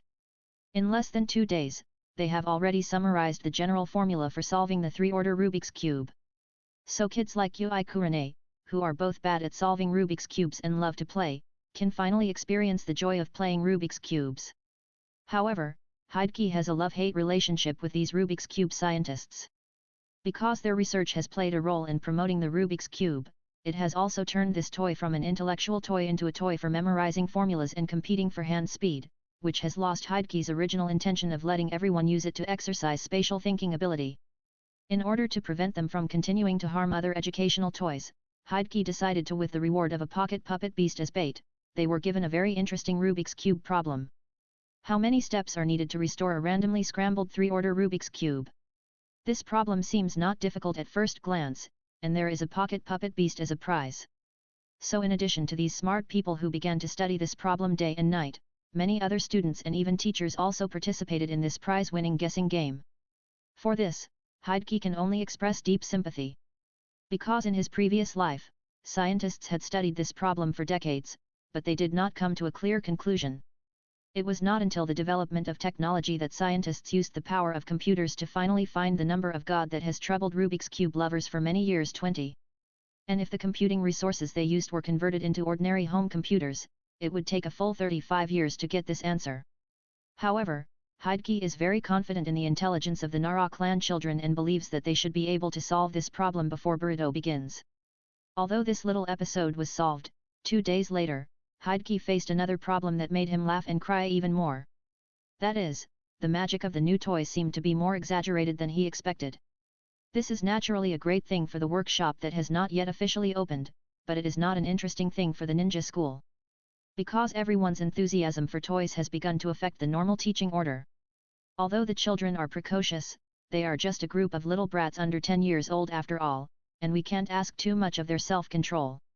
In the past, they didn't play greedily, just because there was really nothing fun, and it was not even as interesting as training.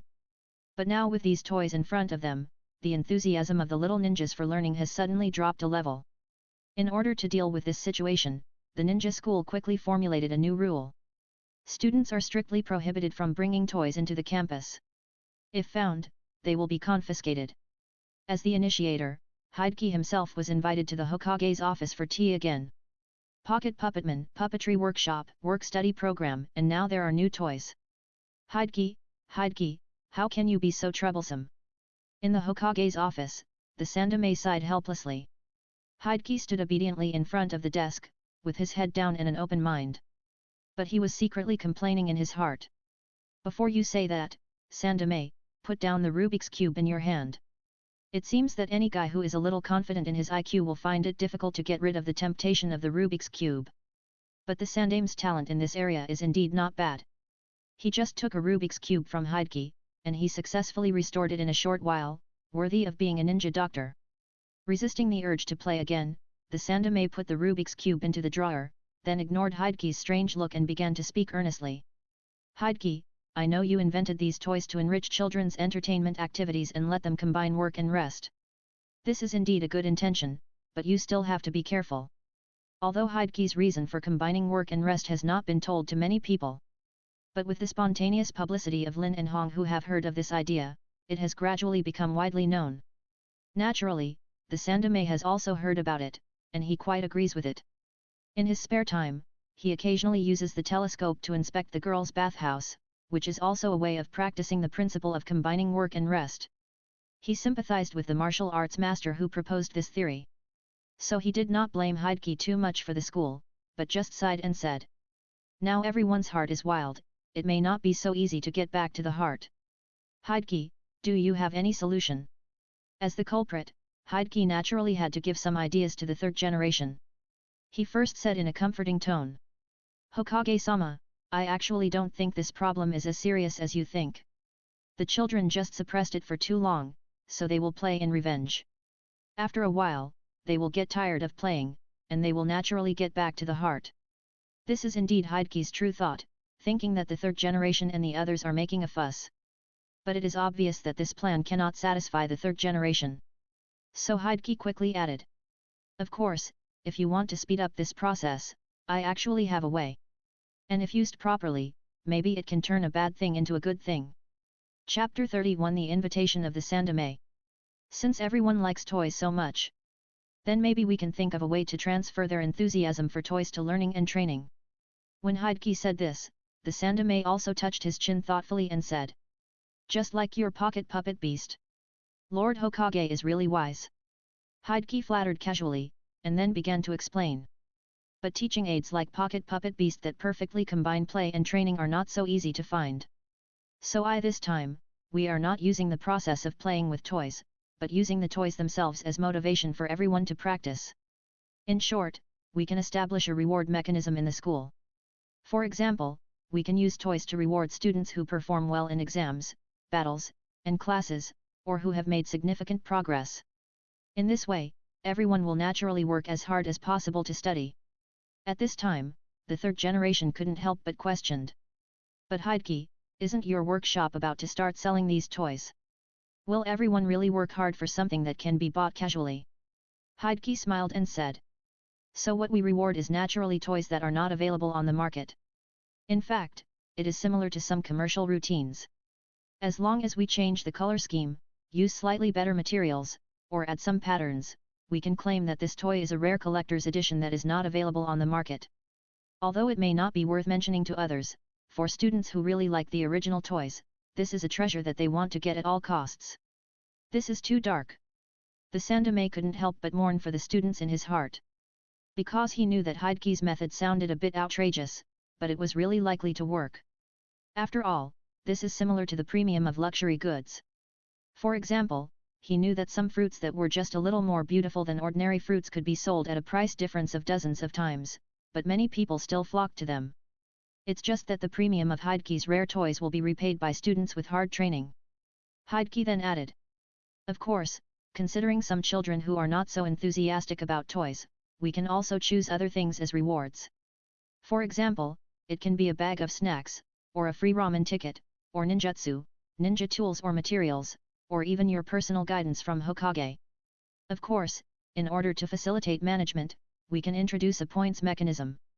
We can give students points for their good performance to different degrees. Then the points can be accumulated and used to exchange for rewards of different levels. In fact, Hideki had planned to implement the plan he mentioned in his class after the registration for the training course ended at the end of the month. After all, as he said, toys that cost little but are loved by children are the best bait to encourage everyone to practice. How could Hideki, who has such a powerful weapon in his hand, not make good use of it? However, in order to remedy the problems caused by the toys, Hideki also brought it up in advance and saw if he could get some benefits for the children. This time, the Sandame did not speak immediately, but subconsciously lit up his pipe, smoking while thinking about the pros and cons. After a long while, he exhaled a long puff of smoke and said. Since it doesn't cost much, this method can indeed be tried. But in order to prevent you from doing anything weird again, I will send someone to be responsible for this matter with you. Wait, I just gave suggestions, but I didn't say I wanted to participate in this matter? Hideki complained in his heart. Although he is just a training course teacher, he is very busy with the tasks of the workshop and collecting materials. But the matter was caused by him after all, and this solution was also proposed by him.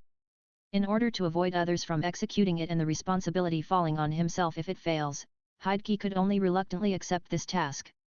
But when he asked who would be sent to cooperate with him, the Sandame didn't tell him, but just said that you will know when the time comes. Riddler, get out of Konoha. Hideki complained wildly in his heart. Hokage-sama, if there is nothing else, I will take my leave first. Seeing that the matter was discussed, he was ready to take his leave. However, the Sandame kept him. Don't worry, I actually have some private matters to discuss with you, Hideki. Private matter?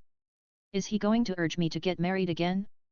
Hideki saw that the Sandame had a pleasant face, and he really didn't know what he was up to, so he had to wait and see. Please tell me, Hokage-sama. The Sandame said, Hideki, do you still remember Asuma? He has been attending your puppetry class. Seeing Hideki nod, the Sandame smiled bitterly and said. Then you should have seen the character of this child. It's strange, obviously my education method is no different. But this child is completely different from his brother. He is not obedient, and he doesn't work hard in training. He doesn't make me worry at all. So I want to hire you, Hideki, as his tutor part-time to help me urge him to practice. If you can change his awkward character, it will be better.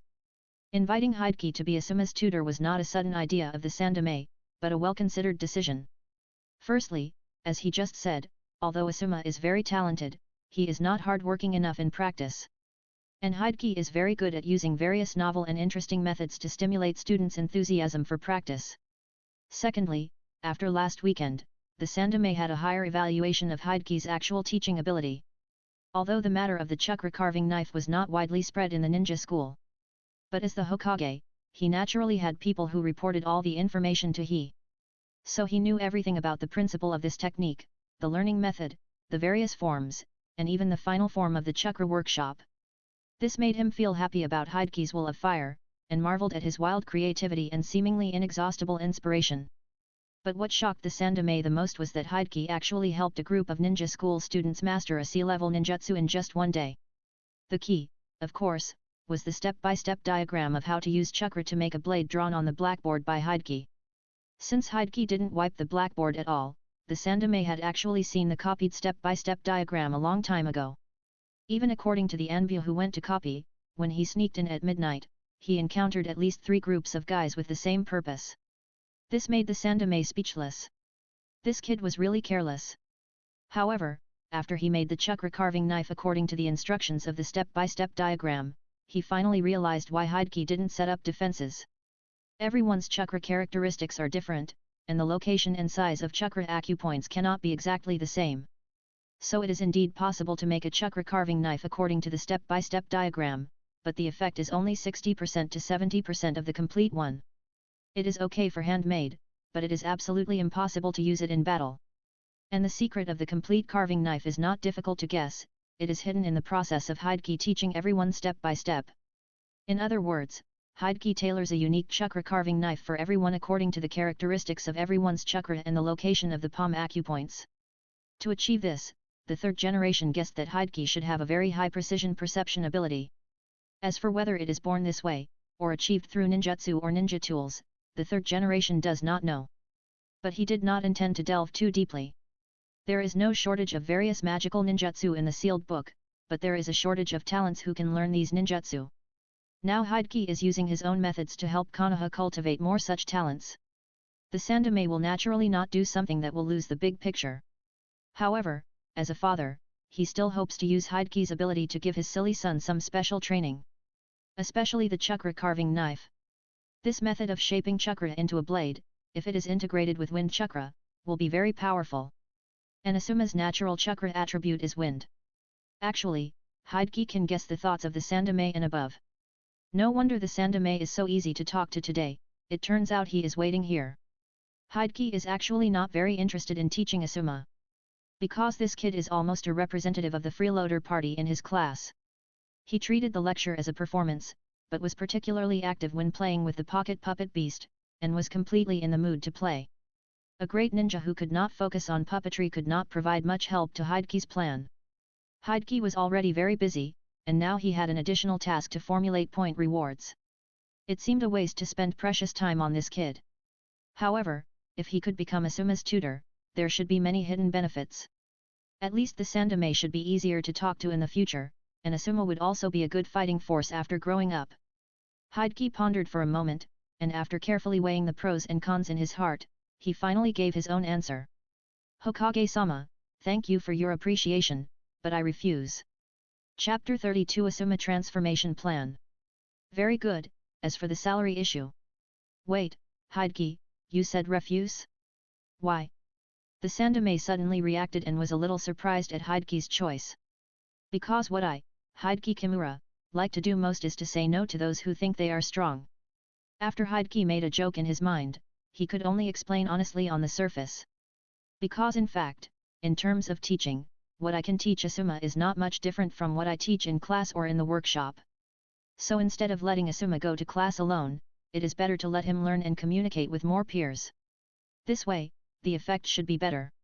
As for the personality problem, forgive me for being frank, I guess the reason why Asuma is more rebellious should be related to the special treatment he has received from people around him since he was a child because of his identity as the son of the Hokage. Sometimes it may be the result of hard work, but people just say you are worthy of being the son of the Hokage.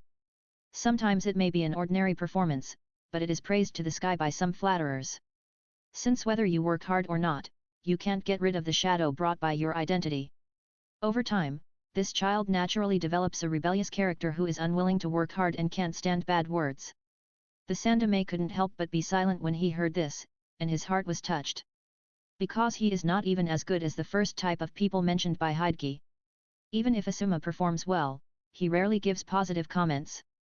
Even in order to avoid this, kid is so proud of himself that he often uses the performance of his eldest son Shinichuk to suppress him. Now, according to Hideki, this is wrong? The Sandaime subconsciously wants to refute, but recalling Asuma's lonely expression when he failed to get his praise again and again, the words in his mouth can only turn into a sigh. It seems that because of the example of his eldest son Shinichuk, he subconsciously uses too high a standard to demand Asuma. Then Hideki, do you have any good solution? The Sandaime looked at Hideki with expectant eyes. First of all, we need to reshape Asuma's concept of rewards and punishments, so that he knows that if he does well, he will be praised, and if he does not do well, he will be criticized. Hideki said, for this reason, we'd better change Asuma's environment and try to minimize the influence of his identity as the son of Hokage. Hideki, you make it sound simple, but where is such a place in Konoha? Do we have to send Asuma out of the village? Speaking of this, the Sandaime touched his chin, and seemed to really start to consider the feasibility of this plan. It seems to be a good choice to throw his stupid son out of the village to be beaten by society. However, Hideki and Asuma have no grudges, so naturally he will not cheat him like this, and hurriedly reminded. Of course, Hokage, have you forgotten that my workshop is still recruiting apprentices? The Sandaime was a little speechless. This kid always spares no effort to recruit apprentices for the workshop, and now he even has his eyes on Asuma. So he couldn't help asking. But the apprentices in your workshop are actually students in the school, so what's the difference from the usual environment? It's a big difference. Hideki explained with a smile, because the workshop has just been established, it is a brand new environment, so as long as the tone of equal coexistence is established from the beginning, the influence of identity can be greatly reduced. In addition, ninjas ultimately speak with strength. In the ninja school, Asuma has a good talent and his grades are always among the best without too much effort, so the identity of the son of Hokage will play a role. But his talent in puppetry can only be said to be ordinary. If you don't perform well in the workshop, the adults will not care for the time being, but the children will not care whether you are the son of Hokage. After that, whether Asuma works hard and uses grades to maintain the title of the son of Hokage, or gets rid of the shackles of his identity and learns to look at things with a new perspective, we will make a profit. After listening to Hideki's plan, the third generation began to think about it again. Although Hideki failed to become a tutor, Asuma helped to bring the two closer. But the plan to let Asuma join the workshop doesn't seem bad. At least the purpose of letting Asuma learn the chakra carving knife was achieved. Then we can decide whether to let him stay and study according to his situation in the workshop. And the Sandaime is also a little curious about what choice Asuma will make in the end. So after a little thought, the Sandaime nodded and said, then I'll ask Hideki to worry about it. I'll let Asuma go to the workshop to study next weekend. But before he could finish, Hideki quickly dissuaded him. Wait, Hokage-sama. In order for Asuma to persist in the workshop and not give up easily, we must make him feel that going to the workshop is his own idea. Although the solution depends on the situation, but Hokage-sama, you'd better play a different tune, for example, forbid him to come to the workshop, or bet that he won't be able to hold on for long. In this way, we can take advantage of his rebellious psychology, and my future work will be easier to carry out. The Sandaime's mouth twitched when he heard this, and he couldn't help but mourn for his silly son in his heart. Meeting such a cunning teacher, this child's future life may not be too easy. And Hideki was slightly relieved when he saw that the Sandaime agreed to this plan. If he really wanted to devote a lot of energy to teaching Asuma as the Sandame hoped, it would be difficult for him to do it. But if he just wanted Asuma to become a member of the workshop and give him some psychological counseling, Hideki would still be willing to serve. As for whether Asuma can get rid of the shackles of the Hokage's son in advance, it depends on his own luck. The time came to Thursday afternoon, in the puppetry class. As usual, Hideki explained the basics of puppetry to everyone while deepening everyone's impression through novel and interesting practical demonstrations. After the teaching part came to an end, the mood of the little ninjas gradually became high. The reason is simple, because it is time for pocket puppetmen again. Although the new toys that have appeared recently have indeed made everyone addicted, in fact, pocket puppetmen still cannot shake the status of pocket puppetmen in the minds of most children. On the one hand, it is because the gameplay of pocket puppetmen is similar to electronic games, and the unique gameplay will naturally form a dimensionality reduction attack on traditional toys. On the other hand, it is because things are rare and expensive. So far, pocket puppetmen, which can only be played for a short time in each puppetry class, will naturally make everyone dream about it. However, this situation will soon change. Because Hideki began to announce. I think everyone knows that the registration for the training course will end next week, and the number of students will stabilize. So in order to facilitate everyone to carry out extracurricular activities practice, I will start lending you pocket puppets. Before Hideki finished speaking, deafening cheers had resounded throughout the classroom, almost lifting the ceiling. Here it comes. Finally, this day has come. The faces of the little ninjas were filled with excitement, and they chattered and celebrated with their classmates around them, with giggles and cheers. Hideki did not say anything to stop everyone from celebrating, but just smiled at the scene in front of him. At least compared to the children's enthusiastic expressions at the opening ceremony, their joyful appearance now looks more pleasing to the eye. Although it was still insignificant, Hideki began to truly realize that the changes he had caused were slowly changing Konoha. After being happy, the children quickly quieted down and wanted to hear more specific details. Hideki then continued. Of course, everyone knows that due to limited course funds, pocket puppets are not cheap, and it is impossible for everyone to have one. So I will divide you into groups, assign a puppet beast to each group, and take turns to practice after class. The little ninjas naturally had no objection to this. Although it was a pity that they could not have their own pocket puppet beast, it was a great improvement to have more time to try it out. However, the teacher's next announcement puzzled everyone. In addition, I have obtained the approval of the Hokage. In the future, this classroom will also have some pocket puppet beasts, which will be open to all students in the school during extracurricular time. As long as you want to exercise your chakra control, everyone can come here to practice. Chapter 33 The Hated Charmander. Many little ninjas were confused by the teacher's operation. Although the teacher's teaching content has been made as novel and interesting as possible, many students are still not very interested in puppetry, or have poor talent, and only come to class for the pocket puppet beast. So once the classroom and pocket puppet beast are open to all students, many students may choose not to come to class. Teacher Kimura's operation is tantamount to driving people away. In fact, these children really guessed it right, Hideki was indeed driving people away. Because after the successive bombardment of pocket puppet beasts and new toys, the number of students coming to the puppetry class has approached the 200 mark.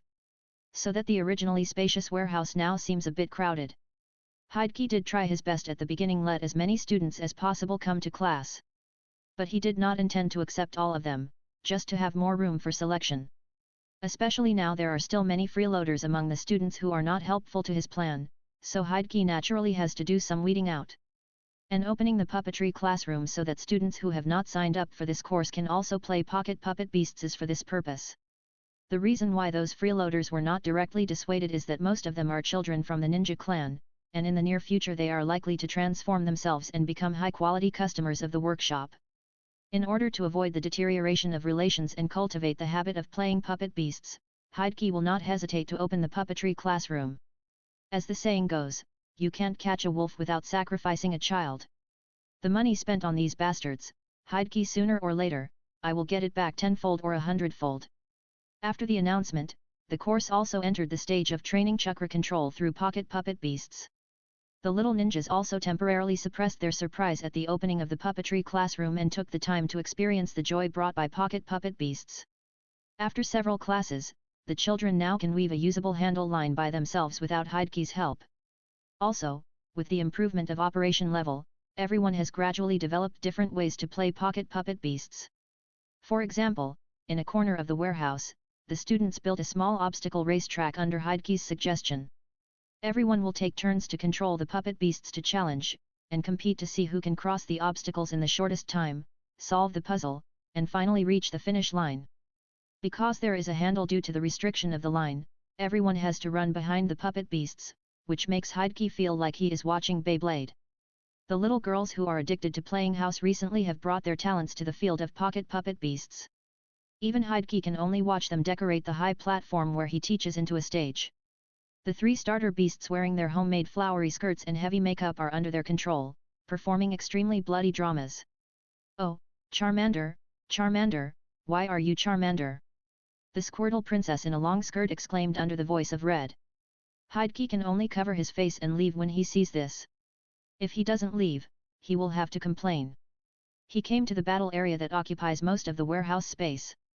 Watching the children excitedly controlling the pocket puppet beasts to fight, Hideki couldn't help but nod repeatedly. Right, this is the most correct way to play pocket puppetman. What the hell is acting? There is no doubt that using pocket puppetman to fight is the mainstream way that young ninjas are most enthusiastic about. Since pocket puppetman is easy to operate, many talented children have already mastered it. Tricks, and started to play properly. Of course, there are also students who are not very good at playing. Haha, Obito, you are the last one, stop struggling. With your Charmander, it is impossible to defeat my Squirtle. Just then, a commotion in the battle zone caught Hideki's attention. What's so proud about defeating Charmander with Squirtle? When Hideki heard this was his first reaction. But he soon remembered that the pocket puppet beast he made didn't seem to have a setting for attribute restraint. Driven by curiosity, Hideki walked over to check the situation. Then he saw Charmander being suppressed by a Squirtle's water gun attack and could only run around. Because the length of the handle line is limited, Uchiha Obito, as the controller, can only run behind Charmander. The funny scene made the surrounding little ninjas laugh. Hideki also raised his forehead helplessly when he saw this. Obito, Obito. You are playing with a pocket puppet beast, not a 4WD car, why are you running after it? It seems that we still need to add a range regulation for the battlefield in the future. Then Hideki looked at the student who was controlling Squirtle. Coincidentally, it was Asuma Sarutobi. Although this kid didn't study hard, he was very active in playing puppet beasts. And the talent from the 3rd generation Hokage made him hard to beat when playing this game. Compared with him, Obito, who also came from the great ninja clan, seemed particularly inferior. However, Hideki didn't have a good impression of Asuma at this time. Because he was proficient in puppetry, he could see at a glance that the child didn't fight with all his strength. Although he said that Obito shouldn't struggle to death, he deliberately let him go and played with him to his heart's content. It was obvious that the child was using this method to vent the resentment that he usually suppressed.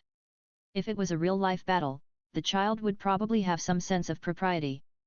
But because it was just a battle between puppet beasts, he let himself go.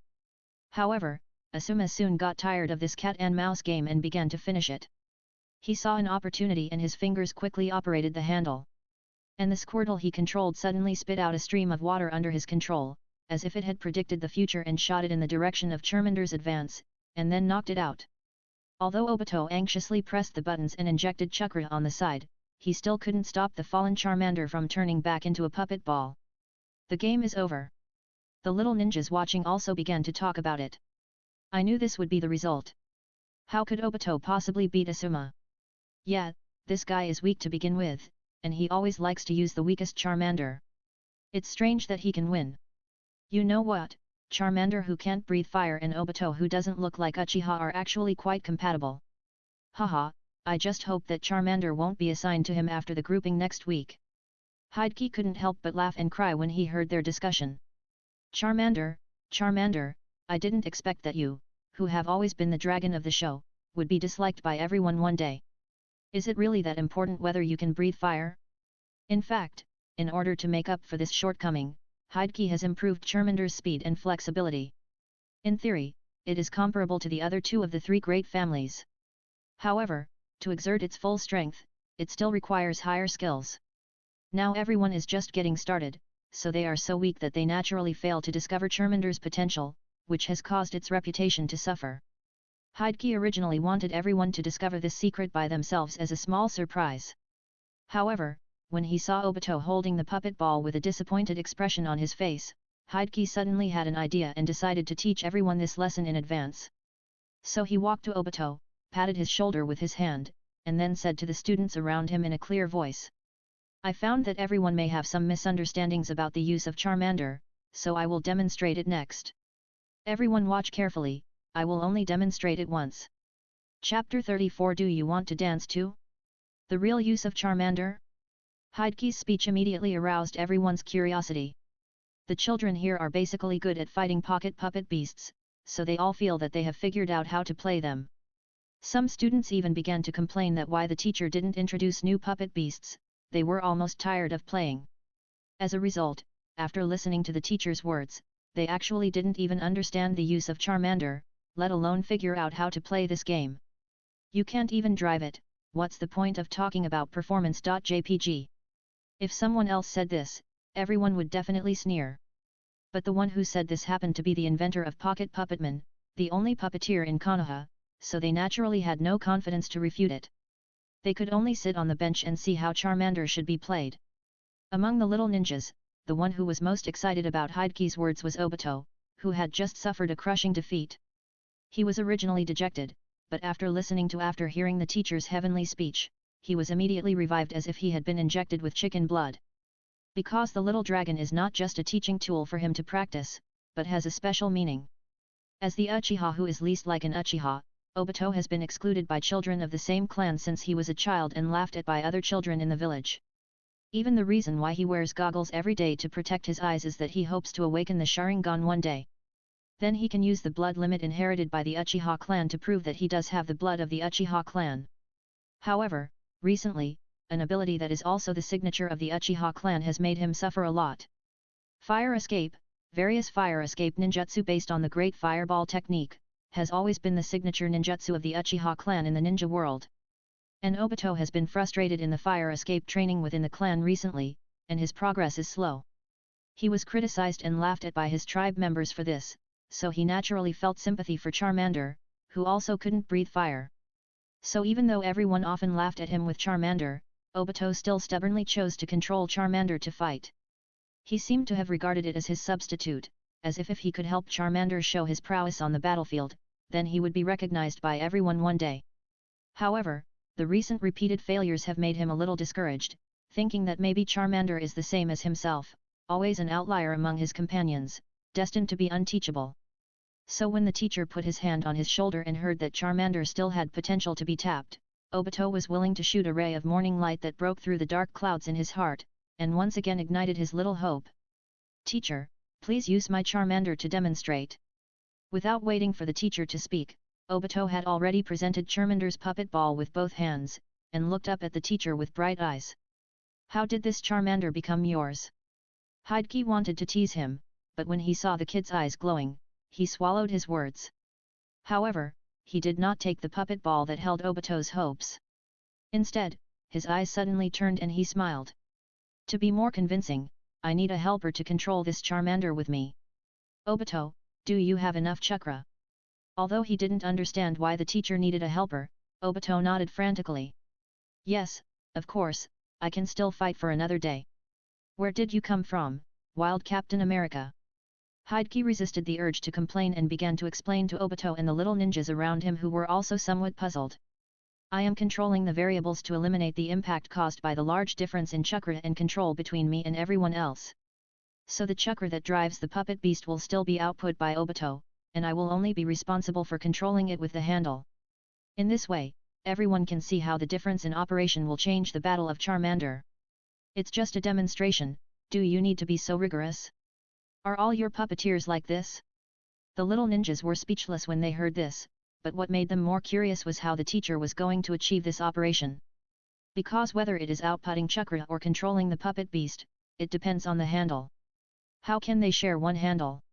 As if Hokage knew what they were thinking, he suddenly showed a slightly evil smile. Then the next moment, Obito suddenly put down the puppet ball and started dancing vigorously. The little ninjas watching all had a bunch of question marks on their heads. What is this last place Obito doing? I heard that the Uchiha clan has always loved dancing. Could it be that Obito is too happy, so he uses dancing to vent his ecstasy? However, judging from Obito's expression, which is even more shocked than theirs, it shouldn't be the case. Teacher, I can't control myself. Obito finally reacted at this time and hurriedly asked the teacher for help. However, at this moment, several visible chakra lines gradually emerged on Obito's limbs, and the other end of them was naturally connected to Hideki's right hand. Sorry, in order to show more clearly how I will control the handle, I will use your body to demonstrate it. Hideki laughed, brushed off his prank, and began to explain further. Performance of human body. As you can see, this is a ninjutsu that uses chakra lines to control other people's bodies as puppets. Originally, this technique was developed by the puppeteer of Sand Village in order to control the corpses of his companions and continue fighting after the puppets were destroyed. But if the person being controlled is willing to cooperate, or is unable to resist due to the disparity in strength, then this technique can also be used on living people. The little ninjas suddenly realized that puppetry can be used to control living people. However, they were so naive that they did not realize that the puppeteer had to control the corpses of his companions to continue fighting. How much blood and gore was hidden behind the invention of this technique?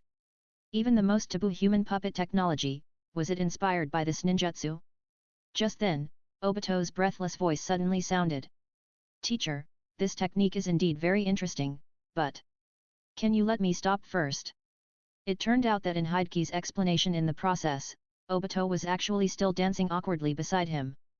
Sorry, I forgot again. Hideki finally stopped Obito's Bully Maguire dance, and reminded himself in his heart.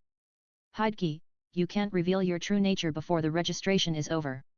In order to change the subject, he then looked at Asuma across from him. By the way, for the convenience of demonstration, I still need an opponent. I wonder if you are willing to help, Asuma. Come on, even though it's just a demonstration, I won't be defeated so easily. Asuma naturally agreed to this opportunity to be in the spotlight. You know, when they heard that the teacher was going to demonstrate, the whole class actually started to watch curiously. Seeing that Kurenei, who was even cuter today, was also among the crowd, Asuma naturally wouldn't show his fear. And he didn't just say that he wouldn't lose easily. Because the upper limit of the handle is not high, even if the teacher is a real puppeteer, he can't be much better than him in operation. Not to mention that the teacher doesn't even control directly, but indirectly controls the puppet beast by controlling Obito, so his strength will naturally be greatly reduced. In addition, the chakra to maintain the puppet beast is still provided by Obito, the last one. With so many handicaps, even if the opponent is Kimura, Asuma believes that he has the possibility of winning. Recently, Hong has been talking about Kimura all the time. This time, let her see how powerful Asuma is. Although he was a little confused by Asuma's silly smile, seeing that he agreed to be an opponent, Hideki also began to announce. Well, let's start the demonstration next. Go, Squirtle! Come on, Charmander! With Asuma and Obito throwing the puppet ball forward at the same time, this much anticipated exhibition match finally kicked off. The two puppet beasts simultaneously transformed successfully in the air, and then landed steadily on the ground. As soon as it landed, Squirtle opened its mouth and sprayed a stream of water, launching a fierce attack on Charmander. And under Asuma's control, the next water gun attack was ready to be used to capture Charmander's stiffness after dodging. This is actually similar to the basic tactics in the battle of throwing ninja tools. That is, using continuous long-range attacks to compress the enemy's evasion space and force the enemy to make mistakes, and finally completely crush the opponent. Although everyone uses similar tactics when using Squirtle, a turret-type puppet beast. But only Asuma can rely on his innate combat instincts to always accurately capture the opponent's fleeting flaws and establish victory faster. Because everyone respectfully calls him the number one Squirtle in the village. Chapter 35 Puppet Master's Combat Skills. However, Asuma's lore script did not go as smoothly as usual this time.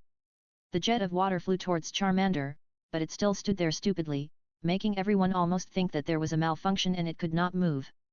But just before being hit by the water column, Charmander suddenly lowered its head and actually avoided the attack of the water gun. Asuma on the opposite side was a little confused when he saw this. He had been prepared and was waiting to use the water gun to continue to compress its evasion space according to Charmander's actions, but Charmander just lowered its head and his carefully prepared layout was scrapped. However, Obito on the opposite side was no less surprised than him. Because when he saw the water gun attack, he subconsciously wanted to move the joystick to control Charmander to dodge. However, under Hideki's control, his fingers did not move at all, which made him very anxious. Until the water column was about to hit Charmander, his fingers pressed a key slightly under the action of a pulling force, and gently pushed the joystick at the same time.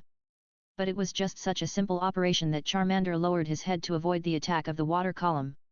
It turns out that Charmander can be played like this. Obito, who was saved by the teacher's operation, was surprised as if he had discovered a new world.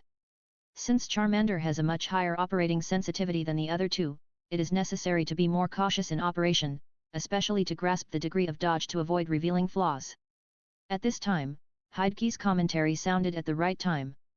In fact, this is also one of the practical skills that need to be remembered when controlling a real puppet. The reason for this problem is that the puppeteer usually controls from a distance, so it is naturally difficult to accurately grasp the extent of the dodge action of the puppet.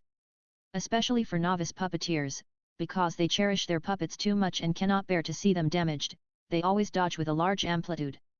But if you do this, it is very likely that you will not only fail to save the puppet, but even your own life. Hideki's words always sounded inexplicably real, which made some young ninjas who thought about where his puppetry came from think about it with great fear. Then Hideki said, "But there is actually no good solution to this problem. It is generally solved by training eyesight and accumulating experience. Relieve. But before that, the puppeteer must develop a firm will that it doesn't matter if the puppet is hit. Because the puppet is a dead thing after all, as long as the core is not damaged, it can continue to fight even if all its limbs are broken. But if the enemy catches the flaw of dodging because of the fear of the puppet being damaged, then the outcome of the battle is likely to be determined from that moment." While Hideki was explaining, the battle on the field was actually still going on. So Hideki was able to use practice to prove his theory. No matter where Squirtle's water gun attack was aimed at the body, Charmander was dodging with the smallest amplitude under the dual control of Hideki and Obito, without any chance to take advantage of. Looking at Charmander's leisurely posture strolling in the rain of bullets, it was really hard for everyone to equate it with the figure that was running away in a panic just now. It turned out that just changing the control method would change the puppet's strength so much. However, Hideki's demonstration has just begun. As Charmander evades the water gun attack, it has gradually approached its opponent. This time, it seems that Squirtle should run. However, Hideki naturally did not give Asuma this opportunity. He controlled Charmander through Obito to quickly rush to Squirtle and began to attack wildly. Grabbing, kicking, biting, and flicking its tail. Charmander used almost all of its weapons to launch a continuous attack on Squirtle. However, the little ninjas watching were not excited by this. After all, they had seen this scene many times before. Because Charmander has no long-range attack, this is actually its common fighting method. Although Charmander's attack speed is fast, the power of each attack is only average. If the opponent is a strange seed, then after breaking through the blockade of the Vine Whip, there may be a chance to bully the opponent in close combat. But once facing the Squirtle with strong defense, Charmander will often be defeated because it is difficult to break the defense. And the scene presented in front of him does not seem to be much different from the past.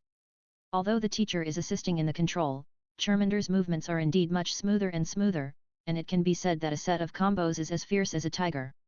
It's a pity that the upper limit of the operation of the pocket puppet beast is like that, so even if the teacher uses all his tricks, he still can't change the characteristic of Charmander's low attack power.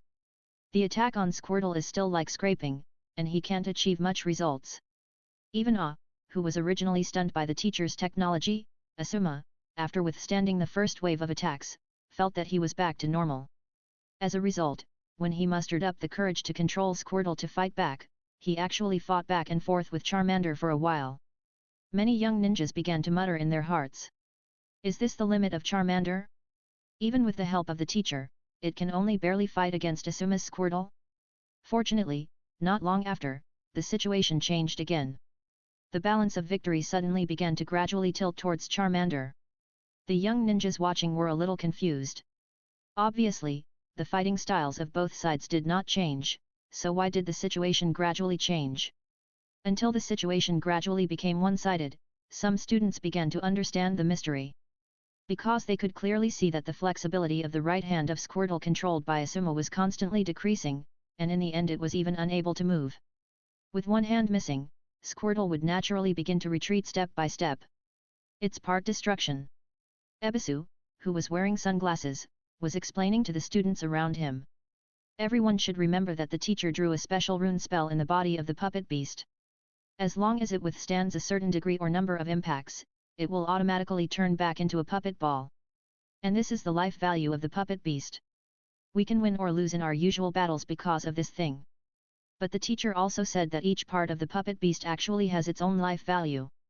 Once it is damaged too much, the amount of chakra passing through will be reduced, making that part more difficult to control. It's just that it's usually difficult for us to keep attacking specific parts, so it rarely triggers obvious effects. And in fact, this is the real use of Charmander. By attacking specific parts, we can continuously weaken the opponent's strength and achieve the final victory. And this is also a tactic that can only be perfectly executed by Charmander with fast attack speed and flexible movements. When the little ninjas around heard this, they suddenly realized it, and at the same time they were a little ashamed. It turns out that the teacher had already told them the answer, but they just didn't think of it at all. And he was able to design such a perfect set of tactics for Charmander at the beginning. Mr. Kimura is really amazing. And Hideki, who was being praised by everyone, was actually a little speechless. Because most of what he was going to say was spoiled by Ebisu. It can only be said that he is worthy of being promoted to a special jonin by his education specialty and can also become the tutor of the future Hokage's grandson. He is really smart. It's a pity that Ebisu was unable to join the workshop as an apprentice because his chakra control was only 4 points. I can only hope that he can improve his chakra control to 5 points in the next test. After a slight distraction, Hideki continued to control Charmander and beat Jack. Niku, at the same time, began to explain. Just like what Ebisu said, this is indeed the real use of Charmander.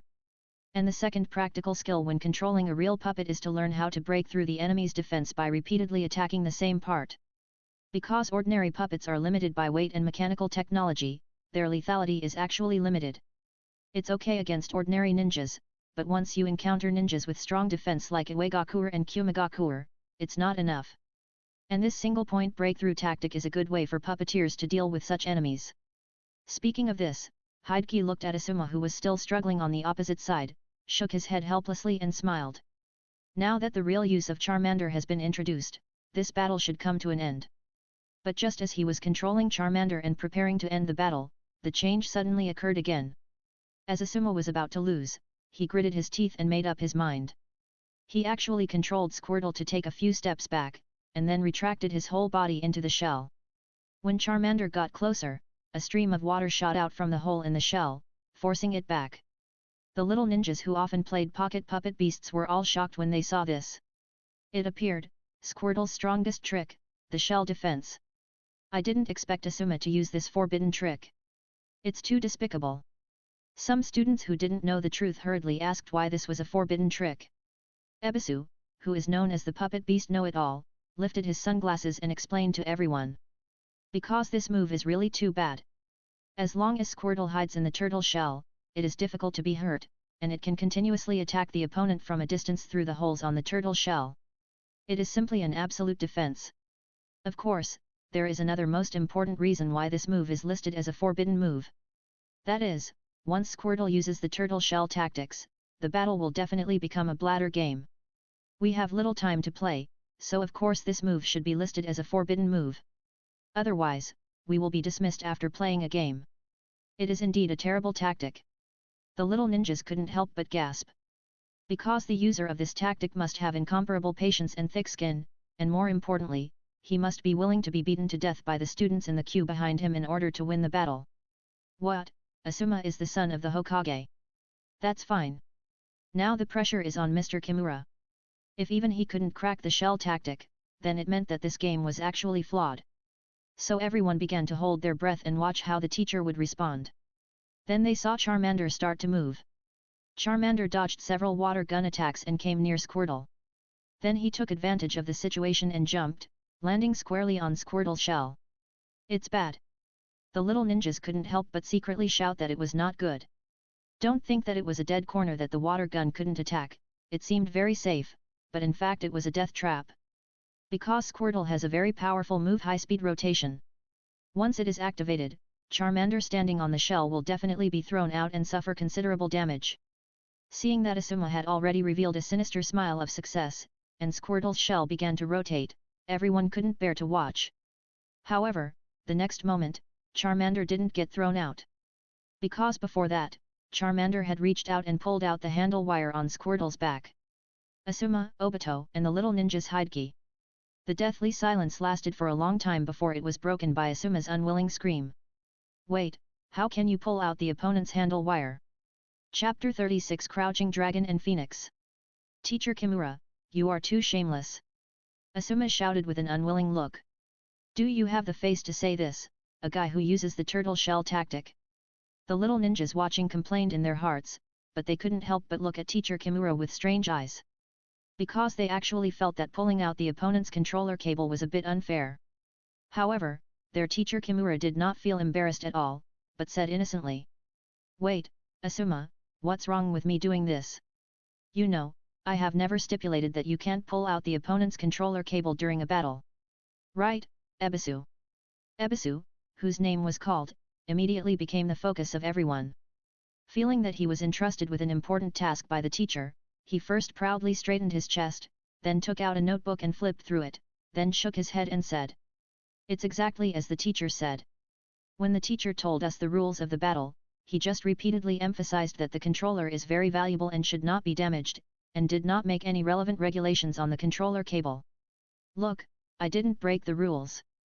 Hokage spread his hands, and then continued to explain to the little ninjas who were still a little unconvinced. In fact, this is the third practical skill I want to teach you, and always remember to protect your chakra line in battle. Because no matter how powerful your puppet is, once the chakra line is cut, it is no different from a pile of scrap metal and rotten wood. Of course, if the enemy is a puppeteer, then trying to cut the chakra line on the puppet is also a shortcut to victory. Seeing that everyone gradually showed a thoughtful expression, Hokage continued. Since the chakra line is a major weakness of puppetry, it must be taken into account when practicing. Otherwise, no matter how much practice you do, it will be useless and may even develop wrong habits. And the reason why I didn't make a rule prohibiting attacking the handle line is that I want everyone to develop the habit of paying attention to protecting the chakra line at any time through fighting. The little ninjas were finally convinced when they heard this. Even Asuma couldn't find a reason to refute, so he had to hum and sulk alone. Teacher Kimura, does this mean we can also attack the opponent directly? Ebisu quickly asked a question. That's the theory, but there's no need for it yet. Hokage shrugged and said, because the pocket puppetman's combat power is too weak to threaten you at all. Whether you dodge or not, it will only make you develop bad habits. So this kind of practice will only start when you start learning to control real puppets in the future. Of course, if both parties agree, it's okay for you to try it occasionally. Seeing that everyone had no other questions, Hokage clapped his hands and said, okay, now that we've introduced the use of Charmander, let's continue playing. No, it's free practice. The little ninjas immediately scattered when they heard this, and they raced to enjoy the remaining playtime. Obito, who was still standing next to Hokage, couldn't help but be happy when he heard the classmates around him chattering about the new uses of Charmander.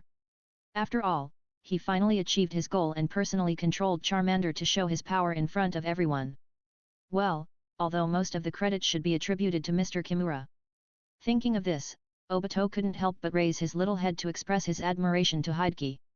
Teacher, you are so awesome. You can actually control Charmander to this extent. Compared to other students, Obito, who was controlled by Hokage, undoubtedly sat in the special seat and watched the whole battle. So he could best appreciate how the teacher used delicate and exquisite operations to make Charmander perform various complex and flexible movements with a simple handle. This wonderful feeling of making Charmander seem to be really alive with delicate operations made Obito unforgettable.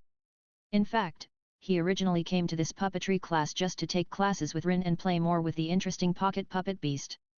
Although the teacher's teaching was indeed very interesting, the increasingly complex learning content still made Obito daunted and even prepared to give up this course. But now his thoughts have changed 180 degrees. At least before he mastered the correct use of Charmander and really controlled it with his own hands to show off his power in front of everyone, he would never give up puppetry. For this reason, he was humbly asking the teacher. Teacher, teacher, how can I quickly become as powerful as you? Hideki tapped Obito's forehead with his finger and said. There is no shortcut to this thing. As long as you practice more, you will be like me sooner or later. No, you should be better than me. While speaking, Hideki couldn't help but think of the scene in the original work when Obito used chains to control the six-tailed beasts. Hey, don't say it, this kid might really have a talent for controlling puppet beasts. Hideki shook his head slightly to dispel the sudden idea in his mind, and then reminded Obito. For example, you should practice and consolidate my operation just now while you still remember it. That's right. Obito woke up and quickly took out the puppet ball to practice. But as soon as he took out the puppet ball, his expression froze. After freezing for several seconds, Obito came back to his senses and said to the teacher with a sad face. Teacher, what should I do? I have forgotten everything. Are you a goldfish? Hideki held his forehead helplessly, lamenting that it was a pity that he didn't teach Tai Chi sword. And he began to understand why Uchiha Madara pulled out the tube and committed suicide not long after teaching Obito. Teacher Kimura. Obito rubbed his hands like a fly, begging with a frown. Can you use that technique to control me again? Before Hideki could respond, Asuma, who came out of nowhere, had already pushed Obito away, and said to Hideki with an unconvinced look. Teacher Kimura, play another game with me. Just now, I was careless and didn't dodge, so I let you pull out the handle line. Who gave you the courage to say this? Hideki complained in his heart. However, Asuma's challenge was actually within Hideki's expectations. Because in the exhibition match just now, he had already set up a lot of bait. In short, the operation that seemed exquisite in Obito's eyes actually left a lot of flaws. For a genius like Asuma with a keen combat intuition, these flaws are the sweetest fish. Bait. You should know that before the damage to the parts occurred, he and Hideki had fought back and forth. The existence of these flaws would give him an illusion that as long as he paid a little attention to the two problems of part damage and the ability to pull out the handle line, he might still have a chance to defeat the teacher. Even if it doesn't work, it will be more convincing than the ridiculous ending just now. And this is exactly what Hideki wants. Don't forget that he has taken on the task of training Asuma from the third generation. If Asuma is not more interested in puppetry, how can Hideki trick him into working for him in the workshop? So for Asuma's invitation to play, Hideki deliberately hesitated for a moment and nodded and agreed. Okay, since Asuma helped demonstrate just now, I will play another game with you. Seeing Obito's hopeful expression, Hideki added. Of course, I will still fight you by controlling Obito. 1 sheep is driven, and 2 sheep are released. It just so happens that one of them is a genius and the other is a laggard, which is the golden match in the world of Naruto. Hideki thought that if the operation was done properly, perhaps they could temporarily become little friends who could promote each other and create new sparks that were not in the original work. At this time, the two naturally did not know that the teacher had already paired them up. After hearing the teacher's proposal, Asuma looked at Obito with some disdain, but did not raise any objections. And Obito cheered, then hid behind Hideki and secretly made a face to Asuma. It seems that they didn't like each other before. Well, Hideki felt that the friendship called bond, in short, the taste of gay love was getting stronger and stronger. Then Hideki took the two to the corner of the warehouse on the grounds of avoiding attracting too much attention. Then he controlled Obito as before and started fighting with Asuma. To be precise, Asuma's journey of suffering began. Chapter 37, Teach students in accordance with their aptitude. In order to make Asuma, who was ambitious but incompetent, understand the gap between them and to establish his dignity as a teacher, Hideki decided to be a little more serious. So this duel of pocket puppet beasts ended quickly with Asuma's defeat. In less than 10 seconds, Squirtle was surrounded by Charmander and easily pulled out the handle cable, causing it to collapse to the ground. After being defeated at the speed of light, Asuma also realized that he had thought too simply just now, and the teacher had not used his full strength in the exhibition match just now. However, Asuma was not beaten to quit the game because although he lost quickly just now, he still caught some flaws in the teacher's movements. Although he failed to catch the flaws on the spot, if he did it again, he would definitely not lose to the same move. In order to verify his idea, Asuma had to say shamelessly. Teacher, let's play another round. I just wasn't mentally prepared. No problem. Hideki agreed with a smile. As expected, he was beaten again. After being beaten, Asuma was also depressed. His strategy was to first use similar actions to the previous round to lure the teacher to use the flawed moves just now, and then he would use the countermeasures he had thought of to counterattack. And the script did go smoothly as he thought, until the last step. It turned out that the teacher suddenly used a wild and unrestrained trick to crack his counterattack and defeat him. But it didn't matter, because Asuma found that there was also an opportunity in the teacher's trick. If it happened again, he would definitely be able to counterattack. So he said again, "Teacher, let's play another round. I'm still a little rusty." Hokage also said it didn't matter. So in the following time, Asuma was like being trapped in a time loop, repeating the previous operations over and over again. In short, killed instantly, there is a flaw, ask for another fight, full of confidence, killed instantly. Asuma is not a fool after all. After experiencing the same routine again and again, he naturally noticed something was wrong.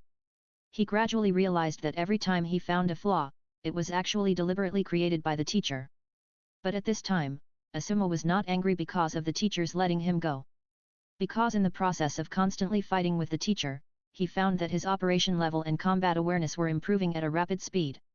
This is not only because he inherited the combat intuition from his father, the third generation, but also thanks to the teacher's just right feeding. Although he crushed Asuma every time, he also left flaws as a way to solve the problem. These flaws will force Asuma to improve his skills and tactics immediately before he can crack it next time. And this improvement is just within the limit of Asuma's talent every time. Therefore, every time Asuma played a game, he could deeply feel his own progress from breaking the teacher's moves. It was not from the praise of others, but from the improvement of his own judgment. It had been a long time since Asuma had experienced this kind of happiness that came purely from learning, so he couldn't stop and would never give up. Even at this time, he was letting the teacher enter when he played the next round. His tone became more respectful. "Mr. Kimura, please play another round with me." Hokage, who had already anticipated the situation, nodded with a smile and said, "I'm happy to play with you." Obviously, the fish has been hooked. What Asuma is experiencing at this time is the practical training method tailored by Hokage according to his talent characteristics. Based on the memory of the original work, the introduction of the third generation, and the test of the exhibition match just now, Hokage is very sure that this child is a combat genius. In short, he is not a super genius like Kakashi who learns everything quickly, but his innate combat instinct allows him to always see through the enemy's weaknesses in battle, so as to defeat the strong with the weak.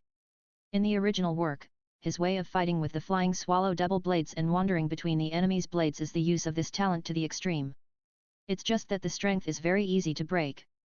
Once the opponent's ability exceeds the range that he can immediately break, then this fighting style can also easily kill him. And Hokage is exposing flaws in the battle, constantly triggering Asuma's passive talent, forcing him to constantly evolve himself in the battle. Of course, it seems easy to say, but it is not that simple to grasp the right measure. If it is too little, it will not play the role of training, and if it is too much, Asuma will be overwhelmed or even directly persuaded to retreat. Fortunately, Hokage has the strongest ninjutsu for teaching, the spider perception technique. The thin chakra lines all around allow Hokage to control Asuma's physical condition in real time.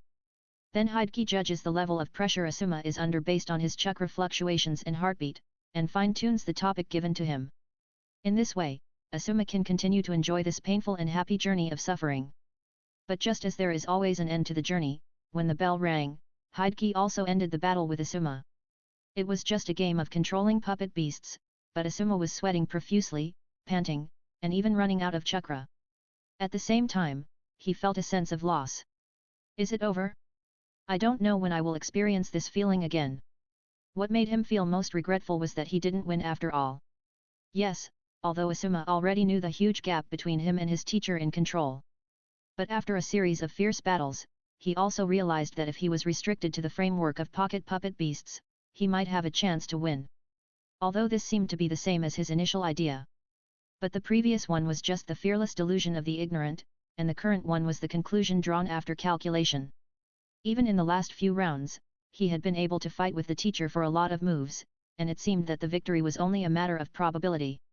But at this time, Asuma had been PTSD'd by the teacher's layers of traps, and was afraid that this was also a trap set by the teacher.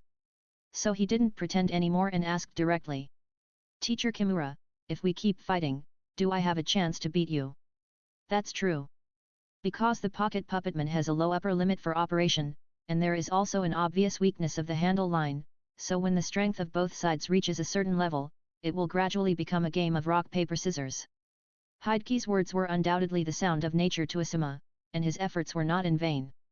However, he also felt a little regretful, feeling that he had seen the end of this interesting game. And Obito on the side was both confused and envious, and he didn't understand what they were saying at all. However, in order to prevent Asuma from seeing through him, he quickly tightened his little face and began to nod repeatedly, as if agreeing with the teacher's statement. At this time, the two did not know that the teacher's next sentence would make them change their faces. Although it is a rock-paper-scissors game, with your current level, Asuma and Obito, you have to play hundreds of games to have a chance to beat me once. Asuma was stunned. However, what surprised him was not that he had to play hundreds of games to beat the teacher once, but why the teacher compared him to Obito, who was the last one. Obito himself was so surprised that his eyes almost popped out. Fortunately, he was wearing goggles.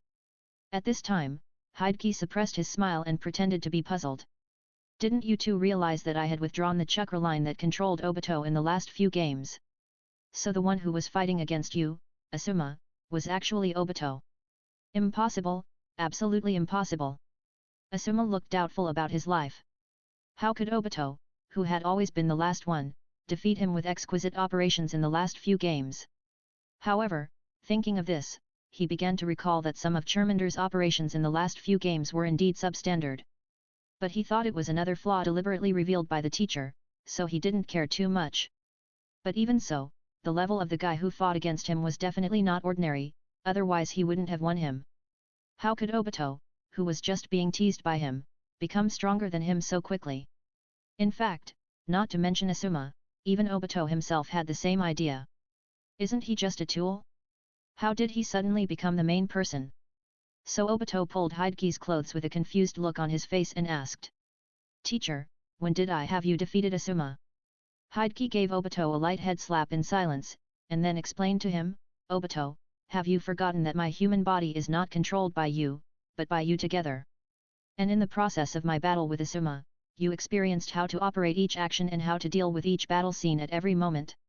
So unconsciously, you have learned my operation method, and the idea has gradually reflected on my fingers. When I found out about this, I didn't completely suppress the action of your fingers. When you make the right operation, I will just let it go. Of course, when you make a mistake, I will still make corrections. In this process, your accuracy rate will naturally continue to improve. Since the pocket puppetman has only a few buttons and limited variations, your operation is not a big problem in the end, so I simply withdrew all the chakra lines. So there is no doubt that the last few games were indeed won by you. Chapter 38 The Last Place Teaching Method. I really defeated Asuma just now. Although Hideki said so, Obito still didn't feel much reality. He just lowered his head and stared at his hands blankly, muttering to himself. But why don't I remember this at all? It's right not to remember. Hideki touched Obito's hedgehog head and found it a little prickly. After retracting his hand with a little disgust, he continued to explain. In simple terms, learning methods can actually be divided into two types. One is to rely on brain memory, and the other is to rely on body memory.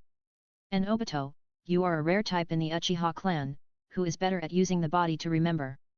The body memory that Hideki mentioned does not simply refer to the muscle memory formed by repeated actions, or the unconscious memory in the human brain, but also includes a memory method realized through chakra. From the chakra life forms such as the tailed beasts and the Otsutsuki clan, it can be seen that chakra is not only energy, but also a carrier of information, and it has a set of operating systems that can support thinking.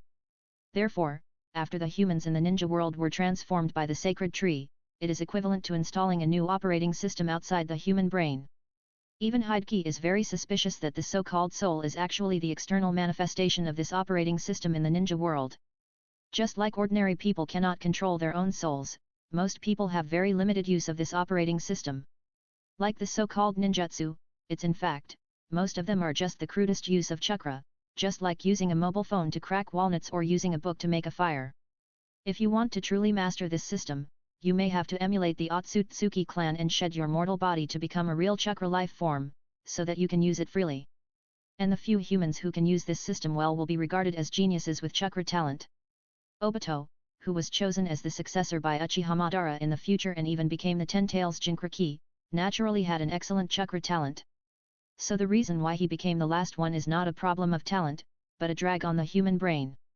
To put it nicely, Obito has talent, but he does not have enough IQ to use it for the time being. To put it in plain words, Obito is an idiot. Generally speaking, a genius like this who is buried needs a master who has a keen eye for talent to patiently guide him, so that he can slowly discover his talent. In the original work, Obito, Naruto, and Jiraiya are all typical examples. It's a pity that Hokage is not a master now, and he doesn't have the patience to spend a lot of time on Obito. So he adopted a very simple and rough teaching method.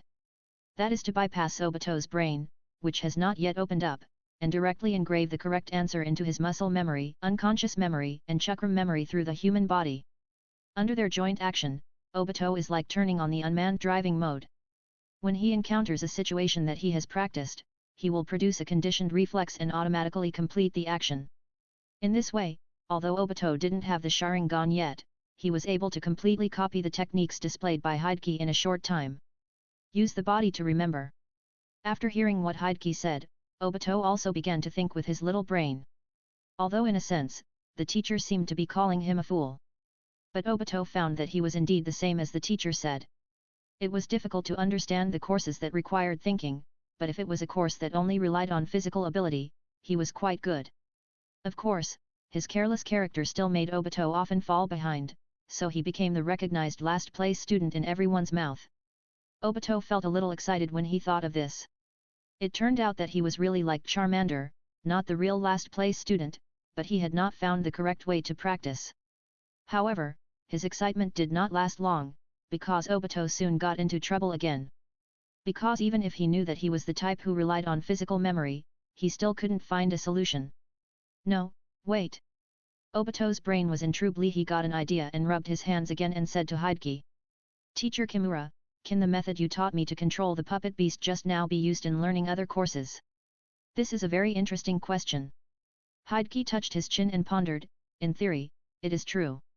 At least courses that rely on the body such as physical skills and throwing skills are definitely no problem. As for ninjutsu and illusion, although it is a bit difficult, it is not completely impossible. Obito was overjoyed when he heard it. He was about to ask the teacher to help him practice, but he was stuck before he could say it. After all, the teacher and he are not related. Even if there is a way, it does not mean that he will spend so much time teaching himself. While he was hesitant, Asuma on the side spoke first. "Teacher, can you use the method just now to guide me to practice in the future? By the way, you can be my tutor, there will definitely be great benefits." "What?" Asuma got there first. Obito was frightened by Asuma's money ability and looked at the teacher nervously. However, what the two did not know was that Hokage had rejected this invitation once before. And now, he had to reject it for the second time. "Unfortunately, in addition to school work, I have a workshop to take care of, and I don't have time to be a tutor for the time being." Asuma pursed his lips and looked disappointed. Obito, who was standing aside, was relieved at first, but also a little frustrated because his hope became more slim.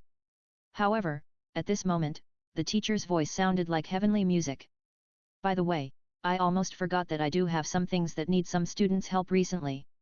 If you two are willing to help, I should be able to squeeze out some time to give you some more guidance."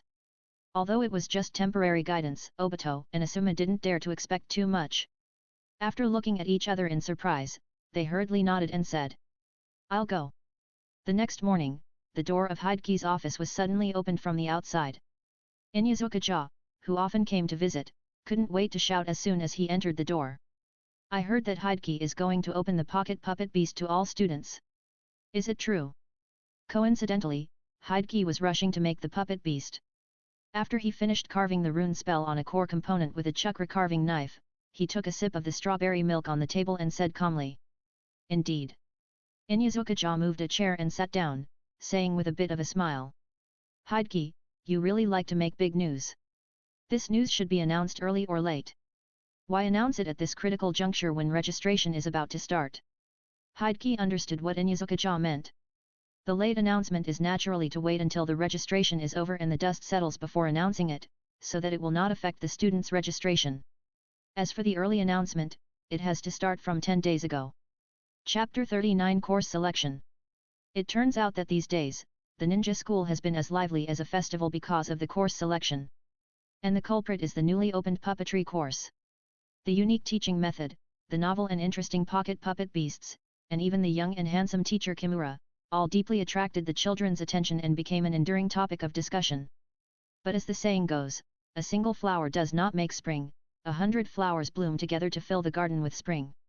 Just like the catfish effect, the emergence of puppetry classes has made other training teachers start to do their best to retain students, making the school more lively than ever before. Many training teachers who have the support of the department directly invite the recently popular ninjas from their respective departments as guest lecturers. Like Narashikaku, Yamanaka Inoichi, Abarame Shiwei. Without exception, they are the most dazzling young ninjas and are the objects of yearning for many young ninjas. In addition, what they will preach in school is the experience summarized from actual combat, which is full of dry goods and attracts the attention of many practical students.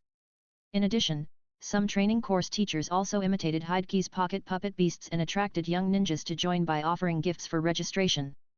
For example, if you register for the medical course, you will get a free physical examination package for your whole family at Konoha Hospital, and the logistics course will give you a 20% discount coupon for a year at the barbecue restaurant, etc. Although they are not comparable to the pocket puppet beasts, for some hesitant students, these gifts may also be the last straw that breaks the camel's back. Under the teachers' recruitment operations, many young ninjas in the school are trapped in the wonderful trouble of not knowing which course to choose. Until yesterday, Hideki suddenly announced that the puppet beasts were open to all students, and the farce came to an end. The students in the whole school naturally cheered and praised teacher Kimura for his noble character.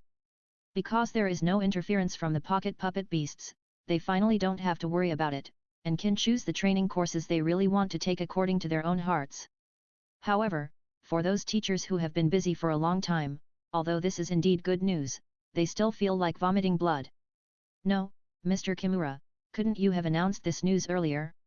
Ha ha ha, Hideki, didn't you see how the other training class teachers regretted it so much when they heard the news?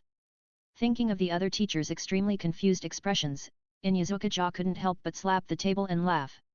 It's a pity that they also gathered together to find ways to target your puppetry class and snatch back students. After a lot of trouble, you actually pushed the students out, and their plan became a joke. At this time, Hideki had already started making parts.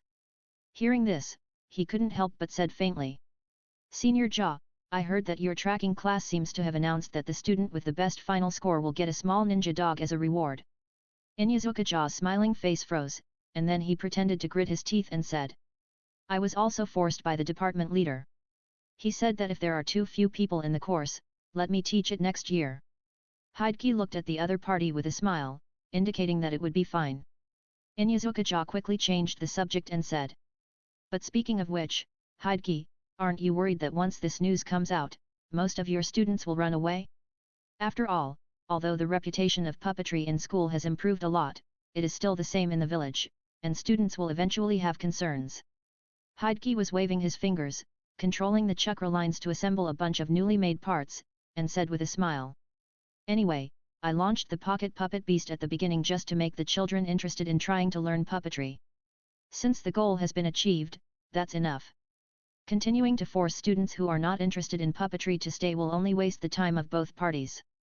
Of course, the most important thing is to teach students in accordance with their aptitude and let children take the path that suits them best. Isn't it the responsibility of our training class teachers? Speaking of this, Hideki had just finished assembling a puppet beast. It looked like a strange seed, but behind it was not a seed, but a bud that had not yet bloomed. Listening to Hideki's words and looking at the new pocket puppet beast that seemed to have undergone iterations, Inyazuka-ja couldn't help feeling ashamed. He didn't volunteer to teach at the school, so he had been muddling along, just planning to finish this school year.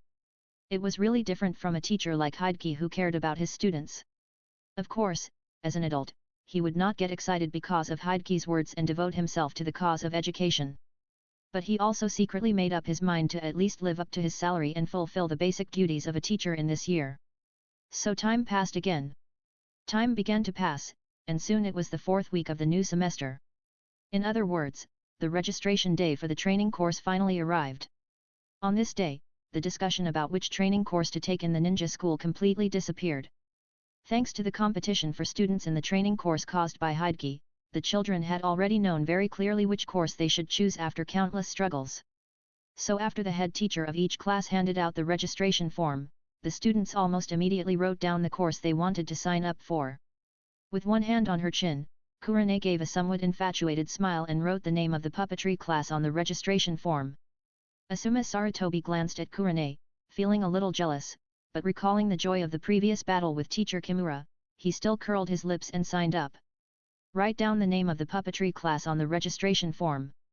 Uchiha Obito was wondering what task Mr. Kimura would give him, and at the same time, with the expectation of getting rid of the reputation of being the last one, he wrote down the name of the puppetry class on the registration form. Nohara Rin recalled the scene in the afterglow of the evening when the teacher kindly helped her solve her problems. Her eyes became more determined, and she wrote down the names of the medical class and the puppetry class on the registration form. Shiranui Genma, Ebisu, Marino Ibiki. There are also little ninjas whose names may not even appear in the original work. With the longing for puppetry and the hope of changing their fate, they wrote down the name of the puppetry class on the registration form.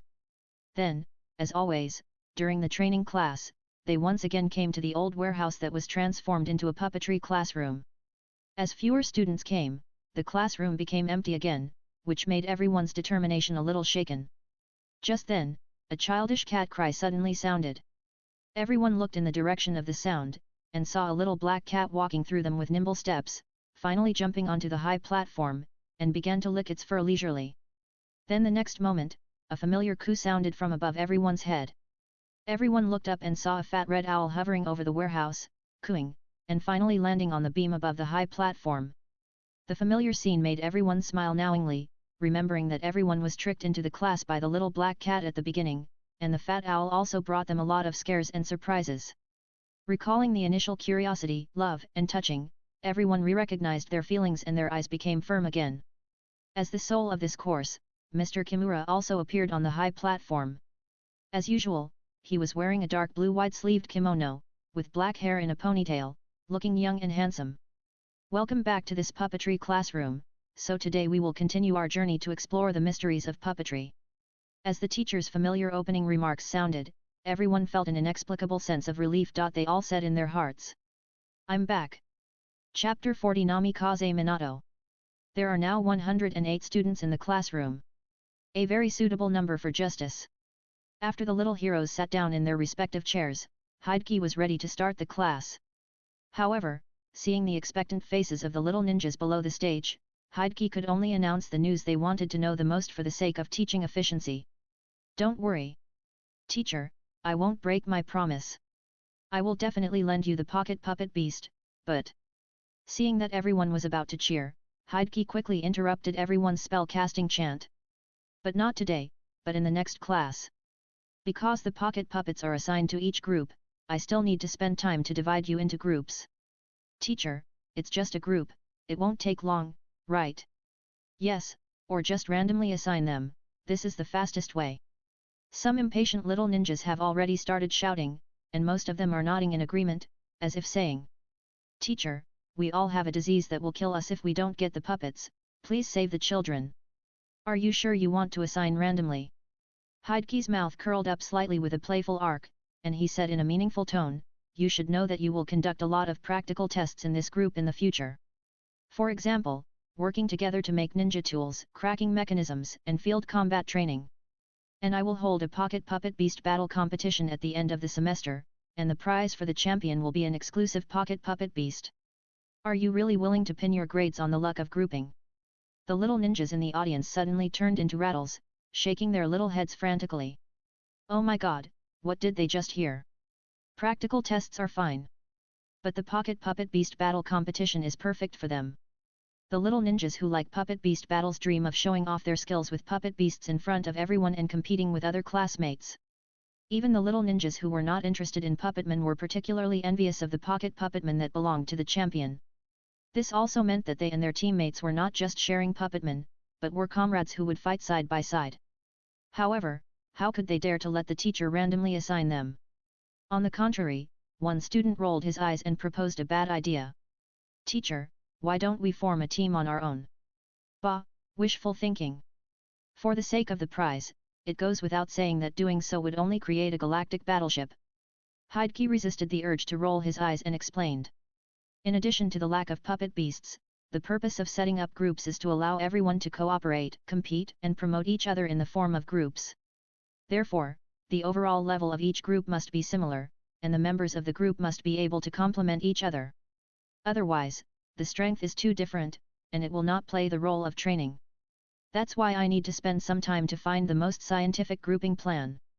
Do you accept this? Now most of the students finally understood the teacher's good intentions and nodded in agreement. Of course, the most important thing is that they understand that if the most powerful students choose to stick together, they will not be able to get the championship prize at all. Obviously, letting the teacher distribute is the solution that suits the interests of most people. Seeing that this group of little ancestors was finally convinced, Hideki sighed in his heart that teaching is not easy, and then he said.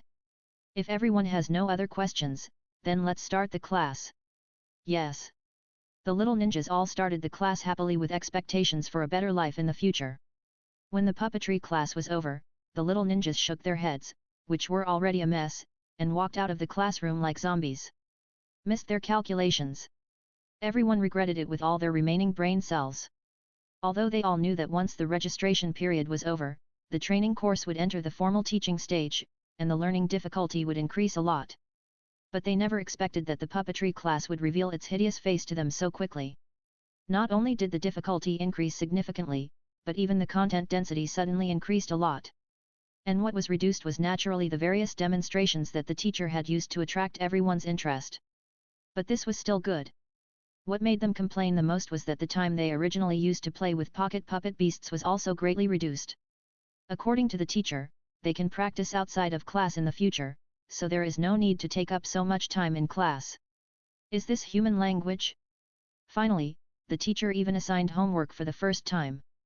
It was to ask them to summarize the history of puppeteers and the role of Chakra lines in the development of the puppeteers he had mentioned before, at least 4,000 words, and hand it in next class. 4,000 words. And the most terrifying thing was that the teacher also said that the students who did not hand in the homework would not be given the puppet beasts in that group. This made everyone not only have to work hard to complete the homework, they have to finish their homework and watch other students finish their homework. Because they don't know who will be their teammates yet. The teacher's arrangement, which is like a precision mechanism, reminds everyone of the rumors that puppeteers are all very insidious and cunning. It seems that rumors are not completely groundless. But what else can they do? They still have to forgive him. With the pocket puppet beast and the battle competition hanging in front of them, everyone can only follow the teacher's pace and walk on this somewhat rugged puppetry road. Hideki was humming a little song in his heart and walked towards his office. Hideki felt in a good mood after showing the little brats a glimpse of the dangers of the world. In addition, the dust of the training course has settled, which also means that the work-study program should be approved by the third generation.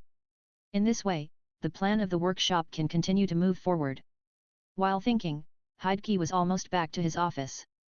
Then he found someone standing at the door of the office, who seemed to have been waiting for him for a while. Excuse me, is this Mr. Kimura? A gentle male voice sounded, and then the other party began to approach. In the sunlight shining through the corridor window, Hideki finally saw the true face of the person coming. The golden hedgehog head shining in the sun, the handsome face that was as handsome as his own, and the smile that was as warm and sunny as spring. In an instant, Hideki had recognized the other party's identity. Minato Namikaze. As a young jonin who has become famous recently, Hideki often hears his name.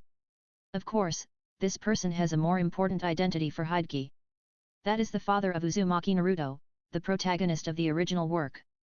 It can be said that the entire story of the original work officially began when he sealed the 9 tails in his son. However, he and the other party did not have much intersection. Why did Minato suddenly come to him? Although he had doubts, Hideki still gave the protagonist's father face and smiled politely. Yes, what do you want to talk to me about? Great, I was worried that I had come to the wrong place. Minato smiled, touching the back of his head. He looked a little immature and had not yet become the yellow flash that the ninja world feared in the future. Then he explained. Teacher Kimura, I am Minato Namikaze. I am here to discuss the details of the points plan you proposed before, as ordered by the Hokage. In addition, I will contact you about the work-study plan. Chapter 41 Points Plan. Did the Hokage finally approve the work-study plan? Hideki blurted out. After receiving Minato's smiling nod, Hideki couldn't help but clench his fist hidden in his sleeve. Great! This time, his own layout has taken another big step forward. Because Minato was still there, Hideki had to suppress his excitement and suggested. In that case, let's go into my office first.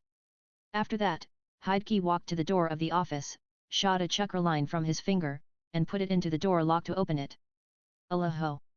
Seeing that Minato's eyes suddenly became a little strange, Hideki explained casually. Sorry, I forgot to bring the key. However, the fact is that Hideki has never brought the key, because it is faster this way. Even this door lock has been modified by him. If you really use the key to open it, it will give the unlocker a big surprise. The two then walked into the office, and after they sat down, Hideki asked. Do you need something to drink? Tea? Coffee? Strawberry milk? Although there is an obvious point of complaint, Minato did not complain, but just declined Hideki's proposal. Hideki poured himself a glass of strawberry milk and said in a casual tone. Namikaze Jonin, I heard that you have been very active on the front line recently. I have heard a lot about you in school. Do you still remember Mr. Katakura who taught you before? He has been showing off in front of our other teachers recently. Minato thought about it for a while, and then his expression became a little strange. Finally, he couldn't help but say. Excuse me, is the Mr. Katakura you are talking about the one who teaches mathematics? It's him, that's him. Hideki nodded. Even Minato couldn't hold it in anymore, and said with a bit of a smile. As long as Mr. Katakura is happy. After making a joke, Hideki asked the question he really wanted to ask. By the way, Namikaze Jonin, you should have been at the front a few days ago. Why did you suddenly come back and take such a tough job? If it involves confidential information, just pretend I didn't ask. Actually, there's nothing wrong to say. Minato waved his hand and smiled, it's just that I'm going to concentrate on practicing a ninjutsu recently, so I asked for leave to return to Konoha. And this mission was also a coincidence that the Hokage-sama saw that I was on vacation, so he let me use it to adjust my mood after practicing. How can there be so many coincidences in this world? Hideki complained in his heart. In his opinion, the Sandaime must have given this task to Minato on purpose. Want to pick peaches? That's not the case. After all, only Hideki knows how grand his plan is. Now, in their view, this work-study program and workshop are just helpless measures to subsidize the puppetry class. Moreover, with Minato's character backed by the original work, he would not do such a thing. So in Hideki's opinion, the Sandaime should have initially recognized his ability, so he created an opportunity for the new generation of talents under him to get to know each other. Secondly, it is estimated that there is also the intention to cultivate and test Minato's ability in affairs. After all, a Hokage cannot only know how to fight and kill, but also have to deal with many affairs. If his ability is not up to standard, he may not even have time to go home for dinner and pay public grain. Of course, the Sandaime probably only regards Minato as a candidate for the 5th Hokage. Minato has to wait until he evolves into a perfect yellow flash beast in a few years before he is qualified to become the Eternal Sister Hokage. After sorting out the situation, Hideki began to get to the point and took out a stack of information from the drawer and handed it to Minato. Minato took it and saw that it was actually 2 plans. The information on the points plan was okay, only a dozen pages. But the information on the work-study program was as thick as a brick, which made Minato a little worried, and he was worried that he would have to spend all his vacation on it. Hideki also laughed in his heart when he saw this. He casually proposed the points plan, so the content was naturally not much. But the work-study program was the foundation of his life, and he must be fully prepared. Of course, this plan that was originally prepared for the 3rd generation did not record too much dry goods, but just drew a lot of pie, asked for a lot of resources, and was prepared to bargain with the 3rd generation. It seems that we should discuss the points plan first today. Minato smiled bitterly with some helplessness. As for the work-study program, please wait until I go back and read these materials before I come to discuss with you. No problem, you can come to me at any time if you don't understand anything. Hideki suppressed his smile and nodded seriously. So Minato picked up the information on the points plan and began to read it. In fact, he also felt that although this points plan was quite creative, there shouldn't be much to discuss. However, when he really picked up the information and looked it up, he was quickly attracted by the content. Because it was different from the usual rough plans, Hokage had already made detailed rules for the plan. The points required for prizes of different levels, various ways to get points, the upper limit of the points given by the teacher in each class, how to let as many students as possible get points instead of being monopolized by a few people. In short, as if it had been discussed by many people, this plan had taken into account various possible situations, and even provided several contingency plans for some problems for selection. So after reading the information, Minato couldn't help but smile with both helplessness and appreciation. I feel like I'm a little redundant, because this plan is already very complete, and I can't find any place to make suggestions. And your idea, Mr. Kimura, really opened my eyes. For example, this school division system. Divide all students into several schools, so that the points obtained by individuals will be accumulated to the school points at the same time. In this way, students' individual fights become team competitions. Even if students are not interested in prizes, they are likely to study hard for the glory of the team. But why not divide students into different schools directly according to classes or grades? Hokage's expression was a little strange when he heard this. Because he proposed this school division system, although there are reasons mentioned by Minato, it is more of a little bad taste. Because in this way, when students answer questions correctly in the future, they can say, correct answer, 5 points for Senju Hashirama Academy. It's a pity that even if Minato knows the Flying Thunder God technique, he can't fly to Hogwarts, so Hokage has to start talking nonsense seriously, because if we divide by class or grade, then everyone can't compete as a team during class, and can only fight on their own, then the effect of the team score will be greatly reduced. As for why it is called Academy, in fact, it contains my small suggestions for school reform. Minato, you also know that everyone takes exactly the same courses in school. Like the training courses I am responsible for, we didn't have them at all in our time, they have only appeared slowly in recent years. The purpose is to train students with specific talents in advance. And I think the school can actually continue to reform in this direction. That is to say, directly according to the general type of students, they are assigned to different colleges. The basic courses of each college overlap, but there are also independent professional courses. For example, students with good physical fitness can have more physical training courses, and students with ninjutsu talents can practice nature changes in advance. Even medical ninjutsu, I think it is worth becoming a professional course so that more students have the opportunity to learn it. Finally, combined with my training courses, the potential of students can be maximized in the golden period of ninja school. As Hokage talked, he actually felt that what he said made sense. Because in fact, this is to further refine the profession of ninja and divide it into different functional divisions. No matter which field, these are the inevitable results after development to a certain extent. In the original work, the third generation also likes to roughly divide students into melee tanks, long-range output and support, and then form a 3-person team. However, this is only a very rough division of labor, without clear instructions and guidance.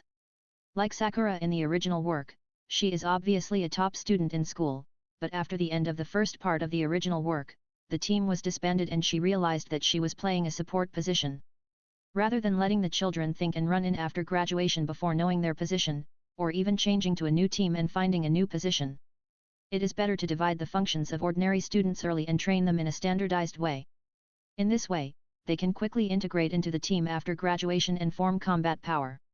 Although doing so will be like an assembly line, polishing off a lot of children's personalities, compared to dying early because of insufficient team running in, Hokage thinks this sacrifice is acceptable. Of course, if other people hear Hokage's ideas, they may still think it is a bit unorthodox. However, for Minato, who was born as a commoner and whose growth rate was indeed restricted by the school, Hokage's ideas coincided with his, and even expressed his ideas that had not yet taken shape in his mind. So he said impatiently, Mr. Kimura, your idea is very interesting. I think it can be reported to Lord Hokage and then implemented in the ninja school. Namikaze Jonin, calm down first. Hokage took out a cup and poured a glass of strawberry milk for the other party, and then slowly said, after all, the ninja school is the engine of Konoha. It is not so easy to carry out drastic reforms. If something goes wrong, it may make the situation in the village worse. So I just hope to keep the name of Academy first, and let's see if we can slowly turn the pseudonym into reality in the future. For example, we can use the division of colleges as bait, encourage senior students of the same college to instruct junior students, and form a good trend of mutual learning. Or we can also formulate some voluntary extracurricular training projects based on the characteristics of different colleges, and then include them in the school curriculum if they are effective. In short, I would rather go slow than rush and turn a good thing into a bad thing. It's still you, Mr. Kimura, who thinks it through. I'm too impulsive. Minato shook his head and smiled bitterly, then drank the glass of strawberry milk. It's so sweet. Just as Mr. Kimura said, although the ninja world is still relatively peaceful now, Konoha's situation is still precarious. A blood-making department like the ninja school cannot be changed casually. After realizing his naivety, Minato admired Hideki even more. The wild creativity and down-to-earth execution have made Minato admire Hideki very much. But what he admired most was that Hideki always put himself in the shoes of the children, otherwise he would not have thought of such a meticulous plan. Minato himself was actually a little puzzled as to why the Hokage insisted on carrying out this seemingly simple task by himself. Now he finally understood that the important thing was not the task, but the person. Kimura Hideki. It seemed that he could learn a lot from this puppeteer who was about the same age as himself. That was difficult to learn on the battlefield. Chapter 42 3 Gains. Hideki actually knew in his heart that he was not smarter than Minato, but just relied on the memory of his previous life as a reference. So he just waved his hand modestly. I just thought about it for a long time in advance, so I thought about the academy more comprehensively. In fact, there are still many details worth discussing here. If you are interested, Namikaze Jonin, we can continue to improve it together in the future. Hideki's modesty made Minato more sure of his idea, and he nodded sincerely. Then it's settled. As the true successor of the Will of Fire, he is of course very happy to contribute to the growth of children. However, when he said this, Minato suddenly realized a problem. What he came to discuss today was the points plan. How did it become a school reform? After shaking his head and smiling, Minato got back to the point. Since you have such an interesting idea, Mr. Kimura, then the name of academy will continue to be retained. I will help you explain it clearly to Lord Hokage. As for the specific name of the academy, well, this is indeed a problem. Minato felt a little embarrassed when he said this. In fact, there are several options in the plan. For example, in order to commemorate the founder of the ninja school, it is divided into 3 schools, Hashirama Senju, Tobirama Senju, Madara Uchiha, crossed out, and Mito Uzumaki. There is also a way to directly use the previous Hokage to divide, that is, remove Mito Uzumaki and replace him with Hiruzen Sarutobi. If you want everyone to follow the 3 ninjas as an example, you can also divide it into 3 schools, Tsunade, Jiraiya, and Orochimaru. In addition, there are also ways to name it after the 3 holy places, the 5 elements, and even the 3 families of pocket puppet beasts. Minato felt that each division method had its own reasons and it was difficult to make a decision for a while. In addition, he just learned that Hideki's desire for reform was hidden behind the word school, and he felt that he could not be careless, so he had to say. This issue really needs the final decision of the Hokage himself. Hideki was also unmoved. Without hesitation, he said, I second the motion. After throwing the trouble to the Sandame, the two couldn't help but smile at each other. After that, the two negotiated and fine-tuned some details of the points plan. Although Minato didn't think there was anything wrong with the plan at first glance, with Hideki's reminder, he gradually realized that there were many difficulties in it. Especially in terms of prizes, most of them were collectible toys provided by Hideki, and special guidance services provided by school teachers. Even if Hideki's proposal to open some common ninjutsu and ninja tools as prizes, and to use the Hokage's personal guidance as a gimmick, this prize list is still a bit insufficient.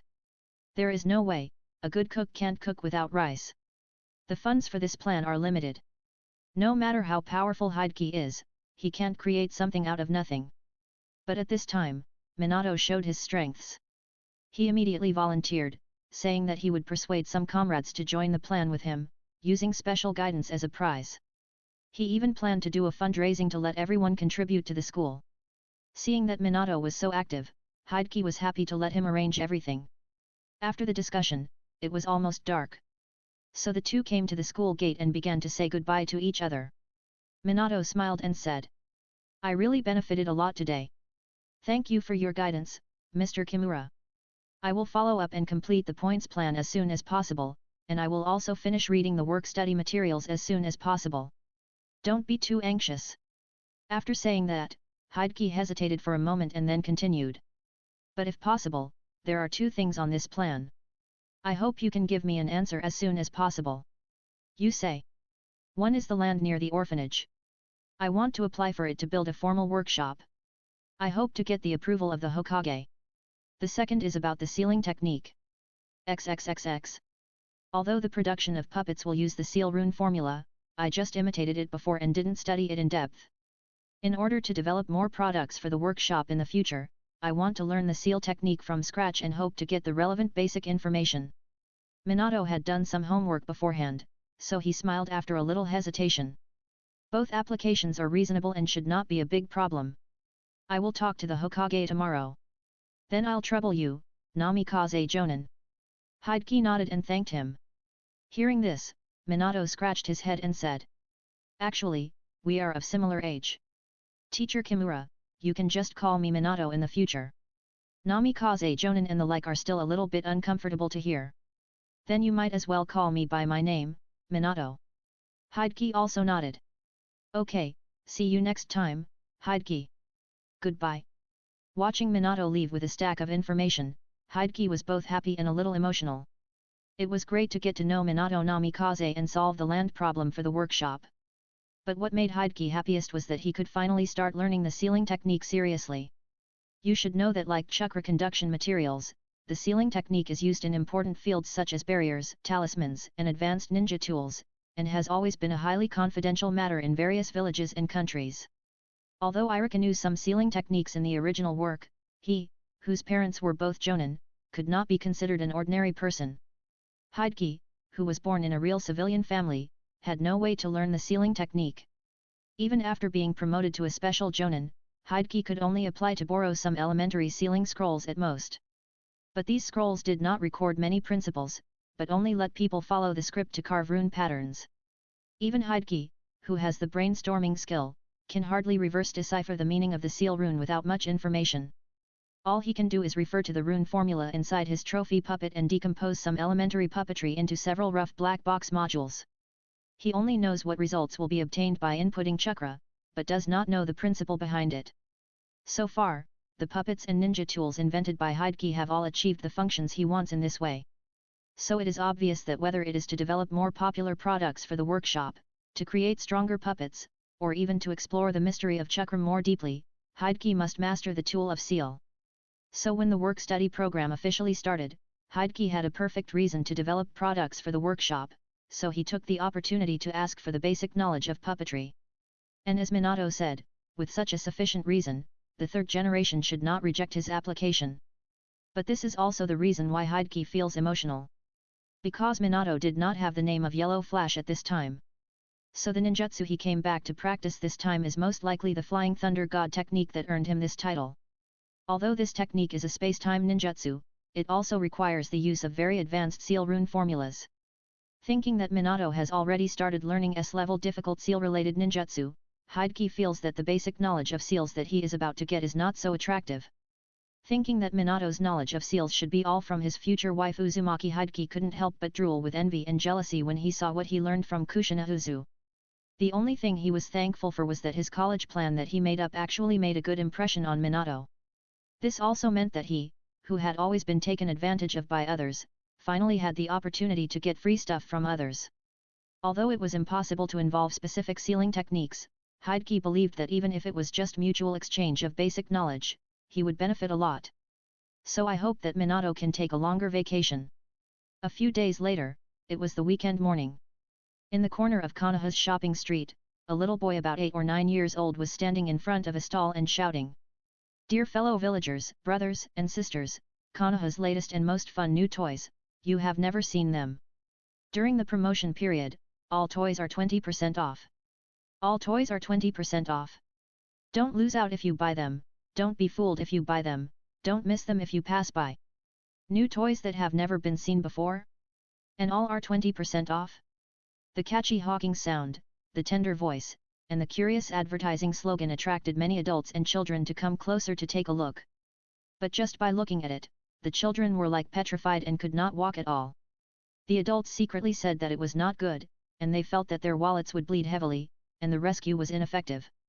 Because what the little boy said was true, the various toys displayed on the stalls were something they had never seen before. Chapter 43 Market Research. Yo-yo, gyroscope, magic cube, Lubin lock, Warong road, sword ball.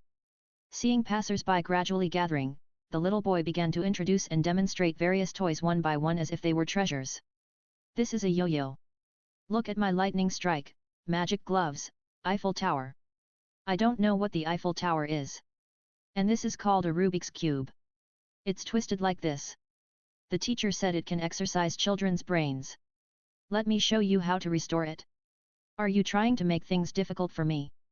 Although the display was a bit off, the toys on the stalls still made the children watching envious with their exquisite workmanship and novel and interesting ways of playing. Mom, I want a Rubik's Cube. This is my lifelong request. Dad, buy me a yo-yo. Otherwise, I will tell Mom about your books under the bed.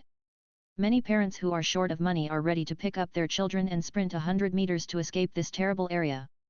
But the children are also well prepared. They hold their parents' clothes tightly, begging, threatening or luring, and will not give up unless they buy toys. Some children with higher levels no longer bothered to express their feelings with words, and simply lay dead on the street, leaving their parents to deal with them. In the end, many children still failed to succeed, and could only leave this sad place crying. And the children who successfully bought toys did not end up as good as they imagined. Dad, give me the yo-yo to play with. Don't worry, Dad will test it for you first. Although young parents all said similar words. But judging from their concentration when playing with toys, it may take a long time for the children to really play with those toys. When the onlookers gradually dispersed, the little boy held the box of money and ran to the big tree not far away, and said proudly to a handsome young man who was leaning against the tree reading a book. Teacher Hokage, look at how much money I made. Am I actually a genius in business? The sky cleared up, the rain stopped, and Gear felt that he was fine again. Hokage rolled his eyes under the cover of the book, and then put the book down. Seeing that Obito's nose was about to rise to the sky, Hokage complained in his heart. The good sales are because the toys are of high quality. Even if a ninja dog is brought to be the stall owner, the effect will probably not be bad. However, in order not to dampen the child's confidence, Hokage still said with approval. It's indeed a great harvest. Maybe you really have a talent for business, keep it up. But before the happy Obito could respond, Hokage added faintly. But Obito, didn't I tell you to carefully record the customer's information and toy preferences? Why don't I see you writing anything down? Could it be that in addition to your talent for business, you also have a photographic memory? Oh, I forgot about it. Teacher, don't say anything. I have to write them down while I still remember them. As soon as he finished speaking, Obito hurriedly ran back to the stall with the cash box in his arms. He fumbled around to get a pen and notebook together, and began to bite the pen and ponder. Seeing this, Hokage could only shake his head and smile helplessly. The reason why he appeared here today was actually to do some market research. Although all the toys he launched were classics that had stood the test of time in his previous life. But when he came to another world, he might not be able to adapt to the local climate. For example, due to the low education level of villagers today, educational toys such as the Rubik's Cube are not as popular as Hokage imagined. In addition, people of different classes have different requirements for the price and quality of toys. In order to formulate a reasonable production plan for the workshop, Hokage decided to collect money by setting up a stall first. Gather some intelligence. But in fact, there is also a big reason, which is to use detailed market research data to bluff the inexperienced Sandame, so that he is willing to increase investment in the workshop. And Obito appeared here, and he came to help him at Hokage's previous invitation. Because only children can make children completely relax their vigilance and tell their opinions on various toys truthfully. Of course, since Obito is here, there must be another guy who also accepted Hokage's invitation. Hokage turned his head to look at another corner of Konoha Street, Asuma, who was also setting up a stall, and felt a little helpless. Because compared with Asuma, Obito has really become a genius in business. At this time, Asuma was sitting on the bench behind the stall, looking bored. Originally, the location of the stall was relatively remote, and Asuma had no intention of soliciting customers, so the business was naturally deserted. Fortunately, the toys on the stall were dazzling and colorful, and occasionally attracted passers-by to come and ask for prices. But even with such a great opportunity, Asuma still used his eloquence to drive the customer away with a few words. Can't you read the label yourself? If you think it's too expensive, don't buy it. Do you know who I am? Hokage, who was not far away, could only cover his face. Doesn't this kid know that the customer is the sage of 6 paths? This is not a ninja school, but no one will spoil him. Just then, a passerby came over, and Hokage couldn't help but start to cheer Asuma up. Then he saw the passerby who looked a bit like a bull terrier pointing at a wooden doll of Hashirama Senju and asked, "Brother, how much is this doll?" Asuma saw that the other party was well dressed and he hadn't sold many toys yet, so he offered a high price. 2,000 taels each. What? Is your doll made of gold? The passerby was shocked by the price and couldn't help complaining. Asuma also realized that his asking price was a bit high, but he would not admit it, so he said impatiently, "Look, where can you find such a delicate doll? This is carved by my teacher. If you think it's expensive, I think it's too expensive."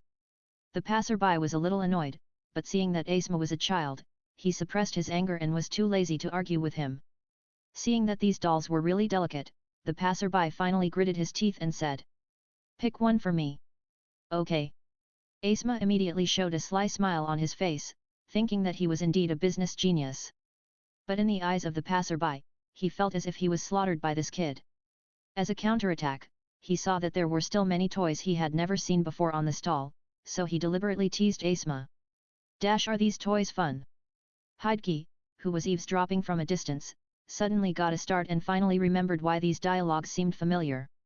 In order to avoid the imagined tragedy, Hokage hurried over to save the situation. The plot soon developed to Asuma shouting, "Do you want it?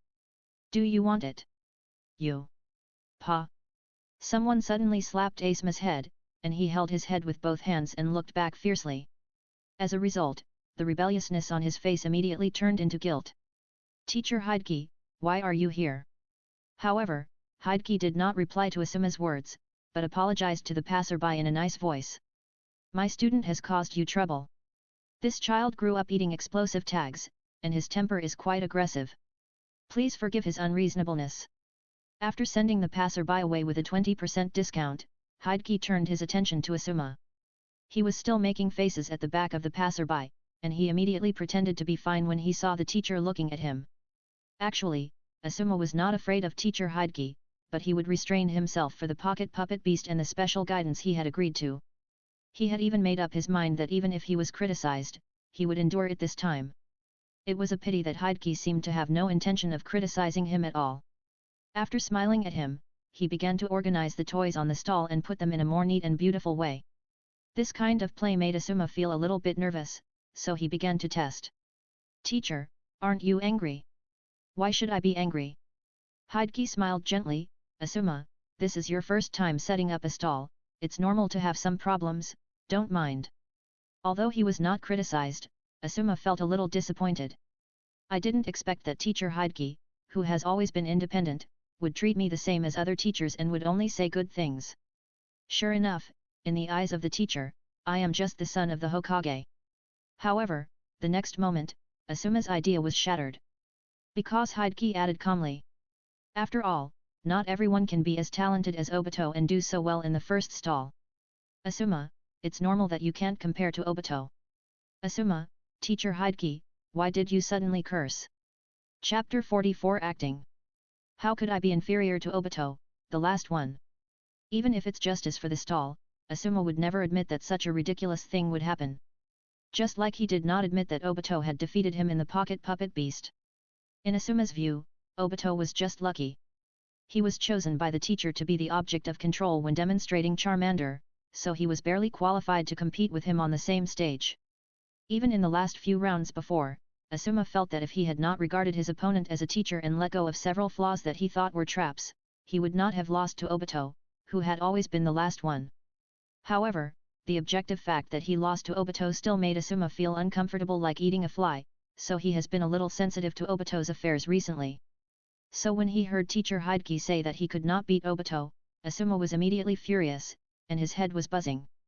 But he quickly took a deep breath, suppressed his anger, and began to wonder if the teacher was bluffing him. Just based on that idiot Obito, it was good enough that his stall was not cheated away by others. How could he get such a high valuation from the teacher?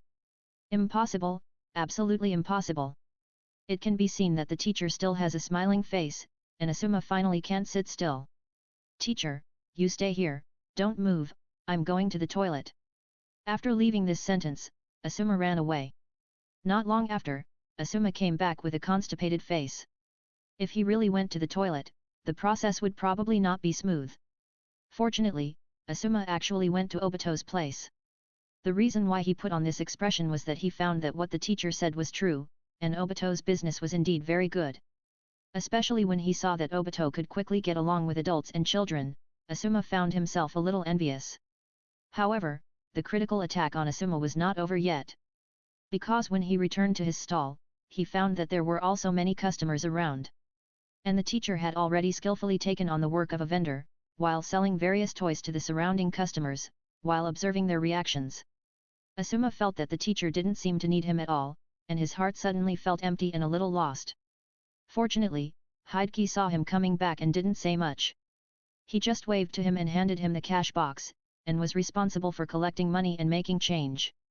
Asuma was a little absent-minded at first, but fortunately, under the urging of the customers, he gradually got into the state and started to work seriously. When this group of customers slowly dispersed, Asuma looked at the cash box that was gradually filling up, and felt an inexplicable sense of accomplishment. But this is just setting up a stall. However, the teacher's words quickly brought him back to reality. How is it, I didn't lie about Obito's situation, did I? Asuma knew that he couldn't hide it from the teacher, but he still didn't want to admit that he lost to Obito, so he had to curl his lips and said, "Tisk, it's actually nothing great. It's just that setting up a stall is too childish, I didn't take it seriously, otherwise I would definitely beat Obito. Setting up a stall is not childish." Hokage smiled and shook his head. Unless you have the natural intimacy of Obito who can quickly get along with everyone. And power. Otherwise, how to advertise and sell, how to promote products, and how to bargain are all knowledge that you will never learn in your lifetime. And Asuma, you should have learned in class that ninjas often need to disguise themselves to get information when performing tasks. So various disguises are also skills that an excellent ninja should master. And the stall vendors who are not too conspicuous and convenient to get all kinds of information are a very good choice. Yes, it turns out that there is a trick of disguise. Hearing this, Asuma began to think. He finally realized that the reason why Obito was able to beat him was just because his personality happened to be more suitable for stalls than his own. But if he concealed his nature and disguised himself as a vendor like a ninja, the result would be another matter. Asuma, who found the winning formula, was no longer perfunctory as before, and was eager to try this stall job. "Teacher, let me do it. Isn't it just acting? I did well in the spy class in school." Just at this time, a passerby came over. At Hokage's signal, Asuma also put on a smile and stepped forward to greet. "Hello, sister, these are the latest toys launched by Konoha. Do you think there are any that suit your taste?" Hey, Asuma didn't seem to brag. Although his acting skills were still a bit exaggerated, his usual rebelliousness was no longer visible. Or the usual rebelliousness was not Asuma's nature, but just a layer of his protective color. When he was busy disguising himself as other identities, it was naturally difficult to maintain it at the same time. Seeing Asuma began to introduce various toys to the guests in a friendly manner, Hokage nodded with some relief. People are all double standards. Asuma seemed to hate the identity of the Hokage's son, but only the bad aspects. He didn't hate the flattery and training resources that he got because of this identity, and even thought it was a matter of course. That's why he subconsciously rejected the low-class stall-keeping's work, and he doesn't consider other people's feelings when dealing with people. So the key to correcting Asuma's character is to let him completely get rid of the shackles of the son of Hokage. If it was a TV series of Hokage's previous life, the screenwriter would probably use operations such as exile, accidental amnesia, family decline, and the death of the whole family to let the protagonist accept the reality of the beating. Unfortunately, these methods are obviously difficult to use on Asuma. So Hokage had to find another way and let Asuma temporarily get rid of the role of the son of Hokage by playing other identities. Fortunately, ninjas themselves require the skills of disguise. With Obito as a rival, Asuma really began to play the role of a stall vendor willingly. Although it was just a disguised identity, it was enough to provide Asuma with a new perspective. As for how Asuma gradually got rid of the shackles of the son of Hokage from the disguise and became the calm and reliable Asuma teacher in the original work more quickly, or whether he can become more and more skilled in acting in disguise, and even play the ideal son of Hokage in everyone's mind, it depends on Asuma's own choice. As a teacher, Hideki has always followed this principle. At most, he will take students to the fork in the road and let them see what kind of scenery there will be on different roads. As for which road to take, it is up to them to decide. Asuma's performance is still going on. Having successfully received several customers, his expression gradually became more confident and his personality became more cheerful, making it difficult for Hideki to tell whether he was acting or not. It's just that it's easy to change a country, but it's hard to change one's nature. As the number of customers increased, Asuma gradually became complacent, and Asuma's usual personality began to rise again. For example, a child saw that the Rubik's Cube was colorful and beautiful, and begged his parents to buy it. Asuma subconsciously reminded, "You don't understand this Rubik's Cube, so you should play with dolls." The child was so angry that he cried. Or maybe someone is curious about how to play yo-yo and asks Asuma to show it off. As a result, Asuma wants to show off his skills again, and directly performs a set of dazzling double ball high difficulty fancy moves. Then he directly persuades the customer to leave. Asuma is gradually getting frustrated and confused. He didn't expect that just saying something to make the customer happy would be so difficult. So the guy who has been flattering him all the time is taking such a difficult challenge every day?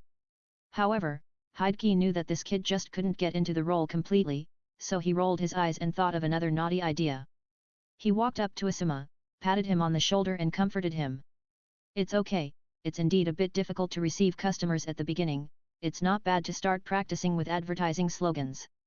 After that, Hideki took out a prepared note from his sleeve and handed it to Asuma. This was originally just a big killer he used to be on the safe side, but he didn't expect it to come in handy. Asuma took the note with doubt, and then his expression gradually became more and more strange. Because the note said, "The largest toy factory in the Land of Fire, Ichiraku Toy Factory, has closed down. The bastard boss Naruto ate, drank, gambled, and owed 350 million, and ran away with his sister-in-law. We have no choice but to use the toys to pay our wages. The original price is 1,000 taels, and the toys of 2,000 taels are all 200 taels. All for only 200 taels. Chapter 45 Minato's Request. Teacher, did you give me the wrong note?" Asuma looked tangled, and finally couldn't help asking. Hideki took a closer look, then raised his eyebrows and asked in confusion. "I don't think there is any problem. But isn't this a lie? Aren't these toys made by you, teacher? And who is this Naruto? Does he have a grudge against you, teacher?"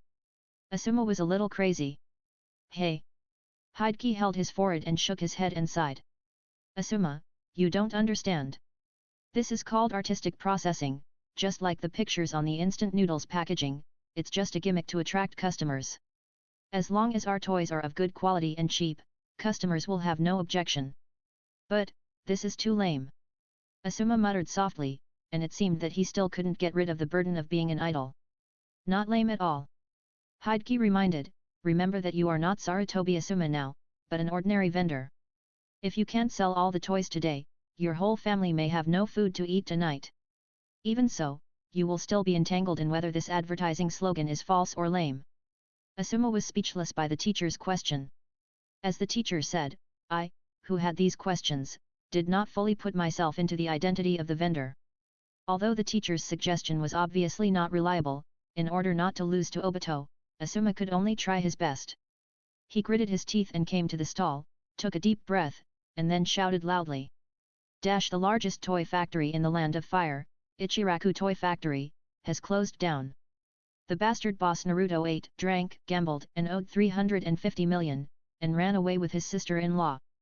As Asuma's slightly shy voice echoed in the street, the full of element advertising slogan immediately made passers-by come to watch. "What? Ichiraku Toy Factory actually closed down? Is there such a thing as Ichiraku Toy Factory in the Land of Fire?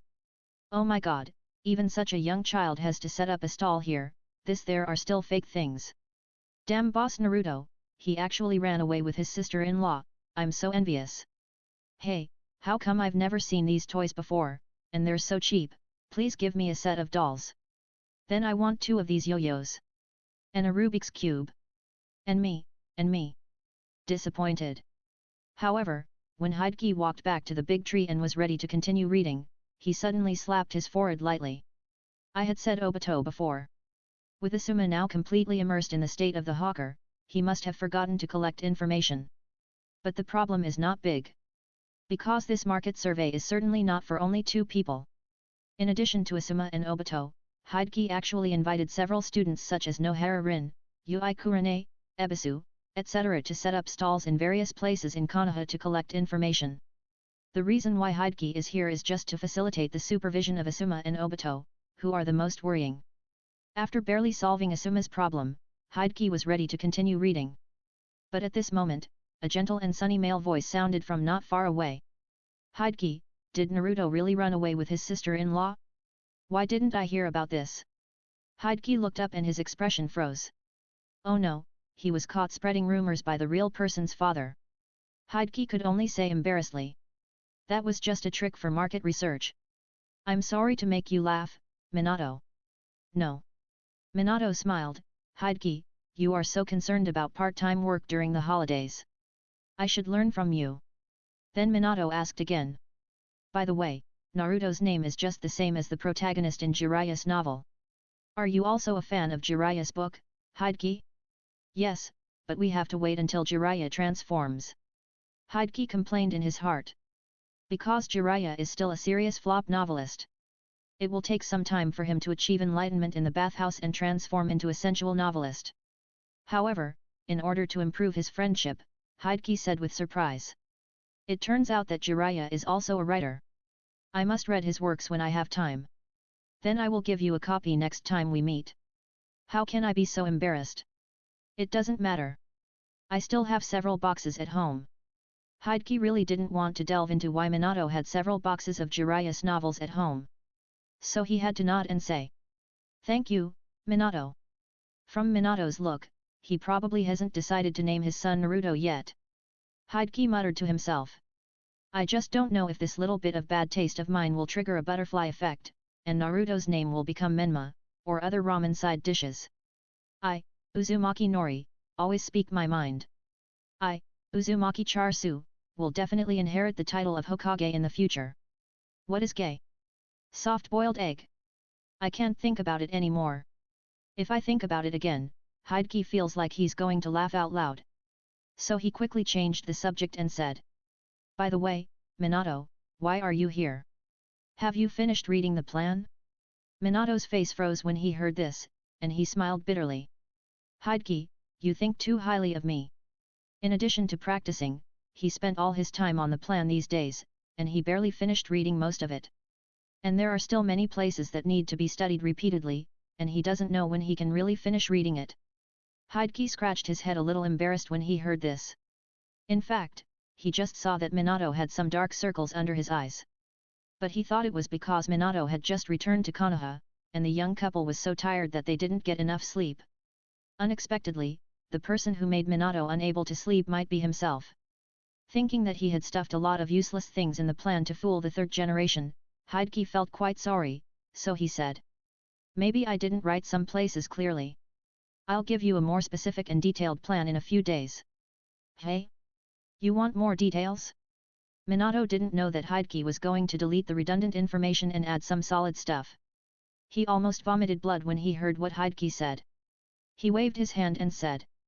No, I can't waste your time like this, Hokage. I'll just study it myself. Hokage saw that he was so determined, so he had to give up and asked. Then why are you here, Minato? Minato finally breathed a sigh of relief and explained with a smile. Actually, I heard that someone was selling all kinds of novel toys here. I knew it must be related to you, Hokage, so I came here. Minato took out a storage scroll and handed it to Hokage, explaining. Because the 2 applications you submitted before, Hokage, have been approved by the third generation. This scroll contains the basic information of the sealing technique. You know without me saying more, Hokage, the sealing technique is of great importance. In addition to you, even if the students in the workshop want to learn, they must first get the approval of the Hokage. Of course I know that. In addition, you can use the land around the orphanage to build a workshop. I have also put the specific information in this scroll. After saying that, Minato let go and put the scroll in Hideki's hand. Hideki looked calm on the surface, but his hand tightly holding the scroll still revealed his excitement. The sealing technique was finally successful.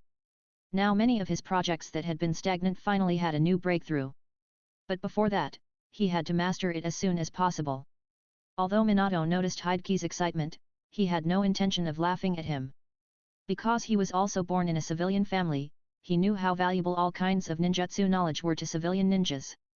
So he actually admired Hideki, who relied on self-study and even promoted to a special jonin. If it weren't for Kushina and Jiraiya, Minato wouldn't dare to guarantee that he could do better than Hideki. So Minato continued with a sincere face.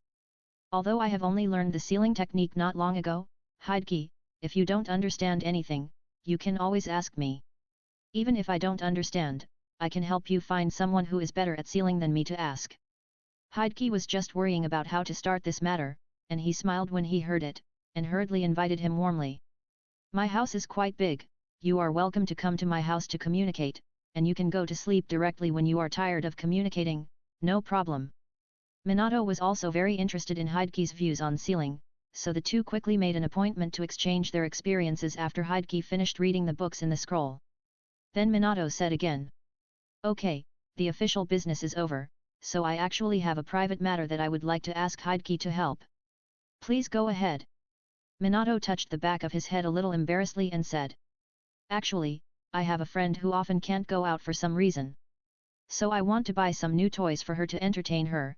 I wonder if Hideki can give some suggestions. It depends on the situation. Hideki said seriously. What's the situation? Of course it depends on whether the friend you are talking about is your girlfriend. Chapter 46 Hideki's invitation. When Minato heard the word girlfriend, his cheeks flushed slightly, and he waved his hands repeatedly to explain, She and I are just good friends. This innocent boy's appearance made Hideki feel a little sad. Is it necessary to be so immature? Minato, are you worthy of the yellow hair on your head like this? After complaining about Minato in his heart, Hideki began to think. According to the plot of Minato's biography, after Uzumaki Kushina became a Jinchuriki, she actually failed to completely suppress the nine-tailed demon fox in her body for a long time.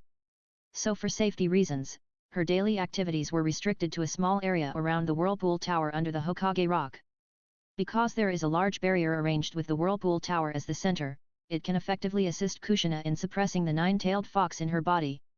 At the same time, the Sandaime usually stays in the nearby Hokage building, so that he can rush there at any time if anything happens. Kushina's house arrest was not until she ran out of the barrier several years later, causing the nine-tailed fox to be killed. Run away, and awaken the diamond seal under Minato's encouragement, and only after the nine tails is truly suppressed, will it gradually get better. Before this, Kushina was like a bird in a cage. She could only get a little air with Minato's company when Minato went back to Konoha on vacation. Thinking of this, Hideki also lost interest in teasing Minato. It's not easy for young couples. Whether out of sympathy for the unfortunate couple in the original work or to improve his favorability, Hideki decided to lend a hand to Minato. Although it is difficult for him to change Kushina's situation of being confined, he can still help her get rid of the loneliness of the empty boudoir. Why does this sound weird? Maybe it's an illusion. Hideki shook his head and began to suggest going to Obito's toy stall first. So the two soon came to the stall. Obito, how is your business? Hideki greeted Obito. It's teacher Hideki. Business is pretty good. While Obito was busy, he replied to Hideki. I don't know why, but the number of customers has suddenly decreased since the beginning. Hearing this, Hideki's face froze, and Asuma's brainwashing advertising slogan immediately echoed in his mind. The bastard boss Naruto ate, drank, gambled, and owed 350 million yen, and ran away with his sister-in-law. The reason for the decrease in customers is obviously that they were attracted to that place. Minato seemed to have thought of this, and after a tacit smile with Hideki, he decided not to tell Obito the truth, lest Naruto's boss's reputation be persecuted again. Seeing that Obito had dealt with the remaining customers and had some free time, Hideki patted Minato on the shoulder and said, Obito, I've brought you a big client. This is Namikaze Minato Jonin. He has a lot of money in his pocket. Please recommend some toys to his girlfriend. We are good friends. Minato corrected quickly, and then greeted Obito. "Hello, Obito-kun, right? Then I'll trouble you. The price is really not a problem. Leave it to me." Seeing that this was really a big client who was not short of money, Obito's eyes evolved by mistake and turned into the appearance of copper coins. He began to skillfully introduce various toys to Minato. Seeing that Obito was picking toys for Kushina, who would be killed by him in the original work, Hideki couldn't help but sigh. "I can only hope that this plot will not happen in this world, and that the daily life like this can continue for a long time. For this, I need more strength." Thinking of this, Hideki suddenly set his eyes on Minato, and seemed to be thinking of something in his mind. At this time, Obito had just demonstrated to Minato how to play with the yo-yo. Minato was very impressed by the novel and durable yo-yo, and thought that Kushina would definitely like it, so he said, "Please give me 10 of these yo-yos." The reason why he bought so many was that Minato knew that Kushina could not completely suppress the 9 tails yet, and sometimes she could not control the strength suddenly, which might break the yo-yo. Secondly, Minato did not know how long he would be away after the holiday, so he stocked up some goods for Kushina in advance. But Obito did not know this, so he asked curiously, "Brother Minato, how many girlfriends do you have?" "Of course there is only one," Minato said subconsciously. After he finished speaking, he realized that something was wrong, but it was too late. Oh. Hideki and Obito were both smiling, and their 4 index fingers were pointing at Minato. "Who said he didn't have a girlfriend just now? Just spare me," Minato said with a bit of a smile. After unlocking the achievement of making the yellow flash beg for mercy, Hideki stopped teasing Minato and started to choose toys for Minato with Obito. But Hideki found that there was actually nothing to choose. Because the toys he launched were all classics from his previous life, it was impossible to find any that were not fun. If it weren't for the fact that this was a market research, Minato would probably choose to empty the entire toy stall. Even though he had restrained himself, Minato still bought a lot of toys, so much so that he had to take out a storage scroll to seal them in before he could take them all away. The children around him were shocked by his bold shopping style. "Hideki, thank you. Kushina will be very happy to have so many toys." Minato finally stuffed all the toys into the scroll and thanked Hideki. "You're welcome." Hideki waved his hand, then looked at the scroll in Minato's hand and reminded him, "It's just that Minato, toys are just entertainment after all, and they are rewards and adjustments after serious study and work. If you just play, you can't get real happiness." Minato naturally knew what Hideki meant, and could only explain with a wry smile, "In fact, my friend is practicing and studying, as for work, her situation is special, and it's really hard to find a suitable job." "That's hard to say." Hideki smiled slightly, "Even if you can only stay at home, you can actually do a lot of work. For example, I want to ask your friend Minato to be the workshop's sealing consultant." "Sealing consultant?" "Wait." Minato realized a very serious problem as he spoke, "Hideki, how do you know that my friend is good at sealing?" And he looked at Hideki with a little more seriousness. "Because I've read the script." Hideki said so in his heart, then ignored Minato's scrutinizing eyes and explained in a teasing tone. "Because every time you mention the other person, Minato, your eyes become particularly soft. And just now when you mentioned the person who is better at sealing than you also showed the same performance." Minato blinked in confusion, half believing and half doubting. Hideki saw that he could not completely scare Minato, so he could only spread his hands and smiled. "Well, actually I have heard gossip before that there is always a red-haired woman next to Konoha's rising star Minato Namikaze. You know, there are not many women with this hair color in Konoha. Besides, Minato, don't forget that I am only 2 years older than you, so I have also witnessed the majesty of Miss Blood Red Pepper." Then based on her last name. "Okay, Hideki, don't say anything more." Minato raised his hands in surrender, shook his head and smiled bitterly. Chapter 47 Kushina's work. Minato felt helpless. As Hideki said, Kushina's red hair was too conspicuous. Like Hideki, it is not surprising that such a smart person can easily connect all the things. Kushina, who comes from the Uzumaki clan, is good at sealing techniques. And with the clue that Kushina cannot go out, Hideki should have guessed that Kushina is the Nine Tails Jinchuriki. At this point, Minato has no way to kill and silence her, so he can only bow his head and beg earnestly. "Hideki, Kushina is very important to Konoha, so please don't tell others about these things." "Of course I know that." Seeing Minato so serious, Hideki nodded seriously. But then he couldn't help but start to complain. But compared to me, I think you should strengthen the confidentiality work. For example, let Miss Blood Red Pepper use the transformation technique when she goes out, or directly dye her hair a different color, so that it won't be so conspicuous. Minato was submissive on the surface, but he was complaining in his heart. He and Kushina got together because of that red hair, so how could he dare to suggest that Kushina dye her hair? Not to mention that the red hair was the only connection between Kushina and the Uzumaki clan, so she would never agree to such a request. However, it was indeed a good idea to use the transformation technique when going out, and Kushina should be able to accept it. Minato decided to use toys to make Kushina happy when he returned, so he took the opportunity to make this suggestion. However, at this time, Minato didn't know that this decision would earn him the title of the most playboy in the ninja world in the future. Because every time Kushina went out with him, she would turn into a different girl. After solving the problem of Hideki knowing Kushina's information, Minato could finally focus on Hideki's suggestion just now. Let Kushina be the workshop's sealing technique consultant. I have to say, this seems to be a good idea. In fact, Minato had tried to find a job related to sealing techniques for Kushina before, which could not only give full play to her strengths, but also serve as a training. After all, learning cannot just be about inputting knowledge. It is also very important to test the learning results through output and stimulate inspiration. It is a pity that the work related to sealing in Konoha is basically concentrated in the barrier class of Konoha. As the key protection and prevention object of the barrier class, Kushina naturally cannot get permission to work there. Because she cannot block the consciousness of the Nine Tails, if she knows the information related to the barrier, the Nine Tails will also know it clearly. This is of course unacceptable to Konoha. But if it is just a sealing consultant of the toy workshop, it is another matter. Even if the Nine Tails knows more about the production methods of toys, it should not cause any harm to Konoha. And Kushina can take this opportunity to practice sealing skills and strive to completely suppress and block the consciousness of the Nine Tails as soon as possible. Minato said that this is all for Kushina's good, and he definitely has no strange ideas. In order to facilitate the discussion with Kushina, Minato began to inquire for more information. Hideki, how did you suddenly think of asking Kushina to be a consultant for the sealing technique? Hideki picked up a Rubik's Cube from the stall, and began to explain while throwing and catching it. Minato, you also know that the reason why I want to systematically study the sealing technique is to combine puppetry and sealing techniques in the future workshop to launch more and better products.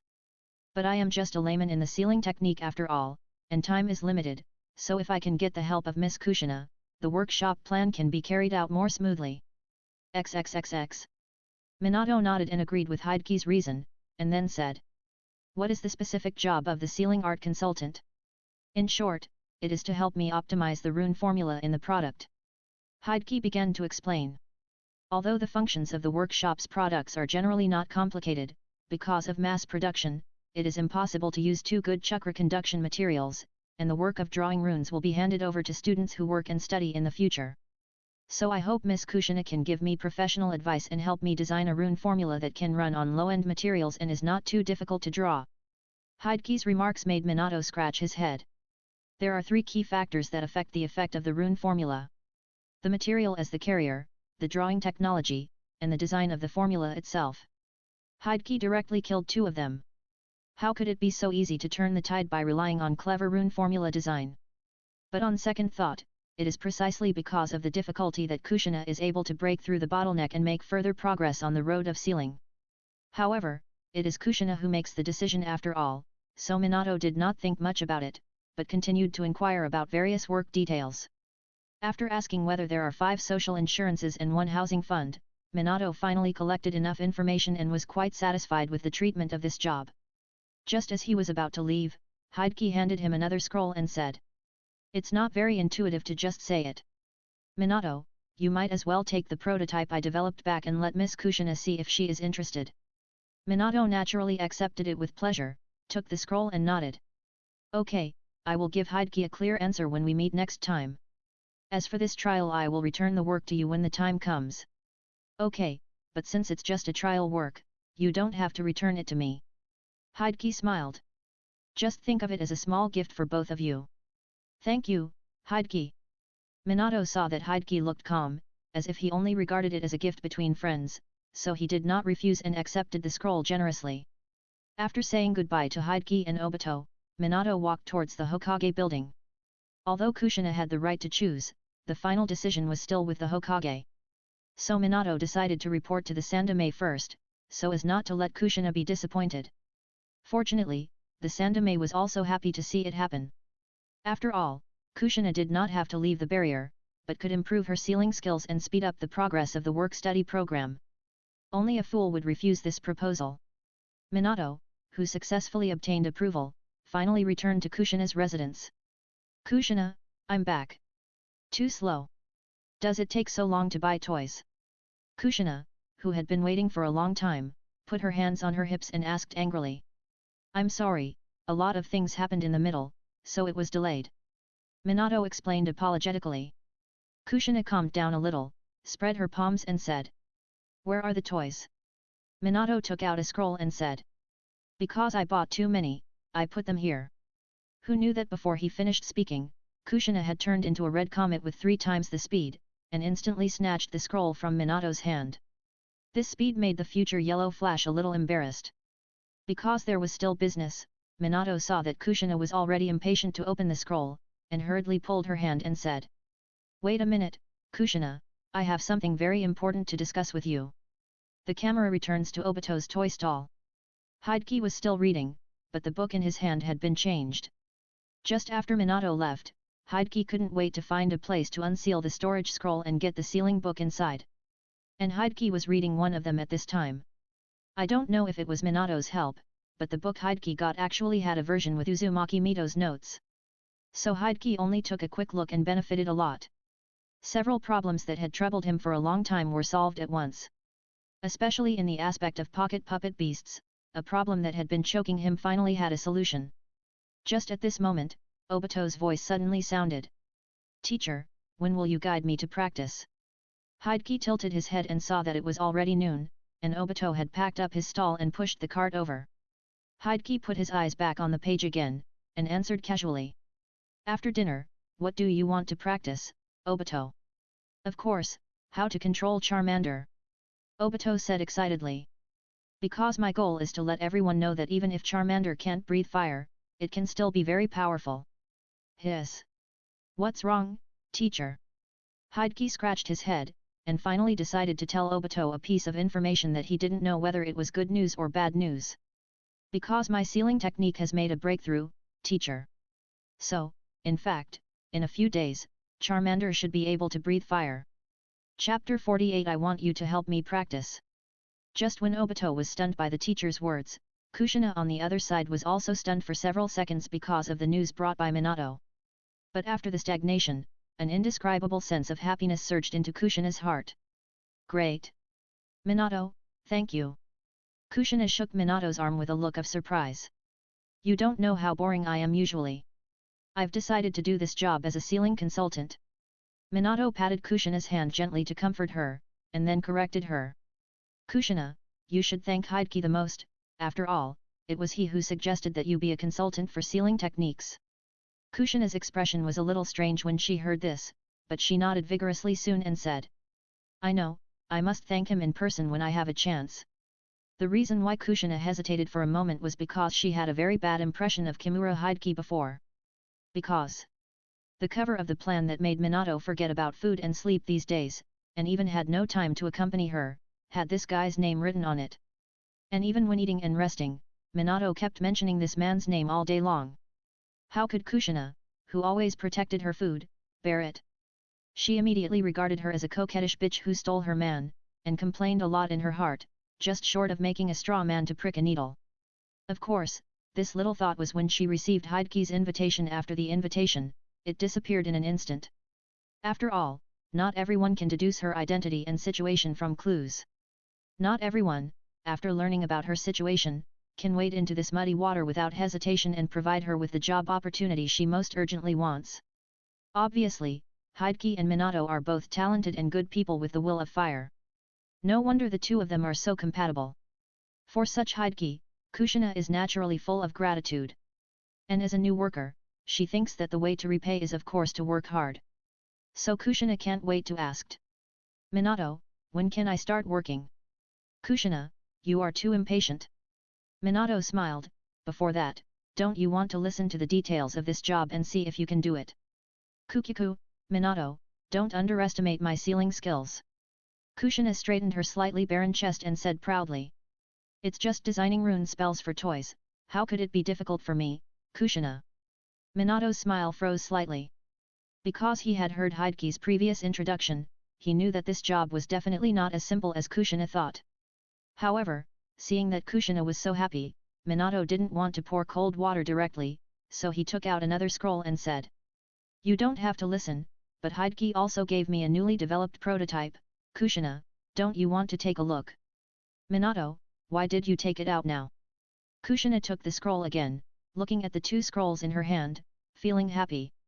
Because one is a toy representing entertainment and the other is a prototype, representing work.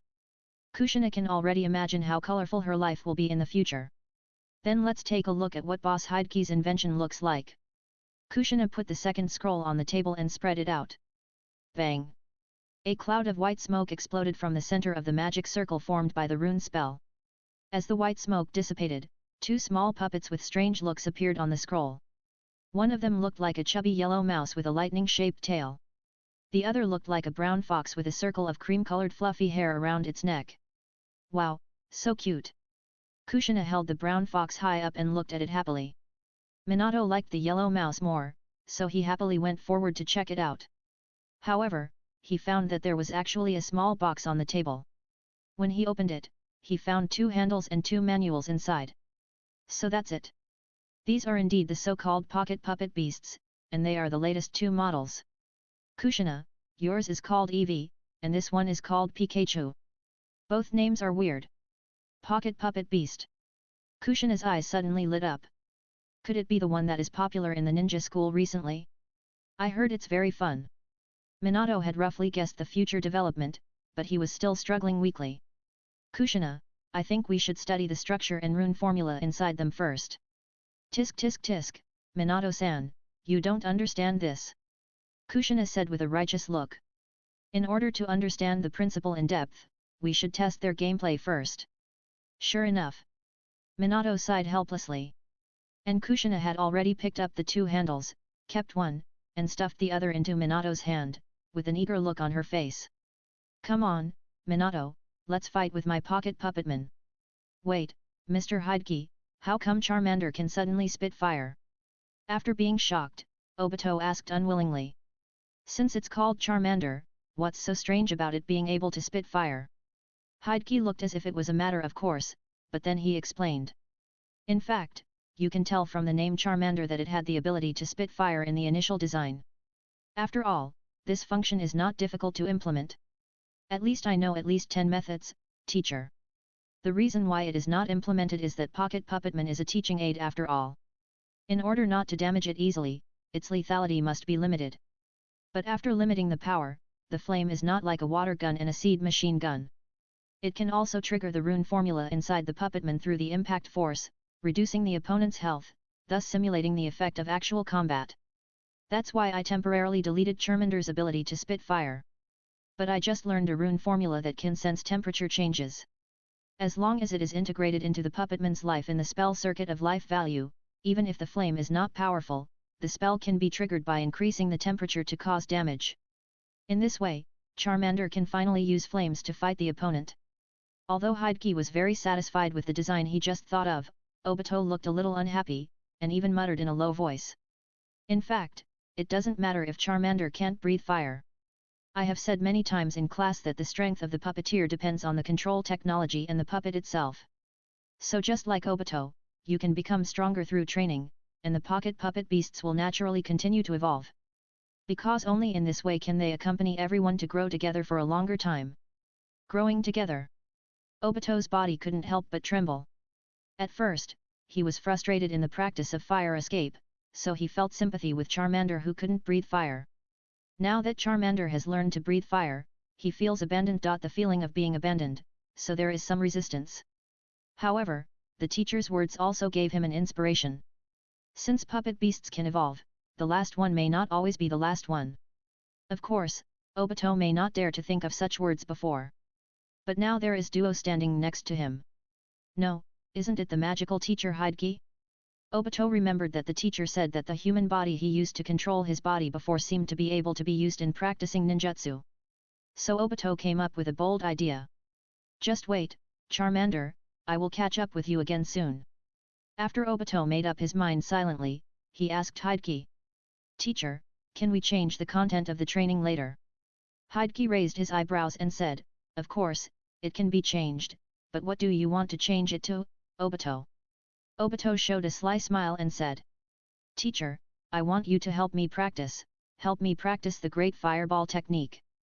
Chapter 49 Yellow Mouse vs Brown Fox. Hokage couldn't help scratching his head again.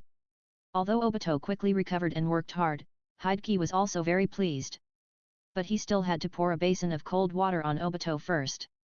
Obito, it's okay to teach you to practice the Great Fireball technique. Hokage said a little embarrassedly. It's just that teacher, I haven't actually learned fire escape, is it okay like this? Yes, Hokage has not learned fire escape. Because according to his memory of the original work and the results of many brainstorming discussions, Hokage finally chose to set the priority of learning fire style very low, and he had no free time to learn it. The reason is that compared with other 5 elements, fire style is too monotonous.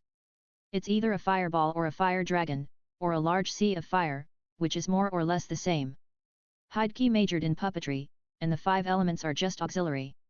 Perhaps because of its violent nature, fire style has almost no functional ninjutsu, so it is naturally not worth Hokage's time to master it. Although he doesn't know fire style, Hokage, who has the spider sensing technique, thinks that it should not be a problem for him to teach Obito the fireball technique. It's a big problem. Obito was complaining wildly in his heart, and at the same time he couldn't help but glance at Hokage with a suspicious look. I didn't expect that the seemingly omnipotent teacher Hokage had never learned fire style. But what he didn't expect was that the teacher dared to guide him without learning fire style. Although Obito didn't say what was in his mind out of respect for his teacher. But Hokage was very familiar with his eyes. In his previous life, he probably had the same expression when he saw someone selling online courses on how to make millions a year. Although Hokage didn't have the intention to learn fire release for the time being, he didn't want to miss the opportunity to study the fire release of the Uchiha clan up close. So he patted Obito on the shoulder and comforted him. Don't worry, try it later. If it doesn't work, I'll teach you other training. Obito was ashamed and moved to see his teacher so considerate, so he nodded and agreed to Hokage's plan. Not long after, other students also came to Hokage with their carts. Among them, the money box on Asuma's cart, which was almost overflowing, attracted everyone's attention. Asuma, you are amazing. You actually made so much money. You are amazing, Asuma. I have changed my mind about you. Everyone praised him, even Yui Kurane, who had always disliked him, gave him some affirmation. However, to everyone's surprise, Asuma just touched the back of his head and said modestly. No, it's all thanks to the guests. Everyone couldn't help but have a bunch of question marks on their heads. Could this Asuma be someone else's pretending? How else could he say such a thing? Hokage, who was standing aside, couldn't help but slightly raised the corner of his mouth hidden behind a book. It seems that Asuma is too deep into the role and can't get out of it for a while.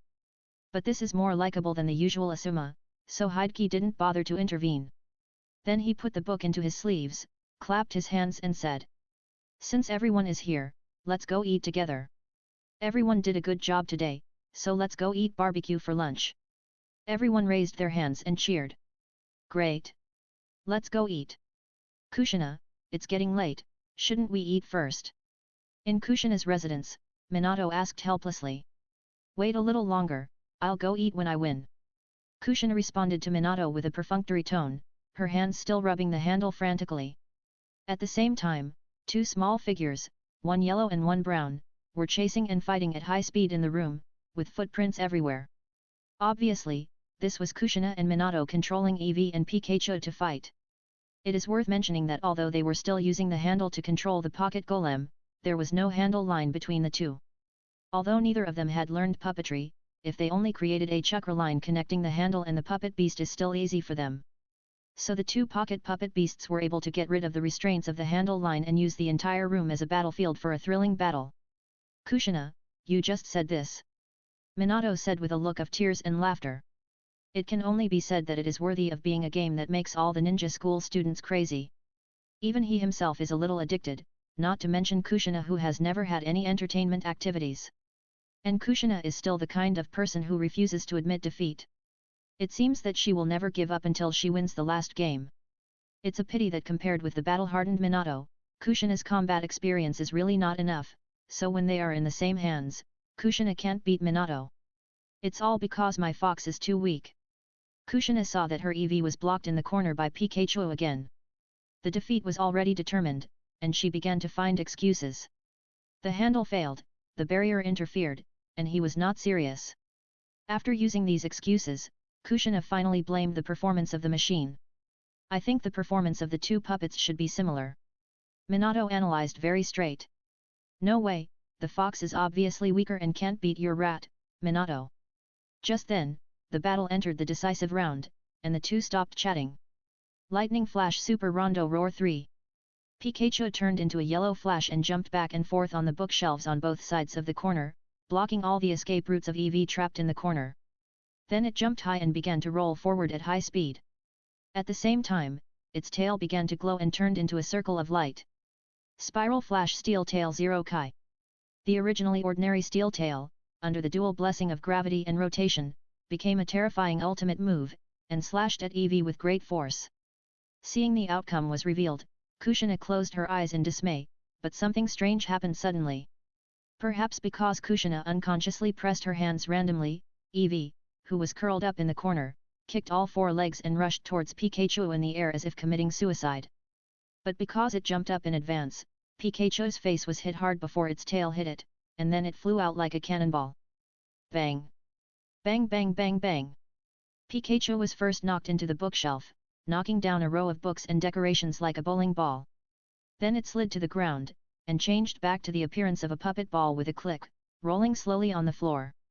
Minato and Kushina looked at the scene in front of them with a dull look on their faces, and looked at each other after a long time.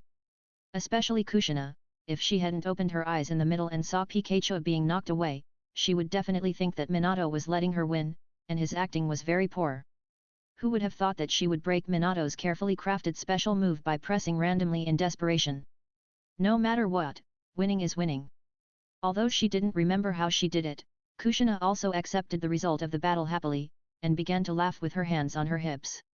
Haha, I finally won. It seems that Konoha's genius Minato Namikaze is just like this.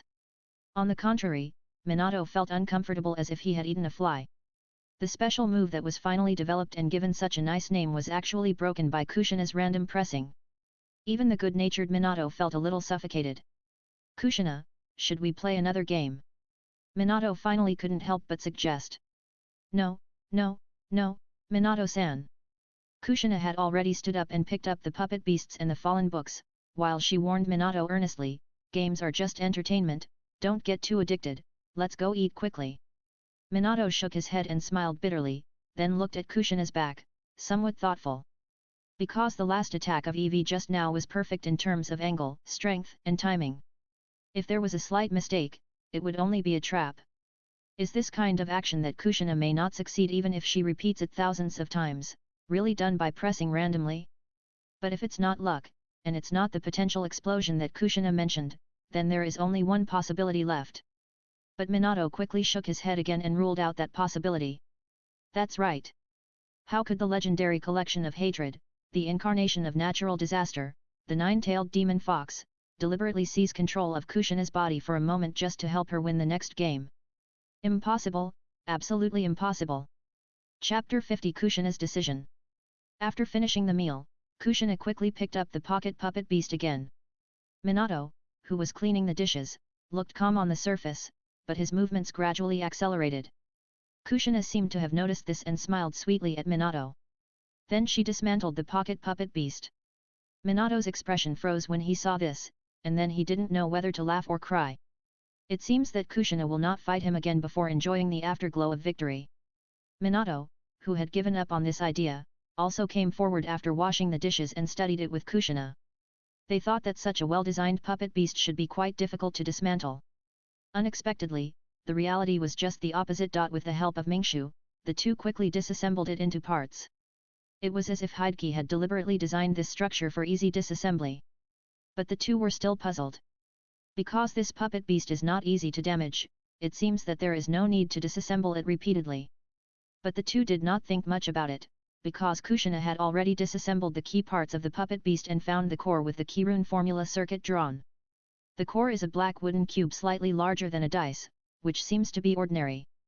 But when Kushina picked up the cube and looked at it carefully, her brows gradually frowned. Minato knew that this was a subconscious action of Kushina when she encountered a problem. For example, when considering what to eat for dinner. "What's wrong, Kushina?" Seeing that Kushina did not respond for a long time, Minato had to take the initiative to ask about the situation. Kushina woke up from a dream, and then her expression became a little strange. "Minato, you will know after taking a look." After that, she handed the cube to Minato. Minato didn't dare to be careless because Kushina behaved like this. He took the block and observed it carefully. But he didn't expect that the first sight he saw when he got close to it would hit him hard. Because Minato suddenly found that the block was not originally black, but had countless tiny and dense rune patterns drawn on it, so it looked like a black block from a distance. These runes are so small, and there are too many of them, right?" Minato couldn't help but exclaimed. "You must know that in order for the rune patterns of the sealing technique to run smoothly, they must be drawn in one go, and there is no room for error.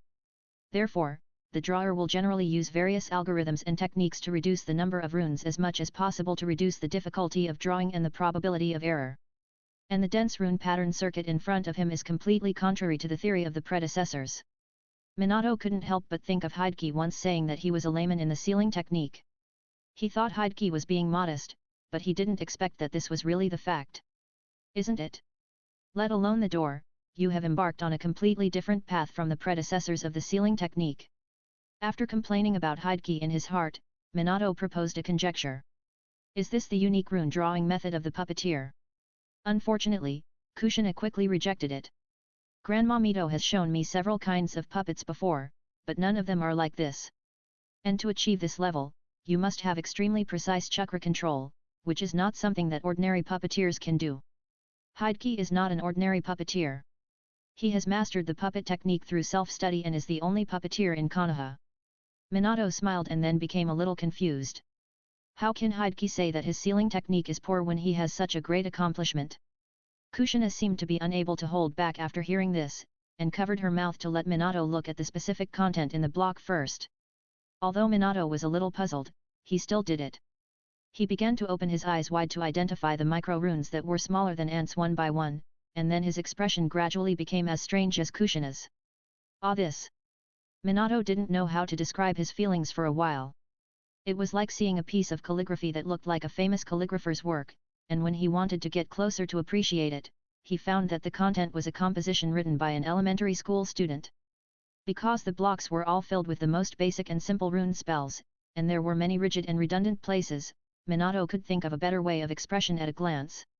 Such an inefficient rune spell circuit formed a huge contrast with the magical drawing technology. That's why Minato and Kushina, who graduated from professional schools, felt a strong sense of disharmony, and their expressions were so strange. After a discussion, the two had guessed the origin of the puppet core to be almost accurate, and they were both a little emotional. It seems that Hokage really lacks knowledge of sealing techniques. Minato couldn't help but sigh. Otherwise, he wouldn't have designed such a lengthy and complicated technique circuit. But he has superb chakra control, so he can just draw such a long technique circuit on the puppet core by brute force. But I didn't expect that such a magical pocket puppet beast would actually rely on such a simple and crude technique circuit to operate. And Kushina was very interested. I finally understand why Boss Hokage hired me as a sealing technique consultant. Because his sealing technique level it was completely pulled up by his invincible drawing skills. The circuits he designed, let alone children, even we may find it difficult to draw them all at once. So my task is to simplify his circuits that are so long that they are enough for children to master. Maybe I can make some improvements. It's just right to see through the performance of the puppet beast whether Hokage's drawing skills are better or my rune writing level is better. Kushina was very excited about the task she had never tried before. She ran to get a pen and a scroll and began to compare the black squares with the runes. Writing and drawing on the scroll. Minato originally wanted to ask Kushina about her final decision. But seeing this scene, he felt that there was probably no need to ask more questions. Kushina, who had been aroused by her competitive spirit, would never give up this job. But Minato suddenly thought of a problem. That is, he forgot to tell Kushina that Hokage had obtained the basic information of the sealing technique. With Hokage's intelligence, the shortcomings in the writing of the technique will probably be gradually made up. Minato dared not imagine how much Hokage's drawing skills would improve the sealing technique after systematic learning. Does Kushina really have a chance of winning? But looking at Kushina's enthusiastic and energetic appearance, Minato decided to keep it to himself. Anyway, no matter how smart Hokage is, it will take at least 1 or 2 years to thoroughly understand the information under the condition of being overwhelmed by various tasks. In the barbecue restaurant, Hokage, who had already eaten, was thinking about the learning plan of the sealing technique. It seems that I have to master all the information given by Minato before the end of the semester. Because even if Kushina joins, she can only help him complete the rune design for the workshop. The puppets used in battle, the rune design of ninja tools, and the exploration of the principle of Chakra, all have to be solved by Hokage himself, so he can't relax. At this time, the students around him have also eaten one after another. Hokage looked at the empty plates on the table, and his heart was bleeding. He finally understood what it meant to be a little kid eating his father out of money. "Teacher, you have finished your meal, can you start to help me with special training?" Obito asked expectantly. Before Hokage could speak, Ebisu's sunglasses began to glow. He took out a pen and notebook and asked. "Special training? What special training? Why would the teacher give special training to you, Obito?" "Yes." Yui Kurane, who was sitting next to Hokage, shook his arm and said. "Teacher, you are biased. Why do you only give special training to Obito?" Hokage explained casually. "Don't worry, everyone. The special training for Obito is the reward for collecting intelligence by setting up a stall, so everyone has a share. Of course, you can also choose other rewards." Hokage explained some of the contents of the points plan to everyone, and then he said. "Although it has not been officially implemented yet, I still converted your contributions into points and recorded them down. So you can also save the points and exchange them for what you want later. By the way, Lin has the highest points now." Hokage gave Lin an approving smile, and then explained. "Because although her turnover is average, she collects the most detailed information, and is the most helpful to the work-study program. Everyone should learn from her." "Yes." Everyone agreed with a long tone, and Lin's face was also red, as if she was happy that her efforts were noticed by the teacher. Seeing that everyone began to think about where to spend the points, Hokage smiled slightly and went to the counter to settle the bill. After a moment of silence for the heroically sacrificed wallet, Hokage returned to the private room and asked with a smile. "Have you decided where to spend your points?"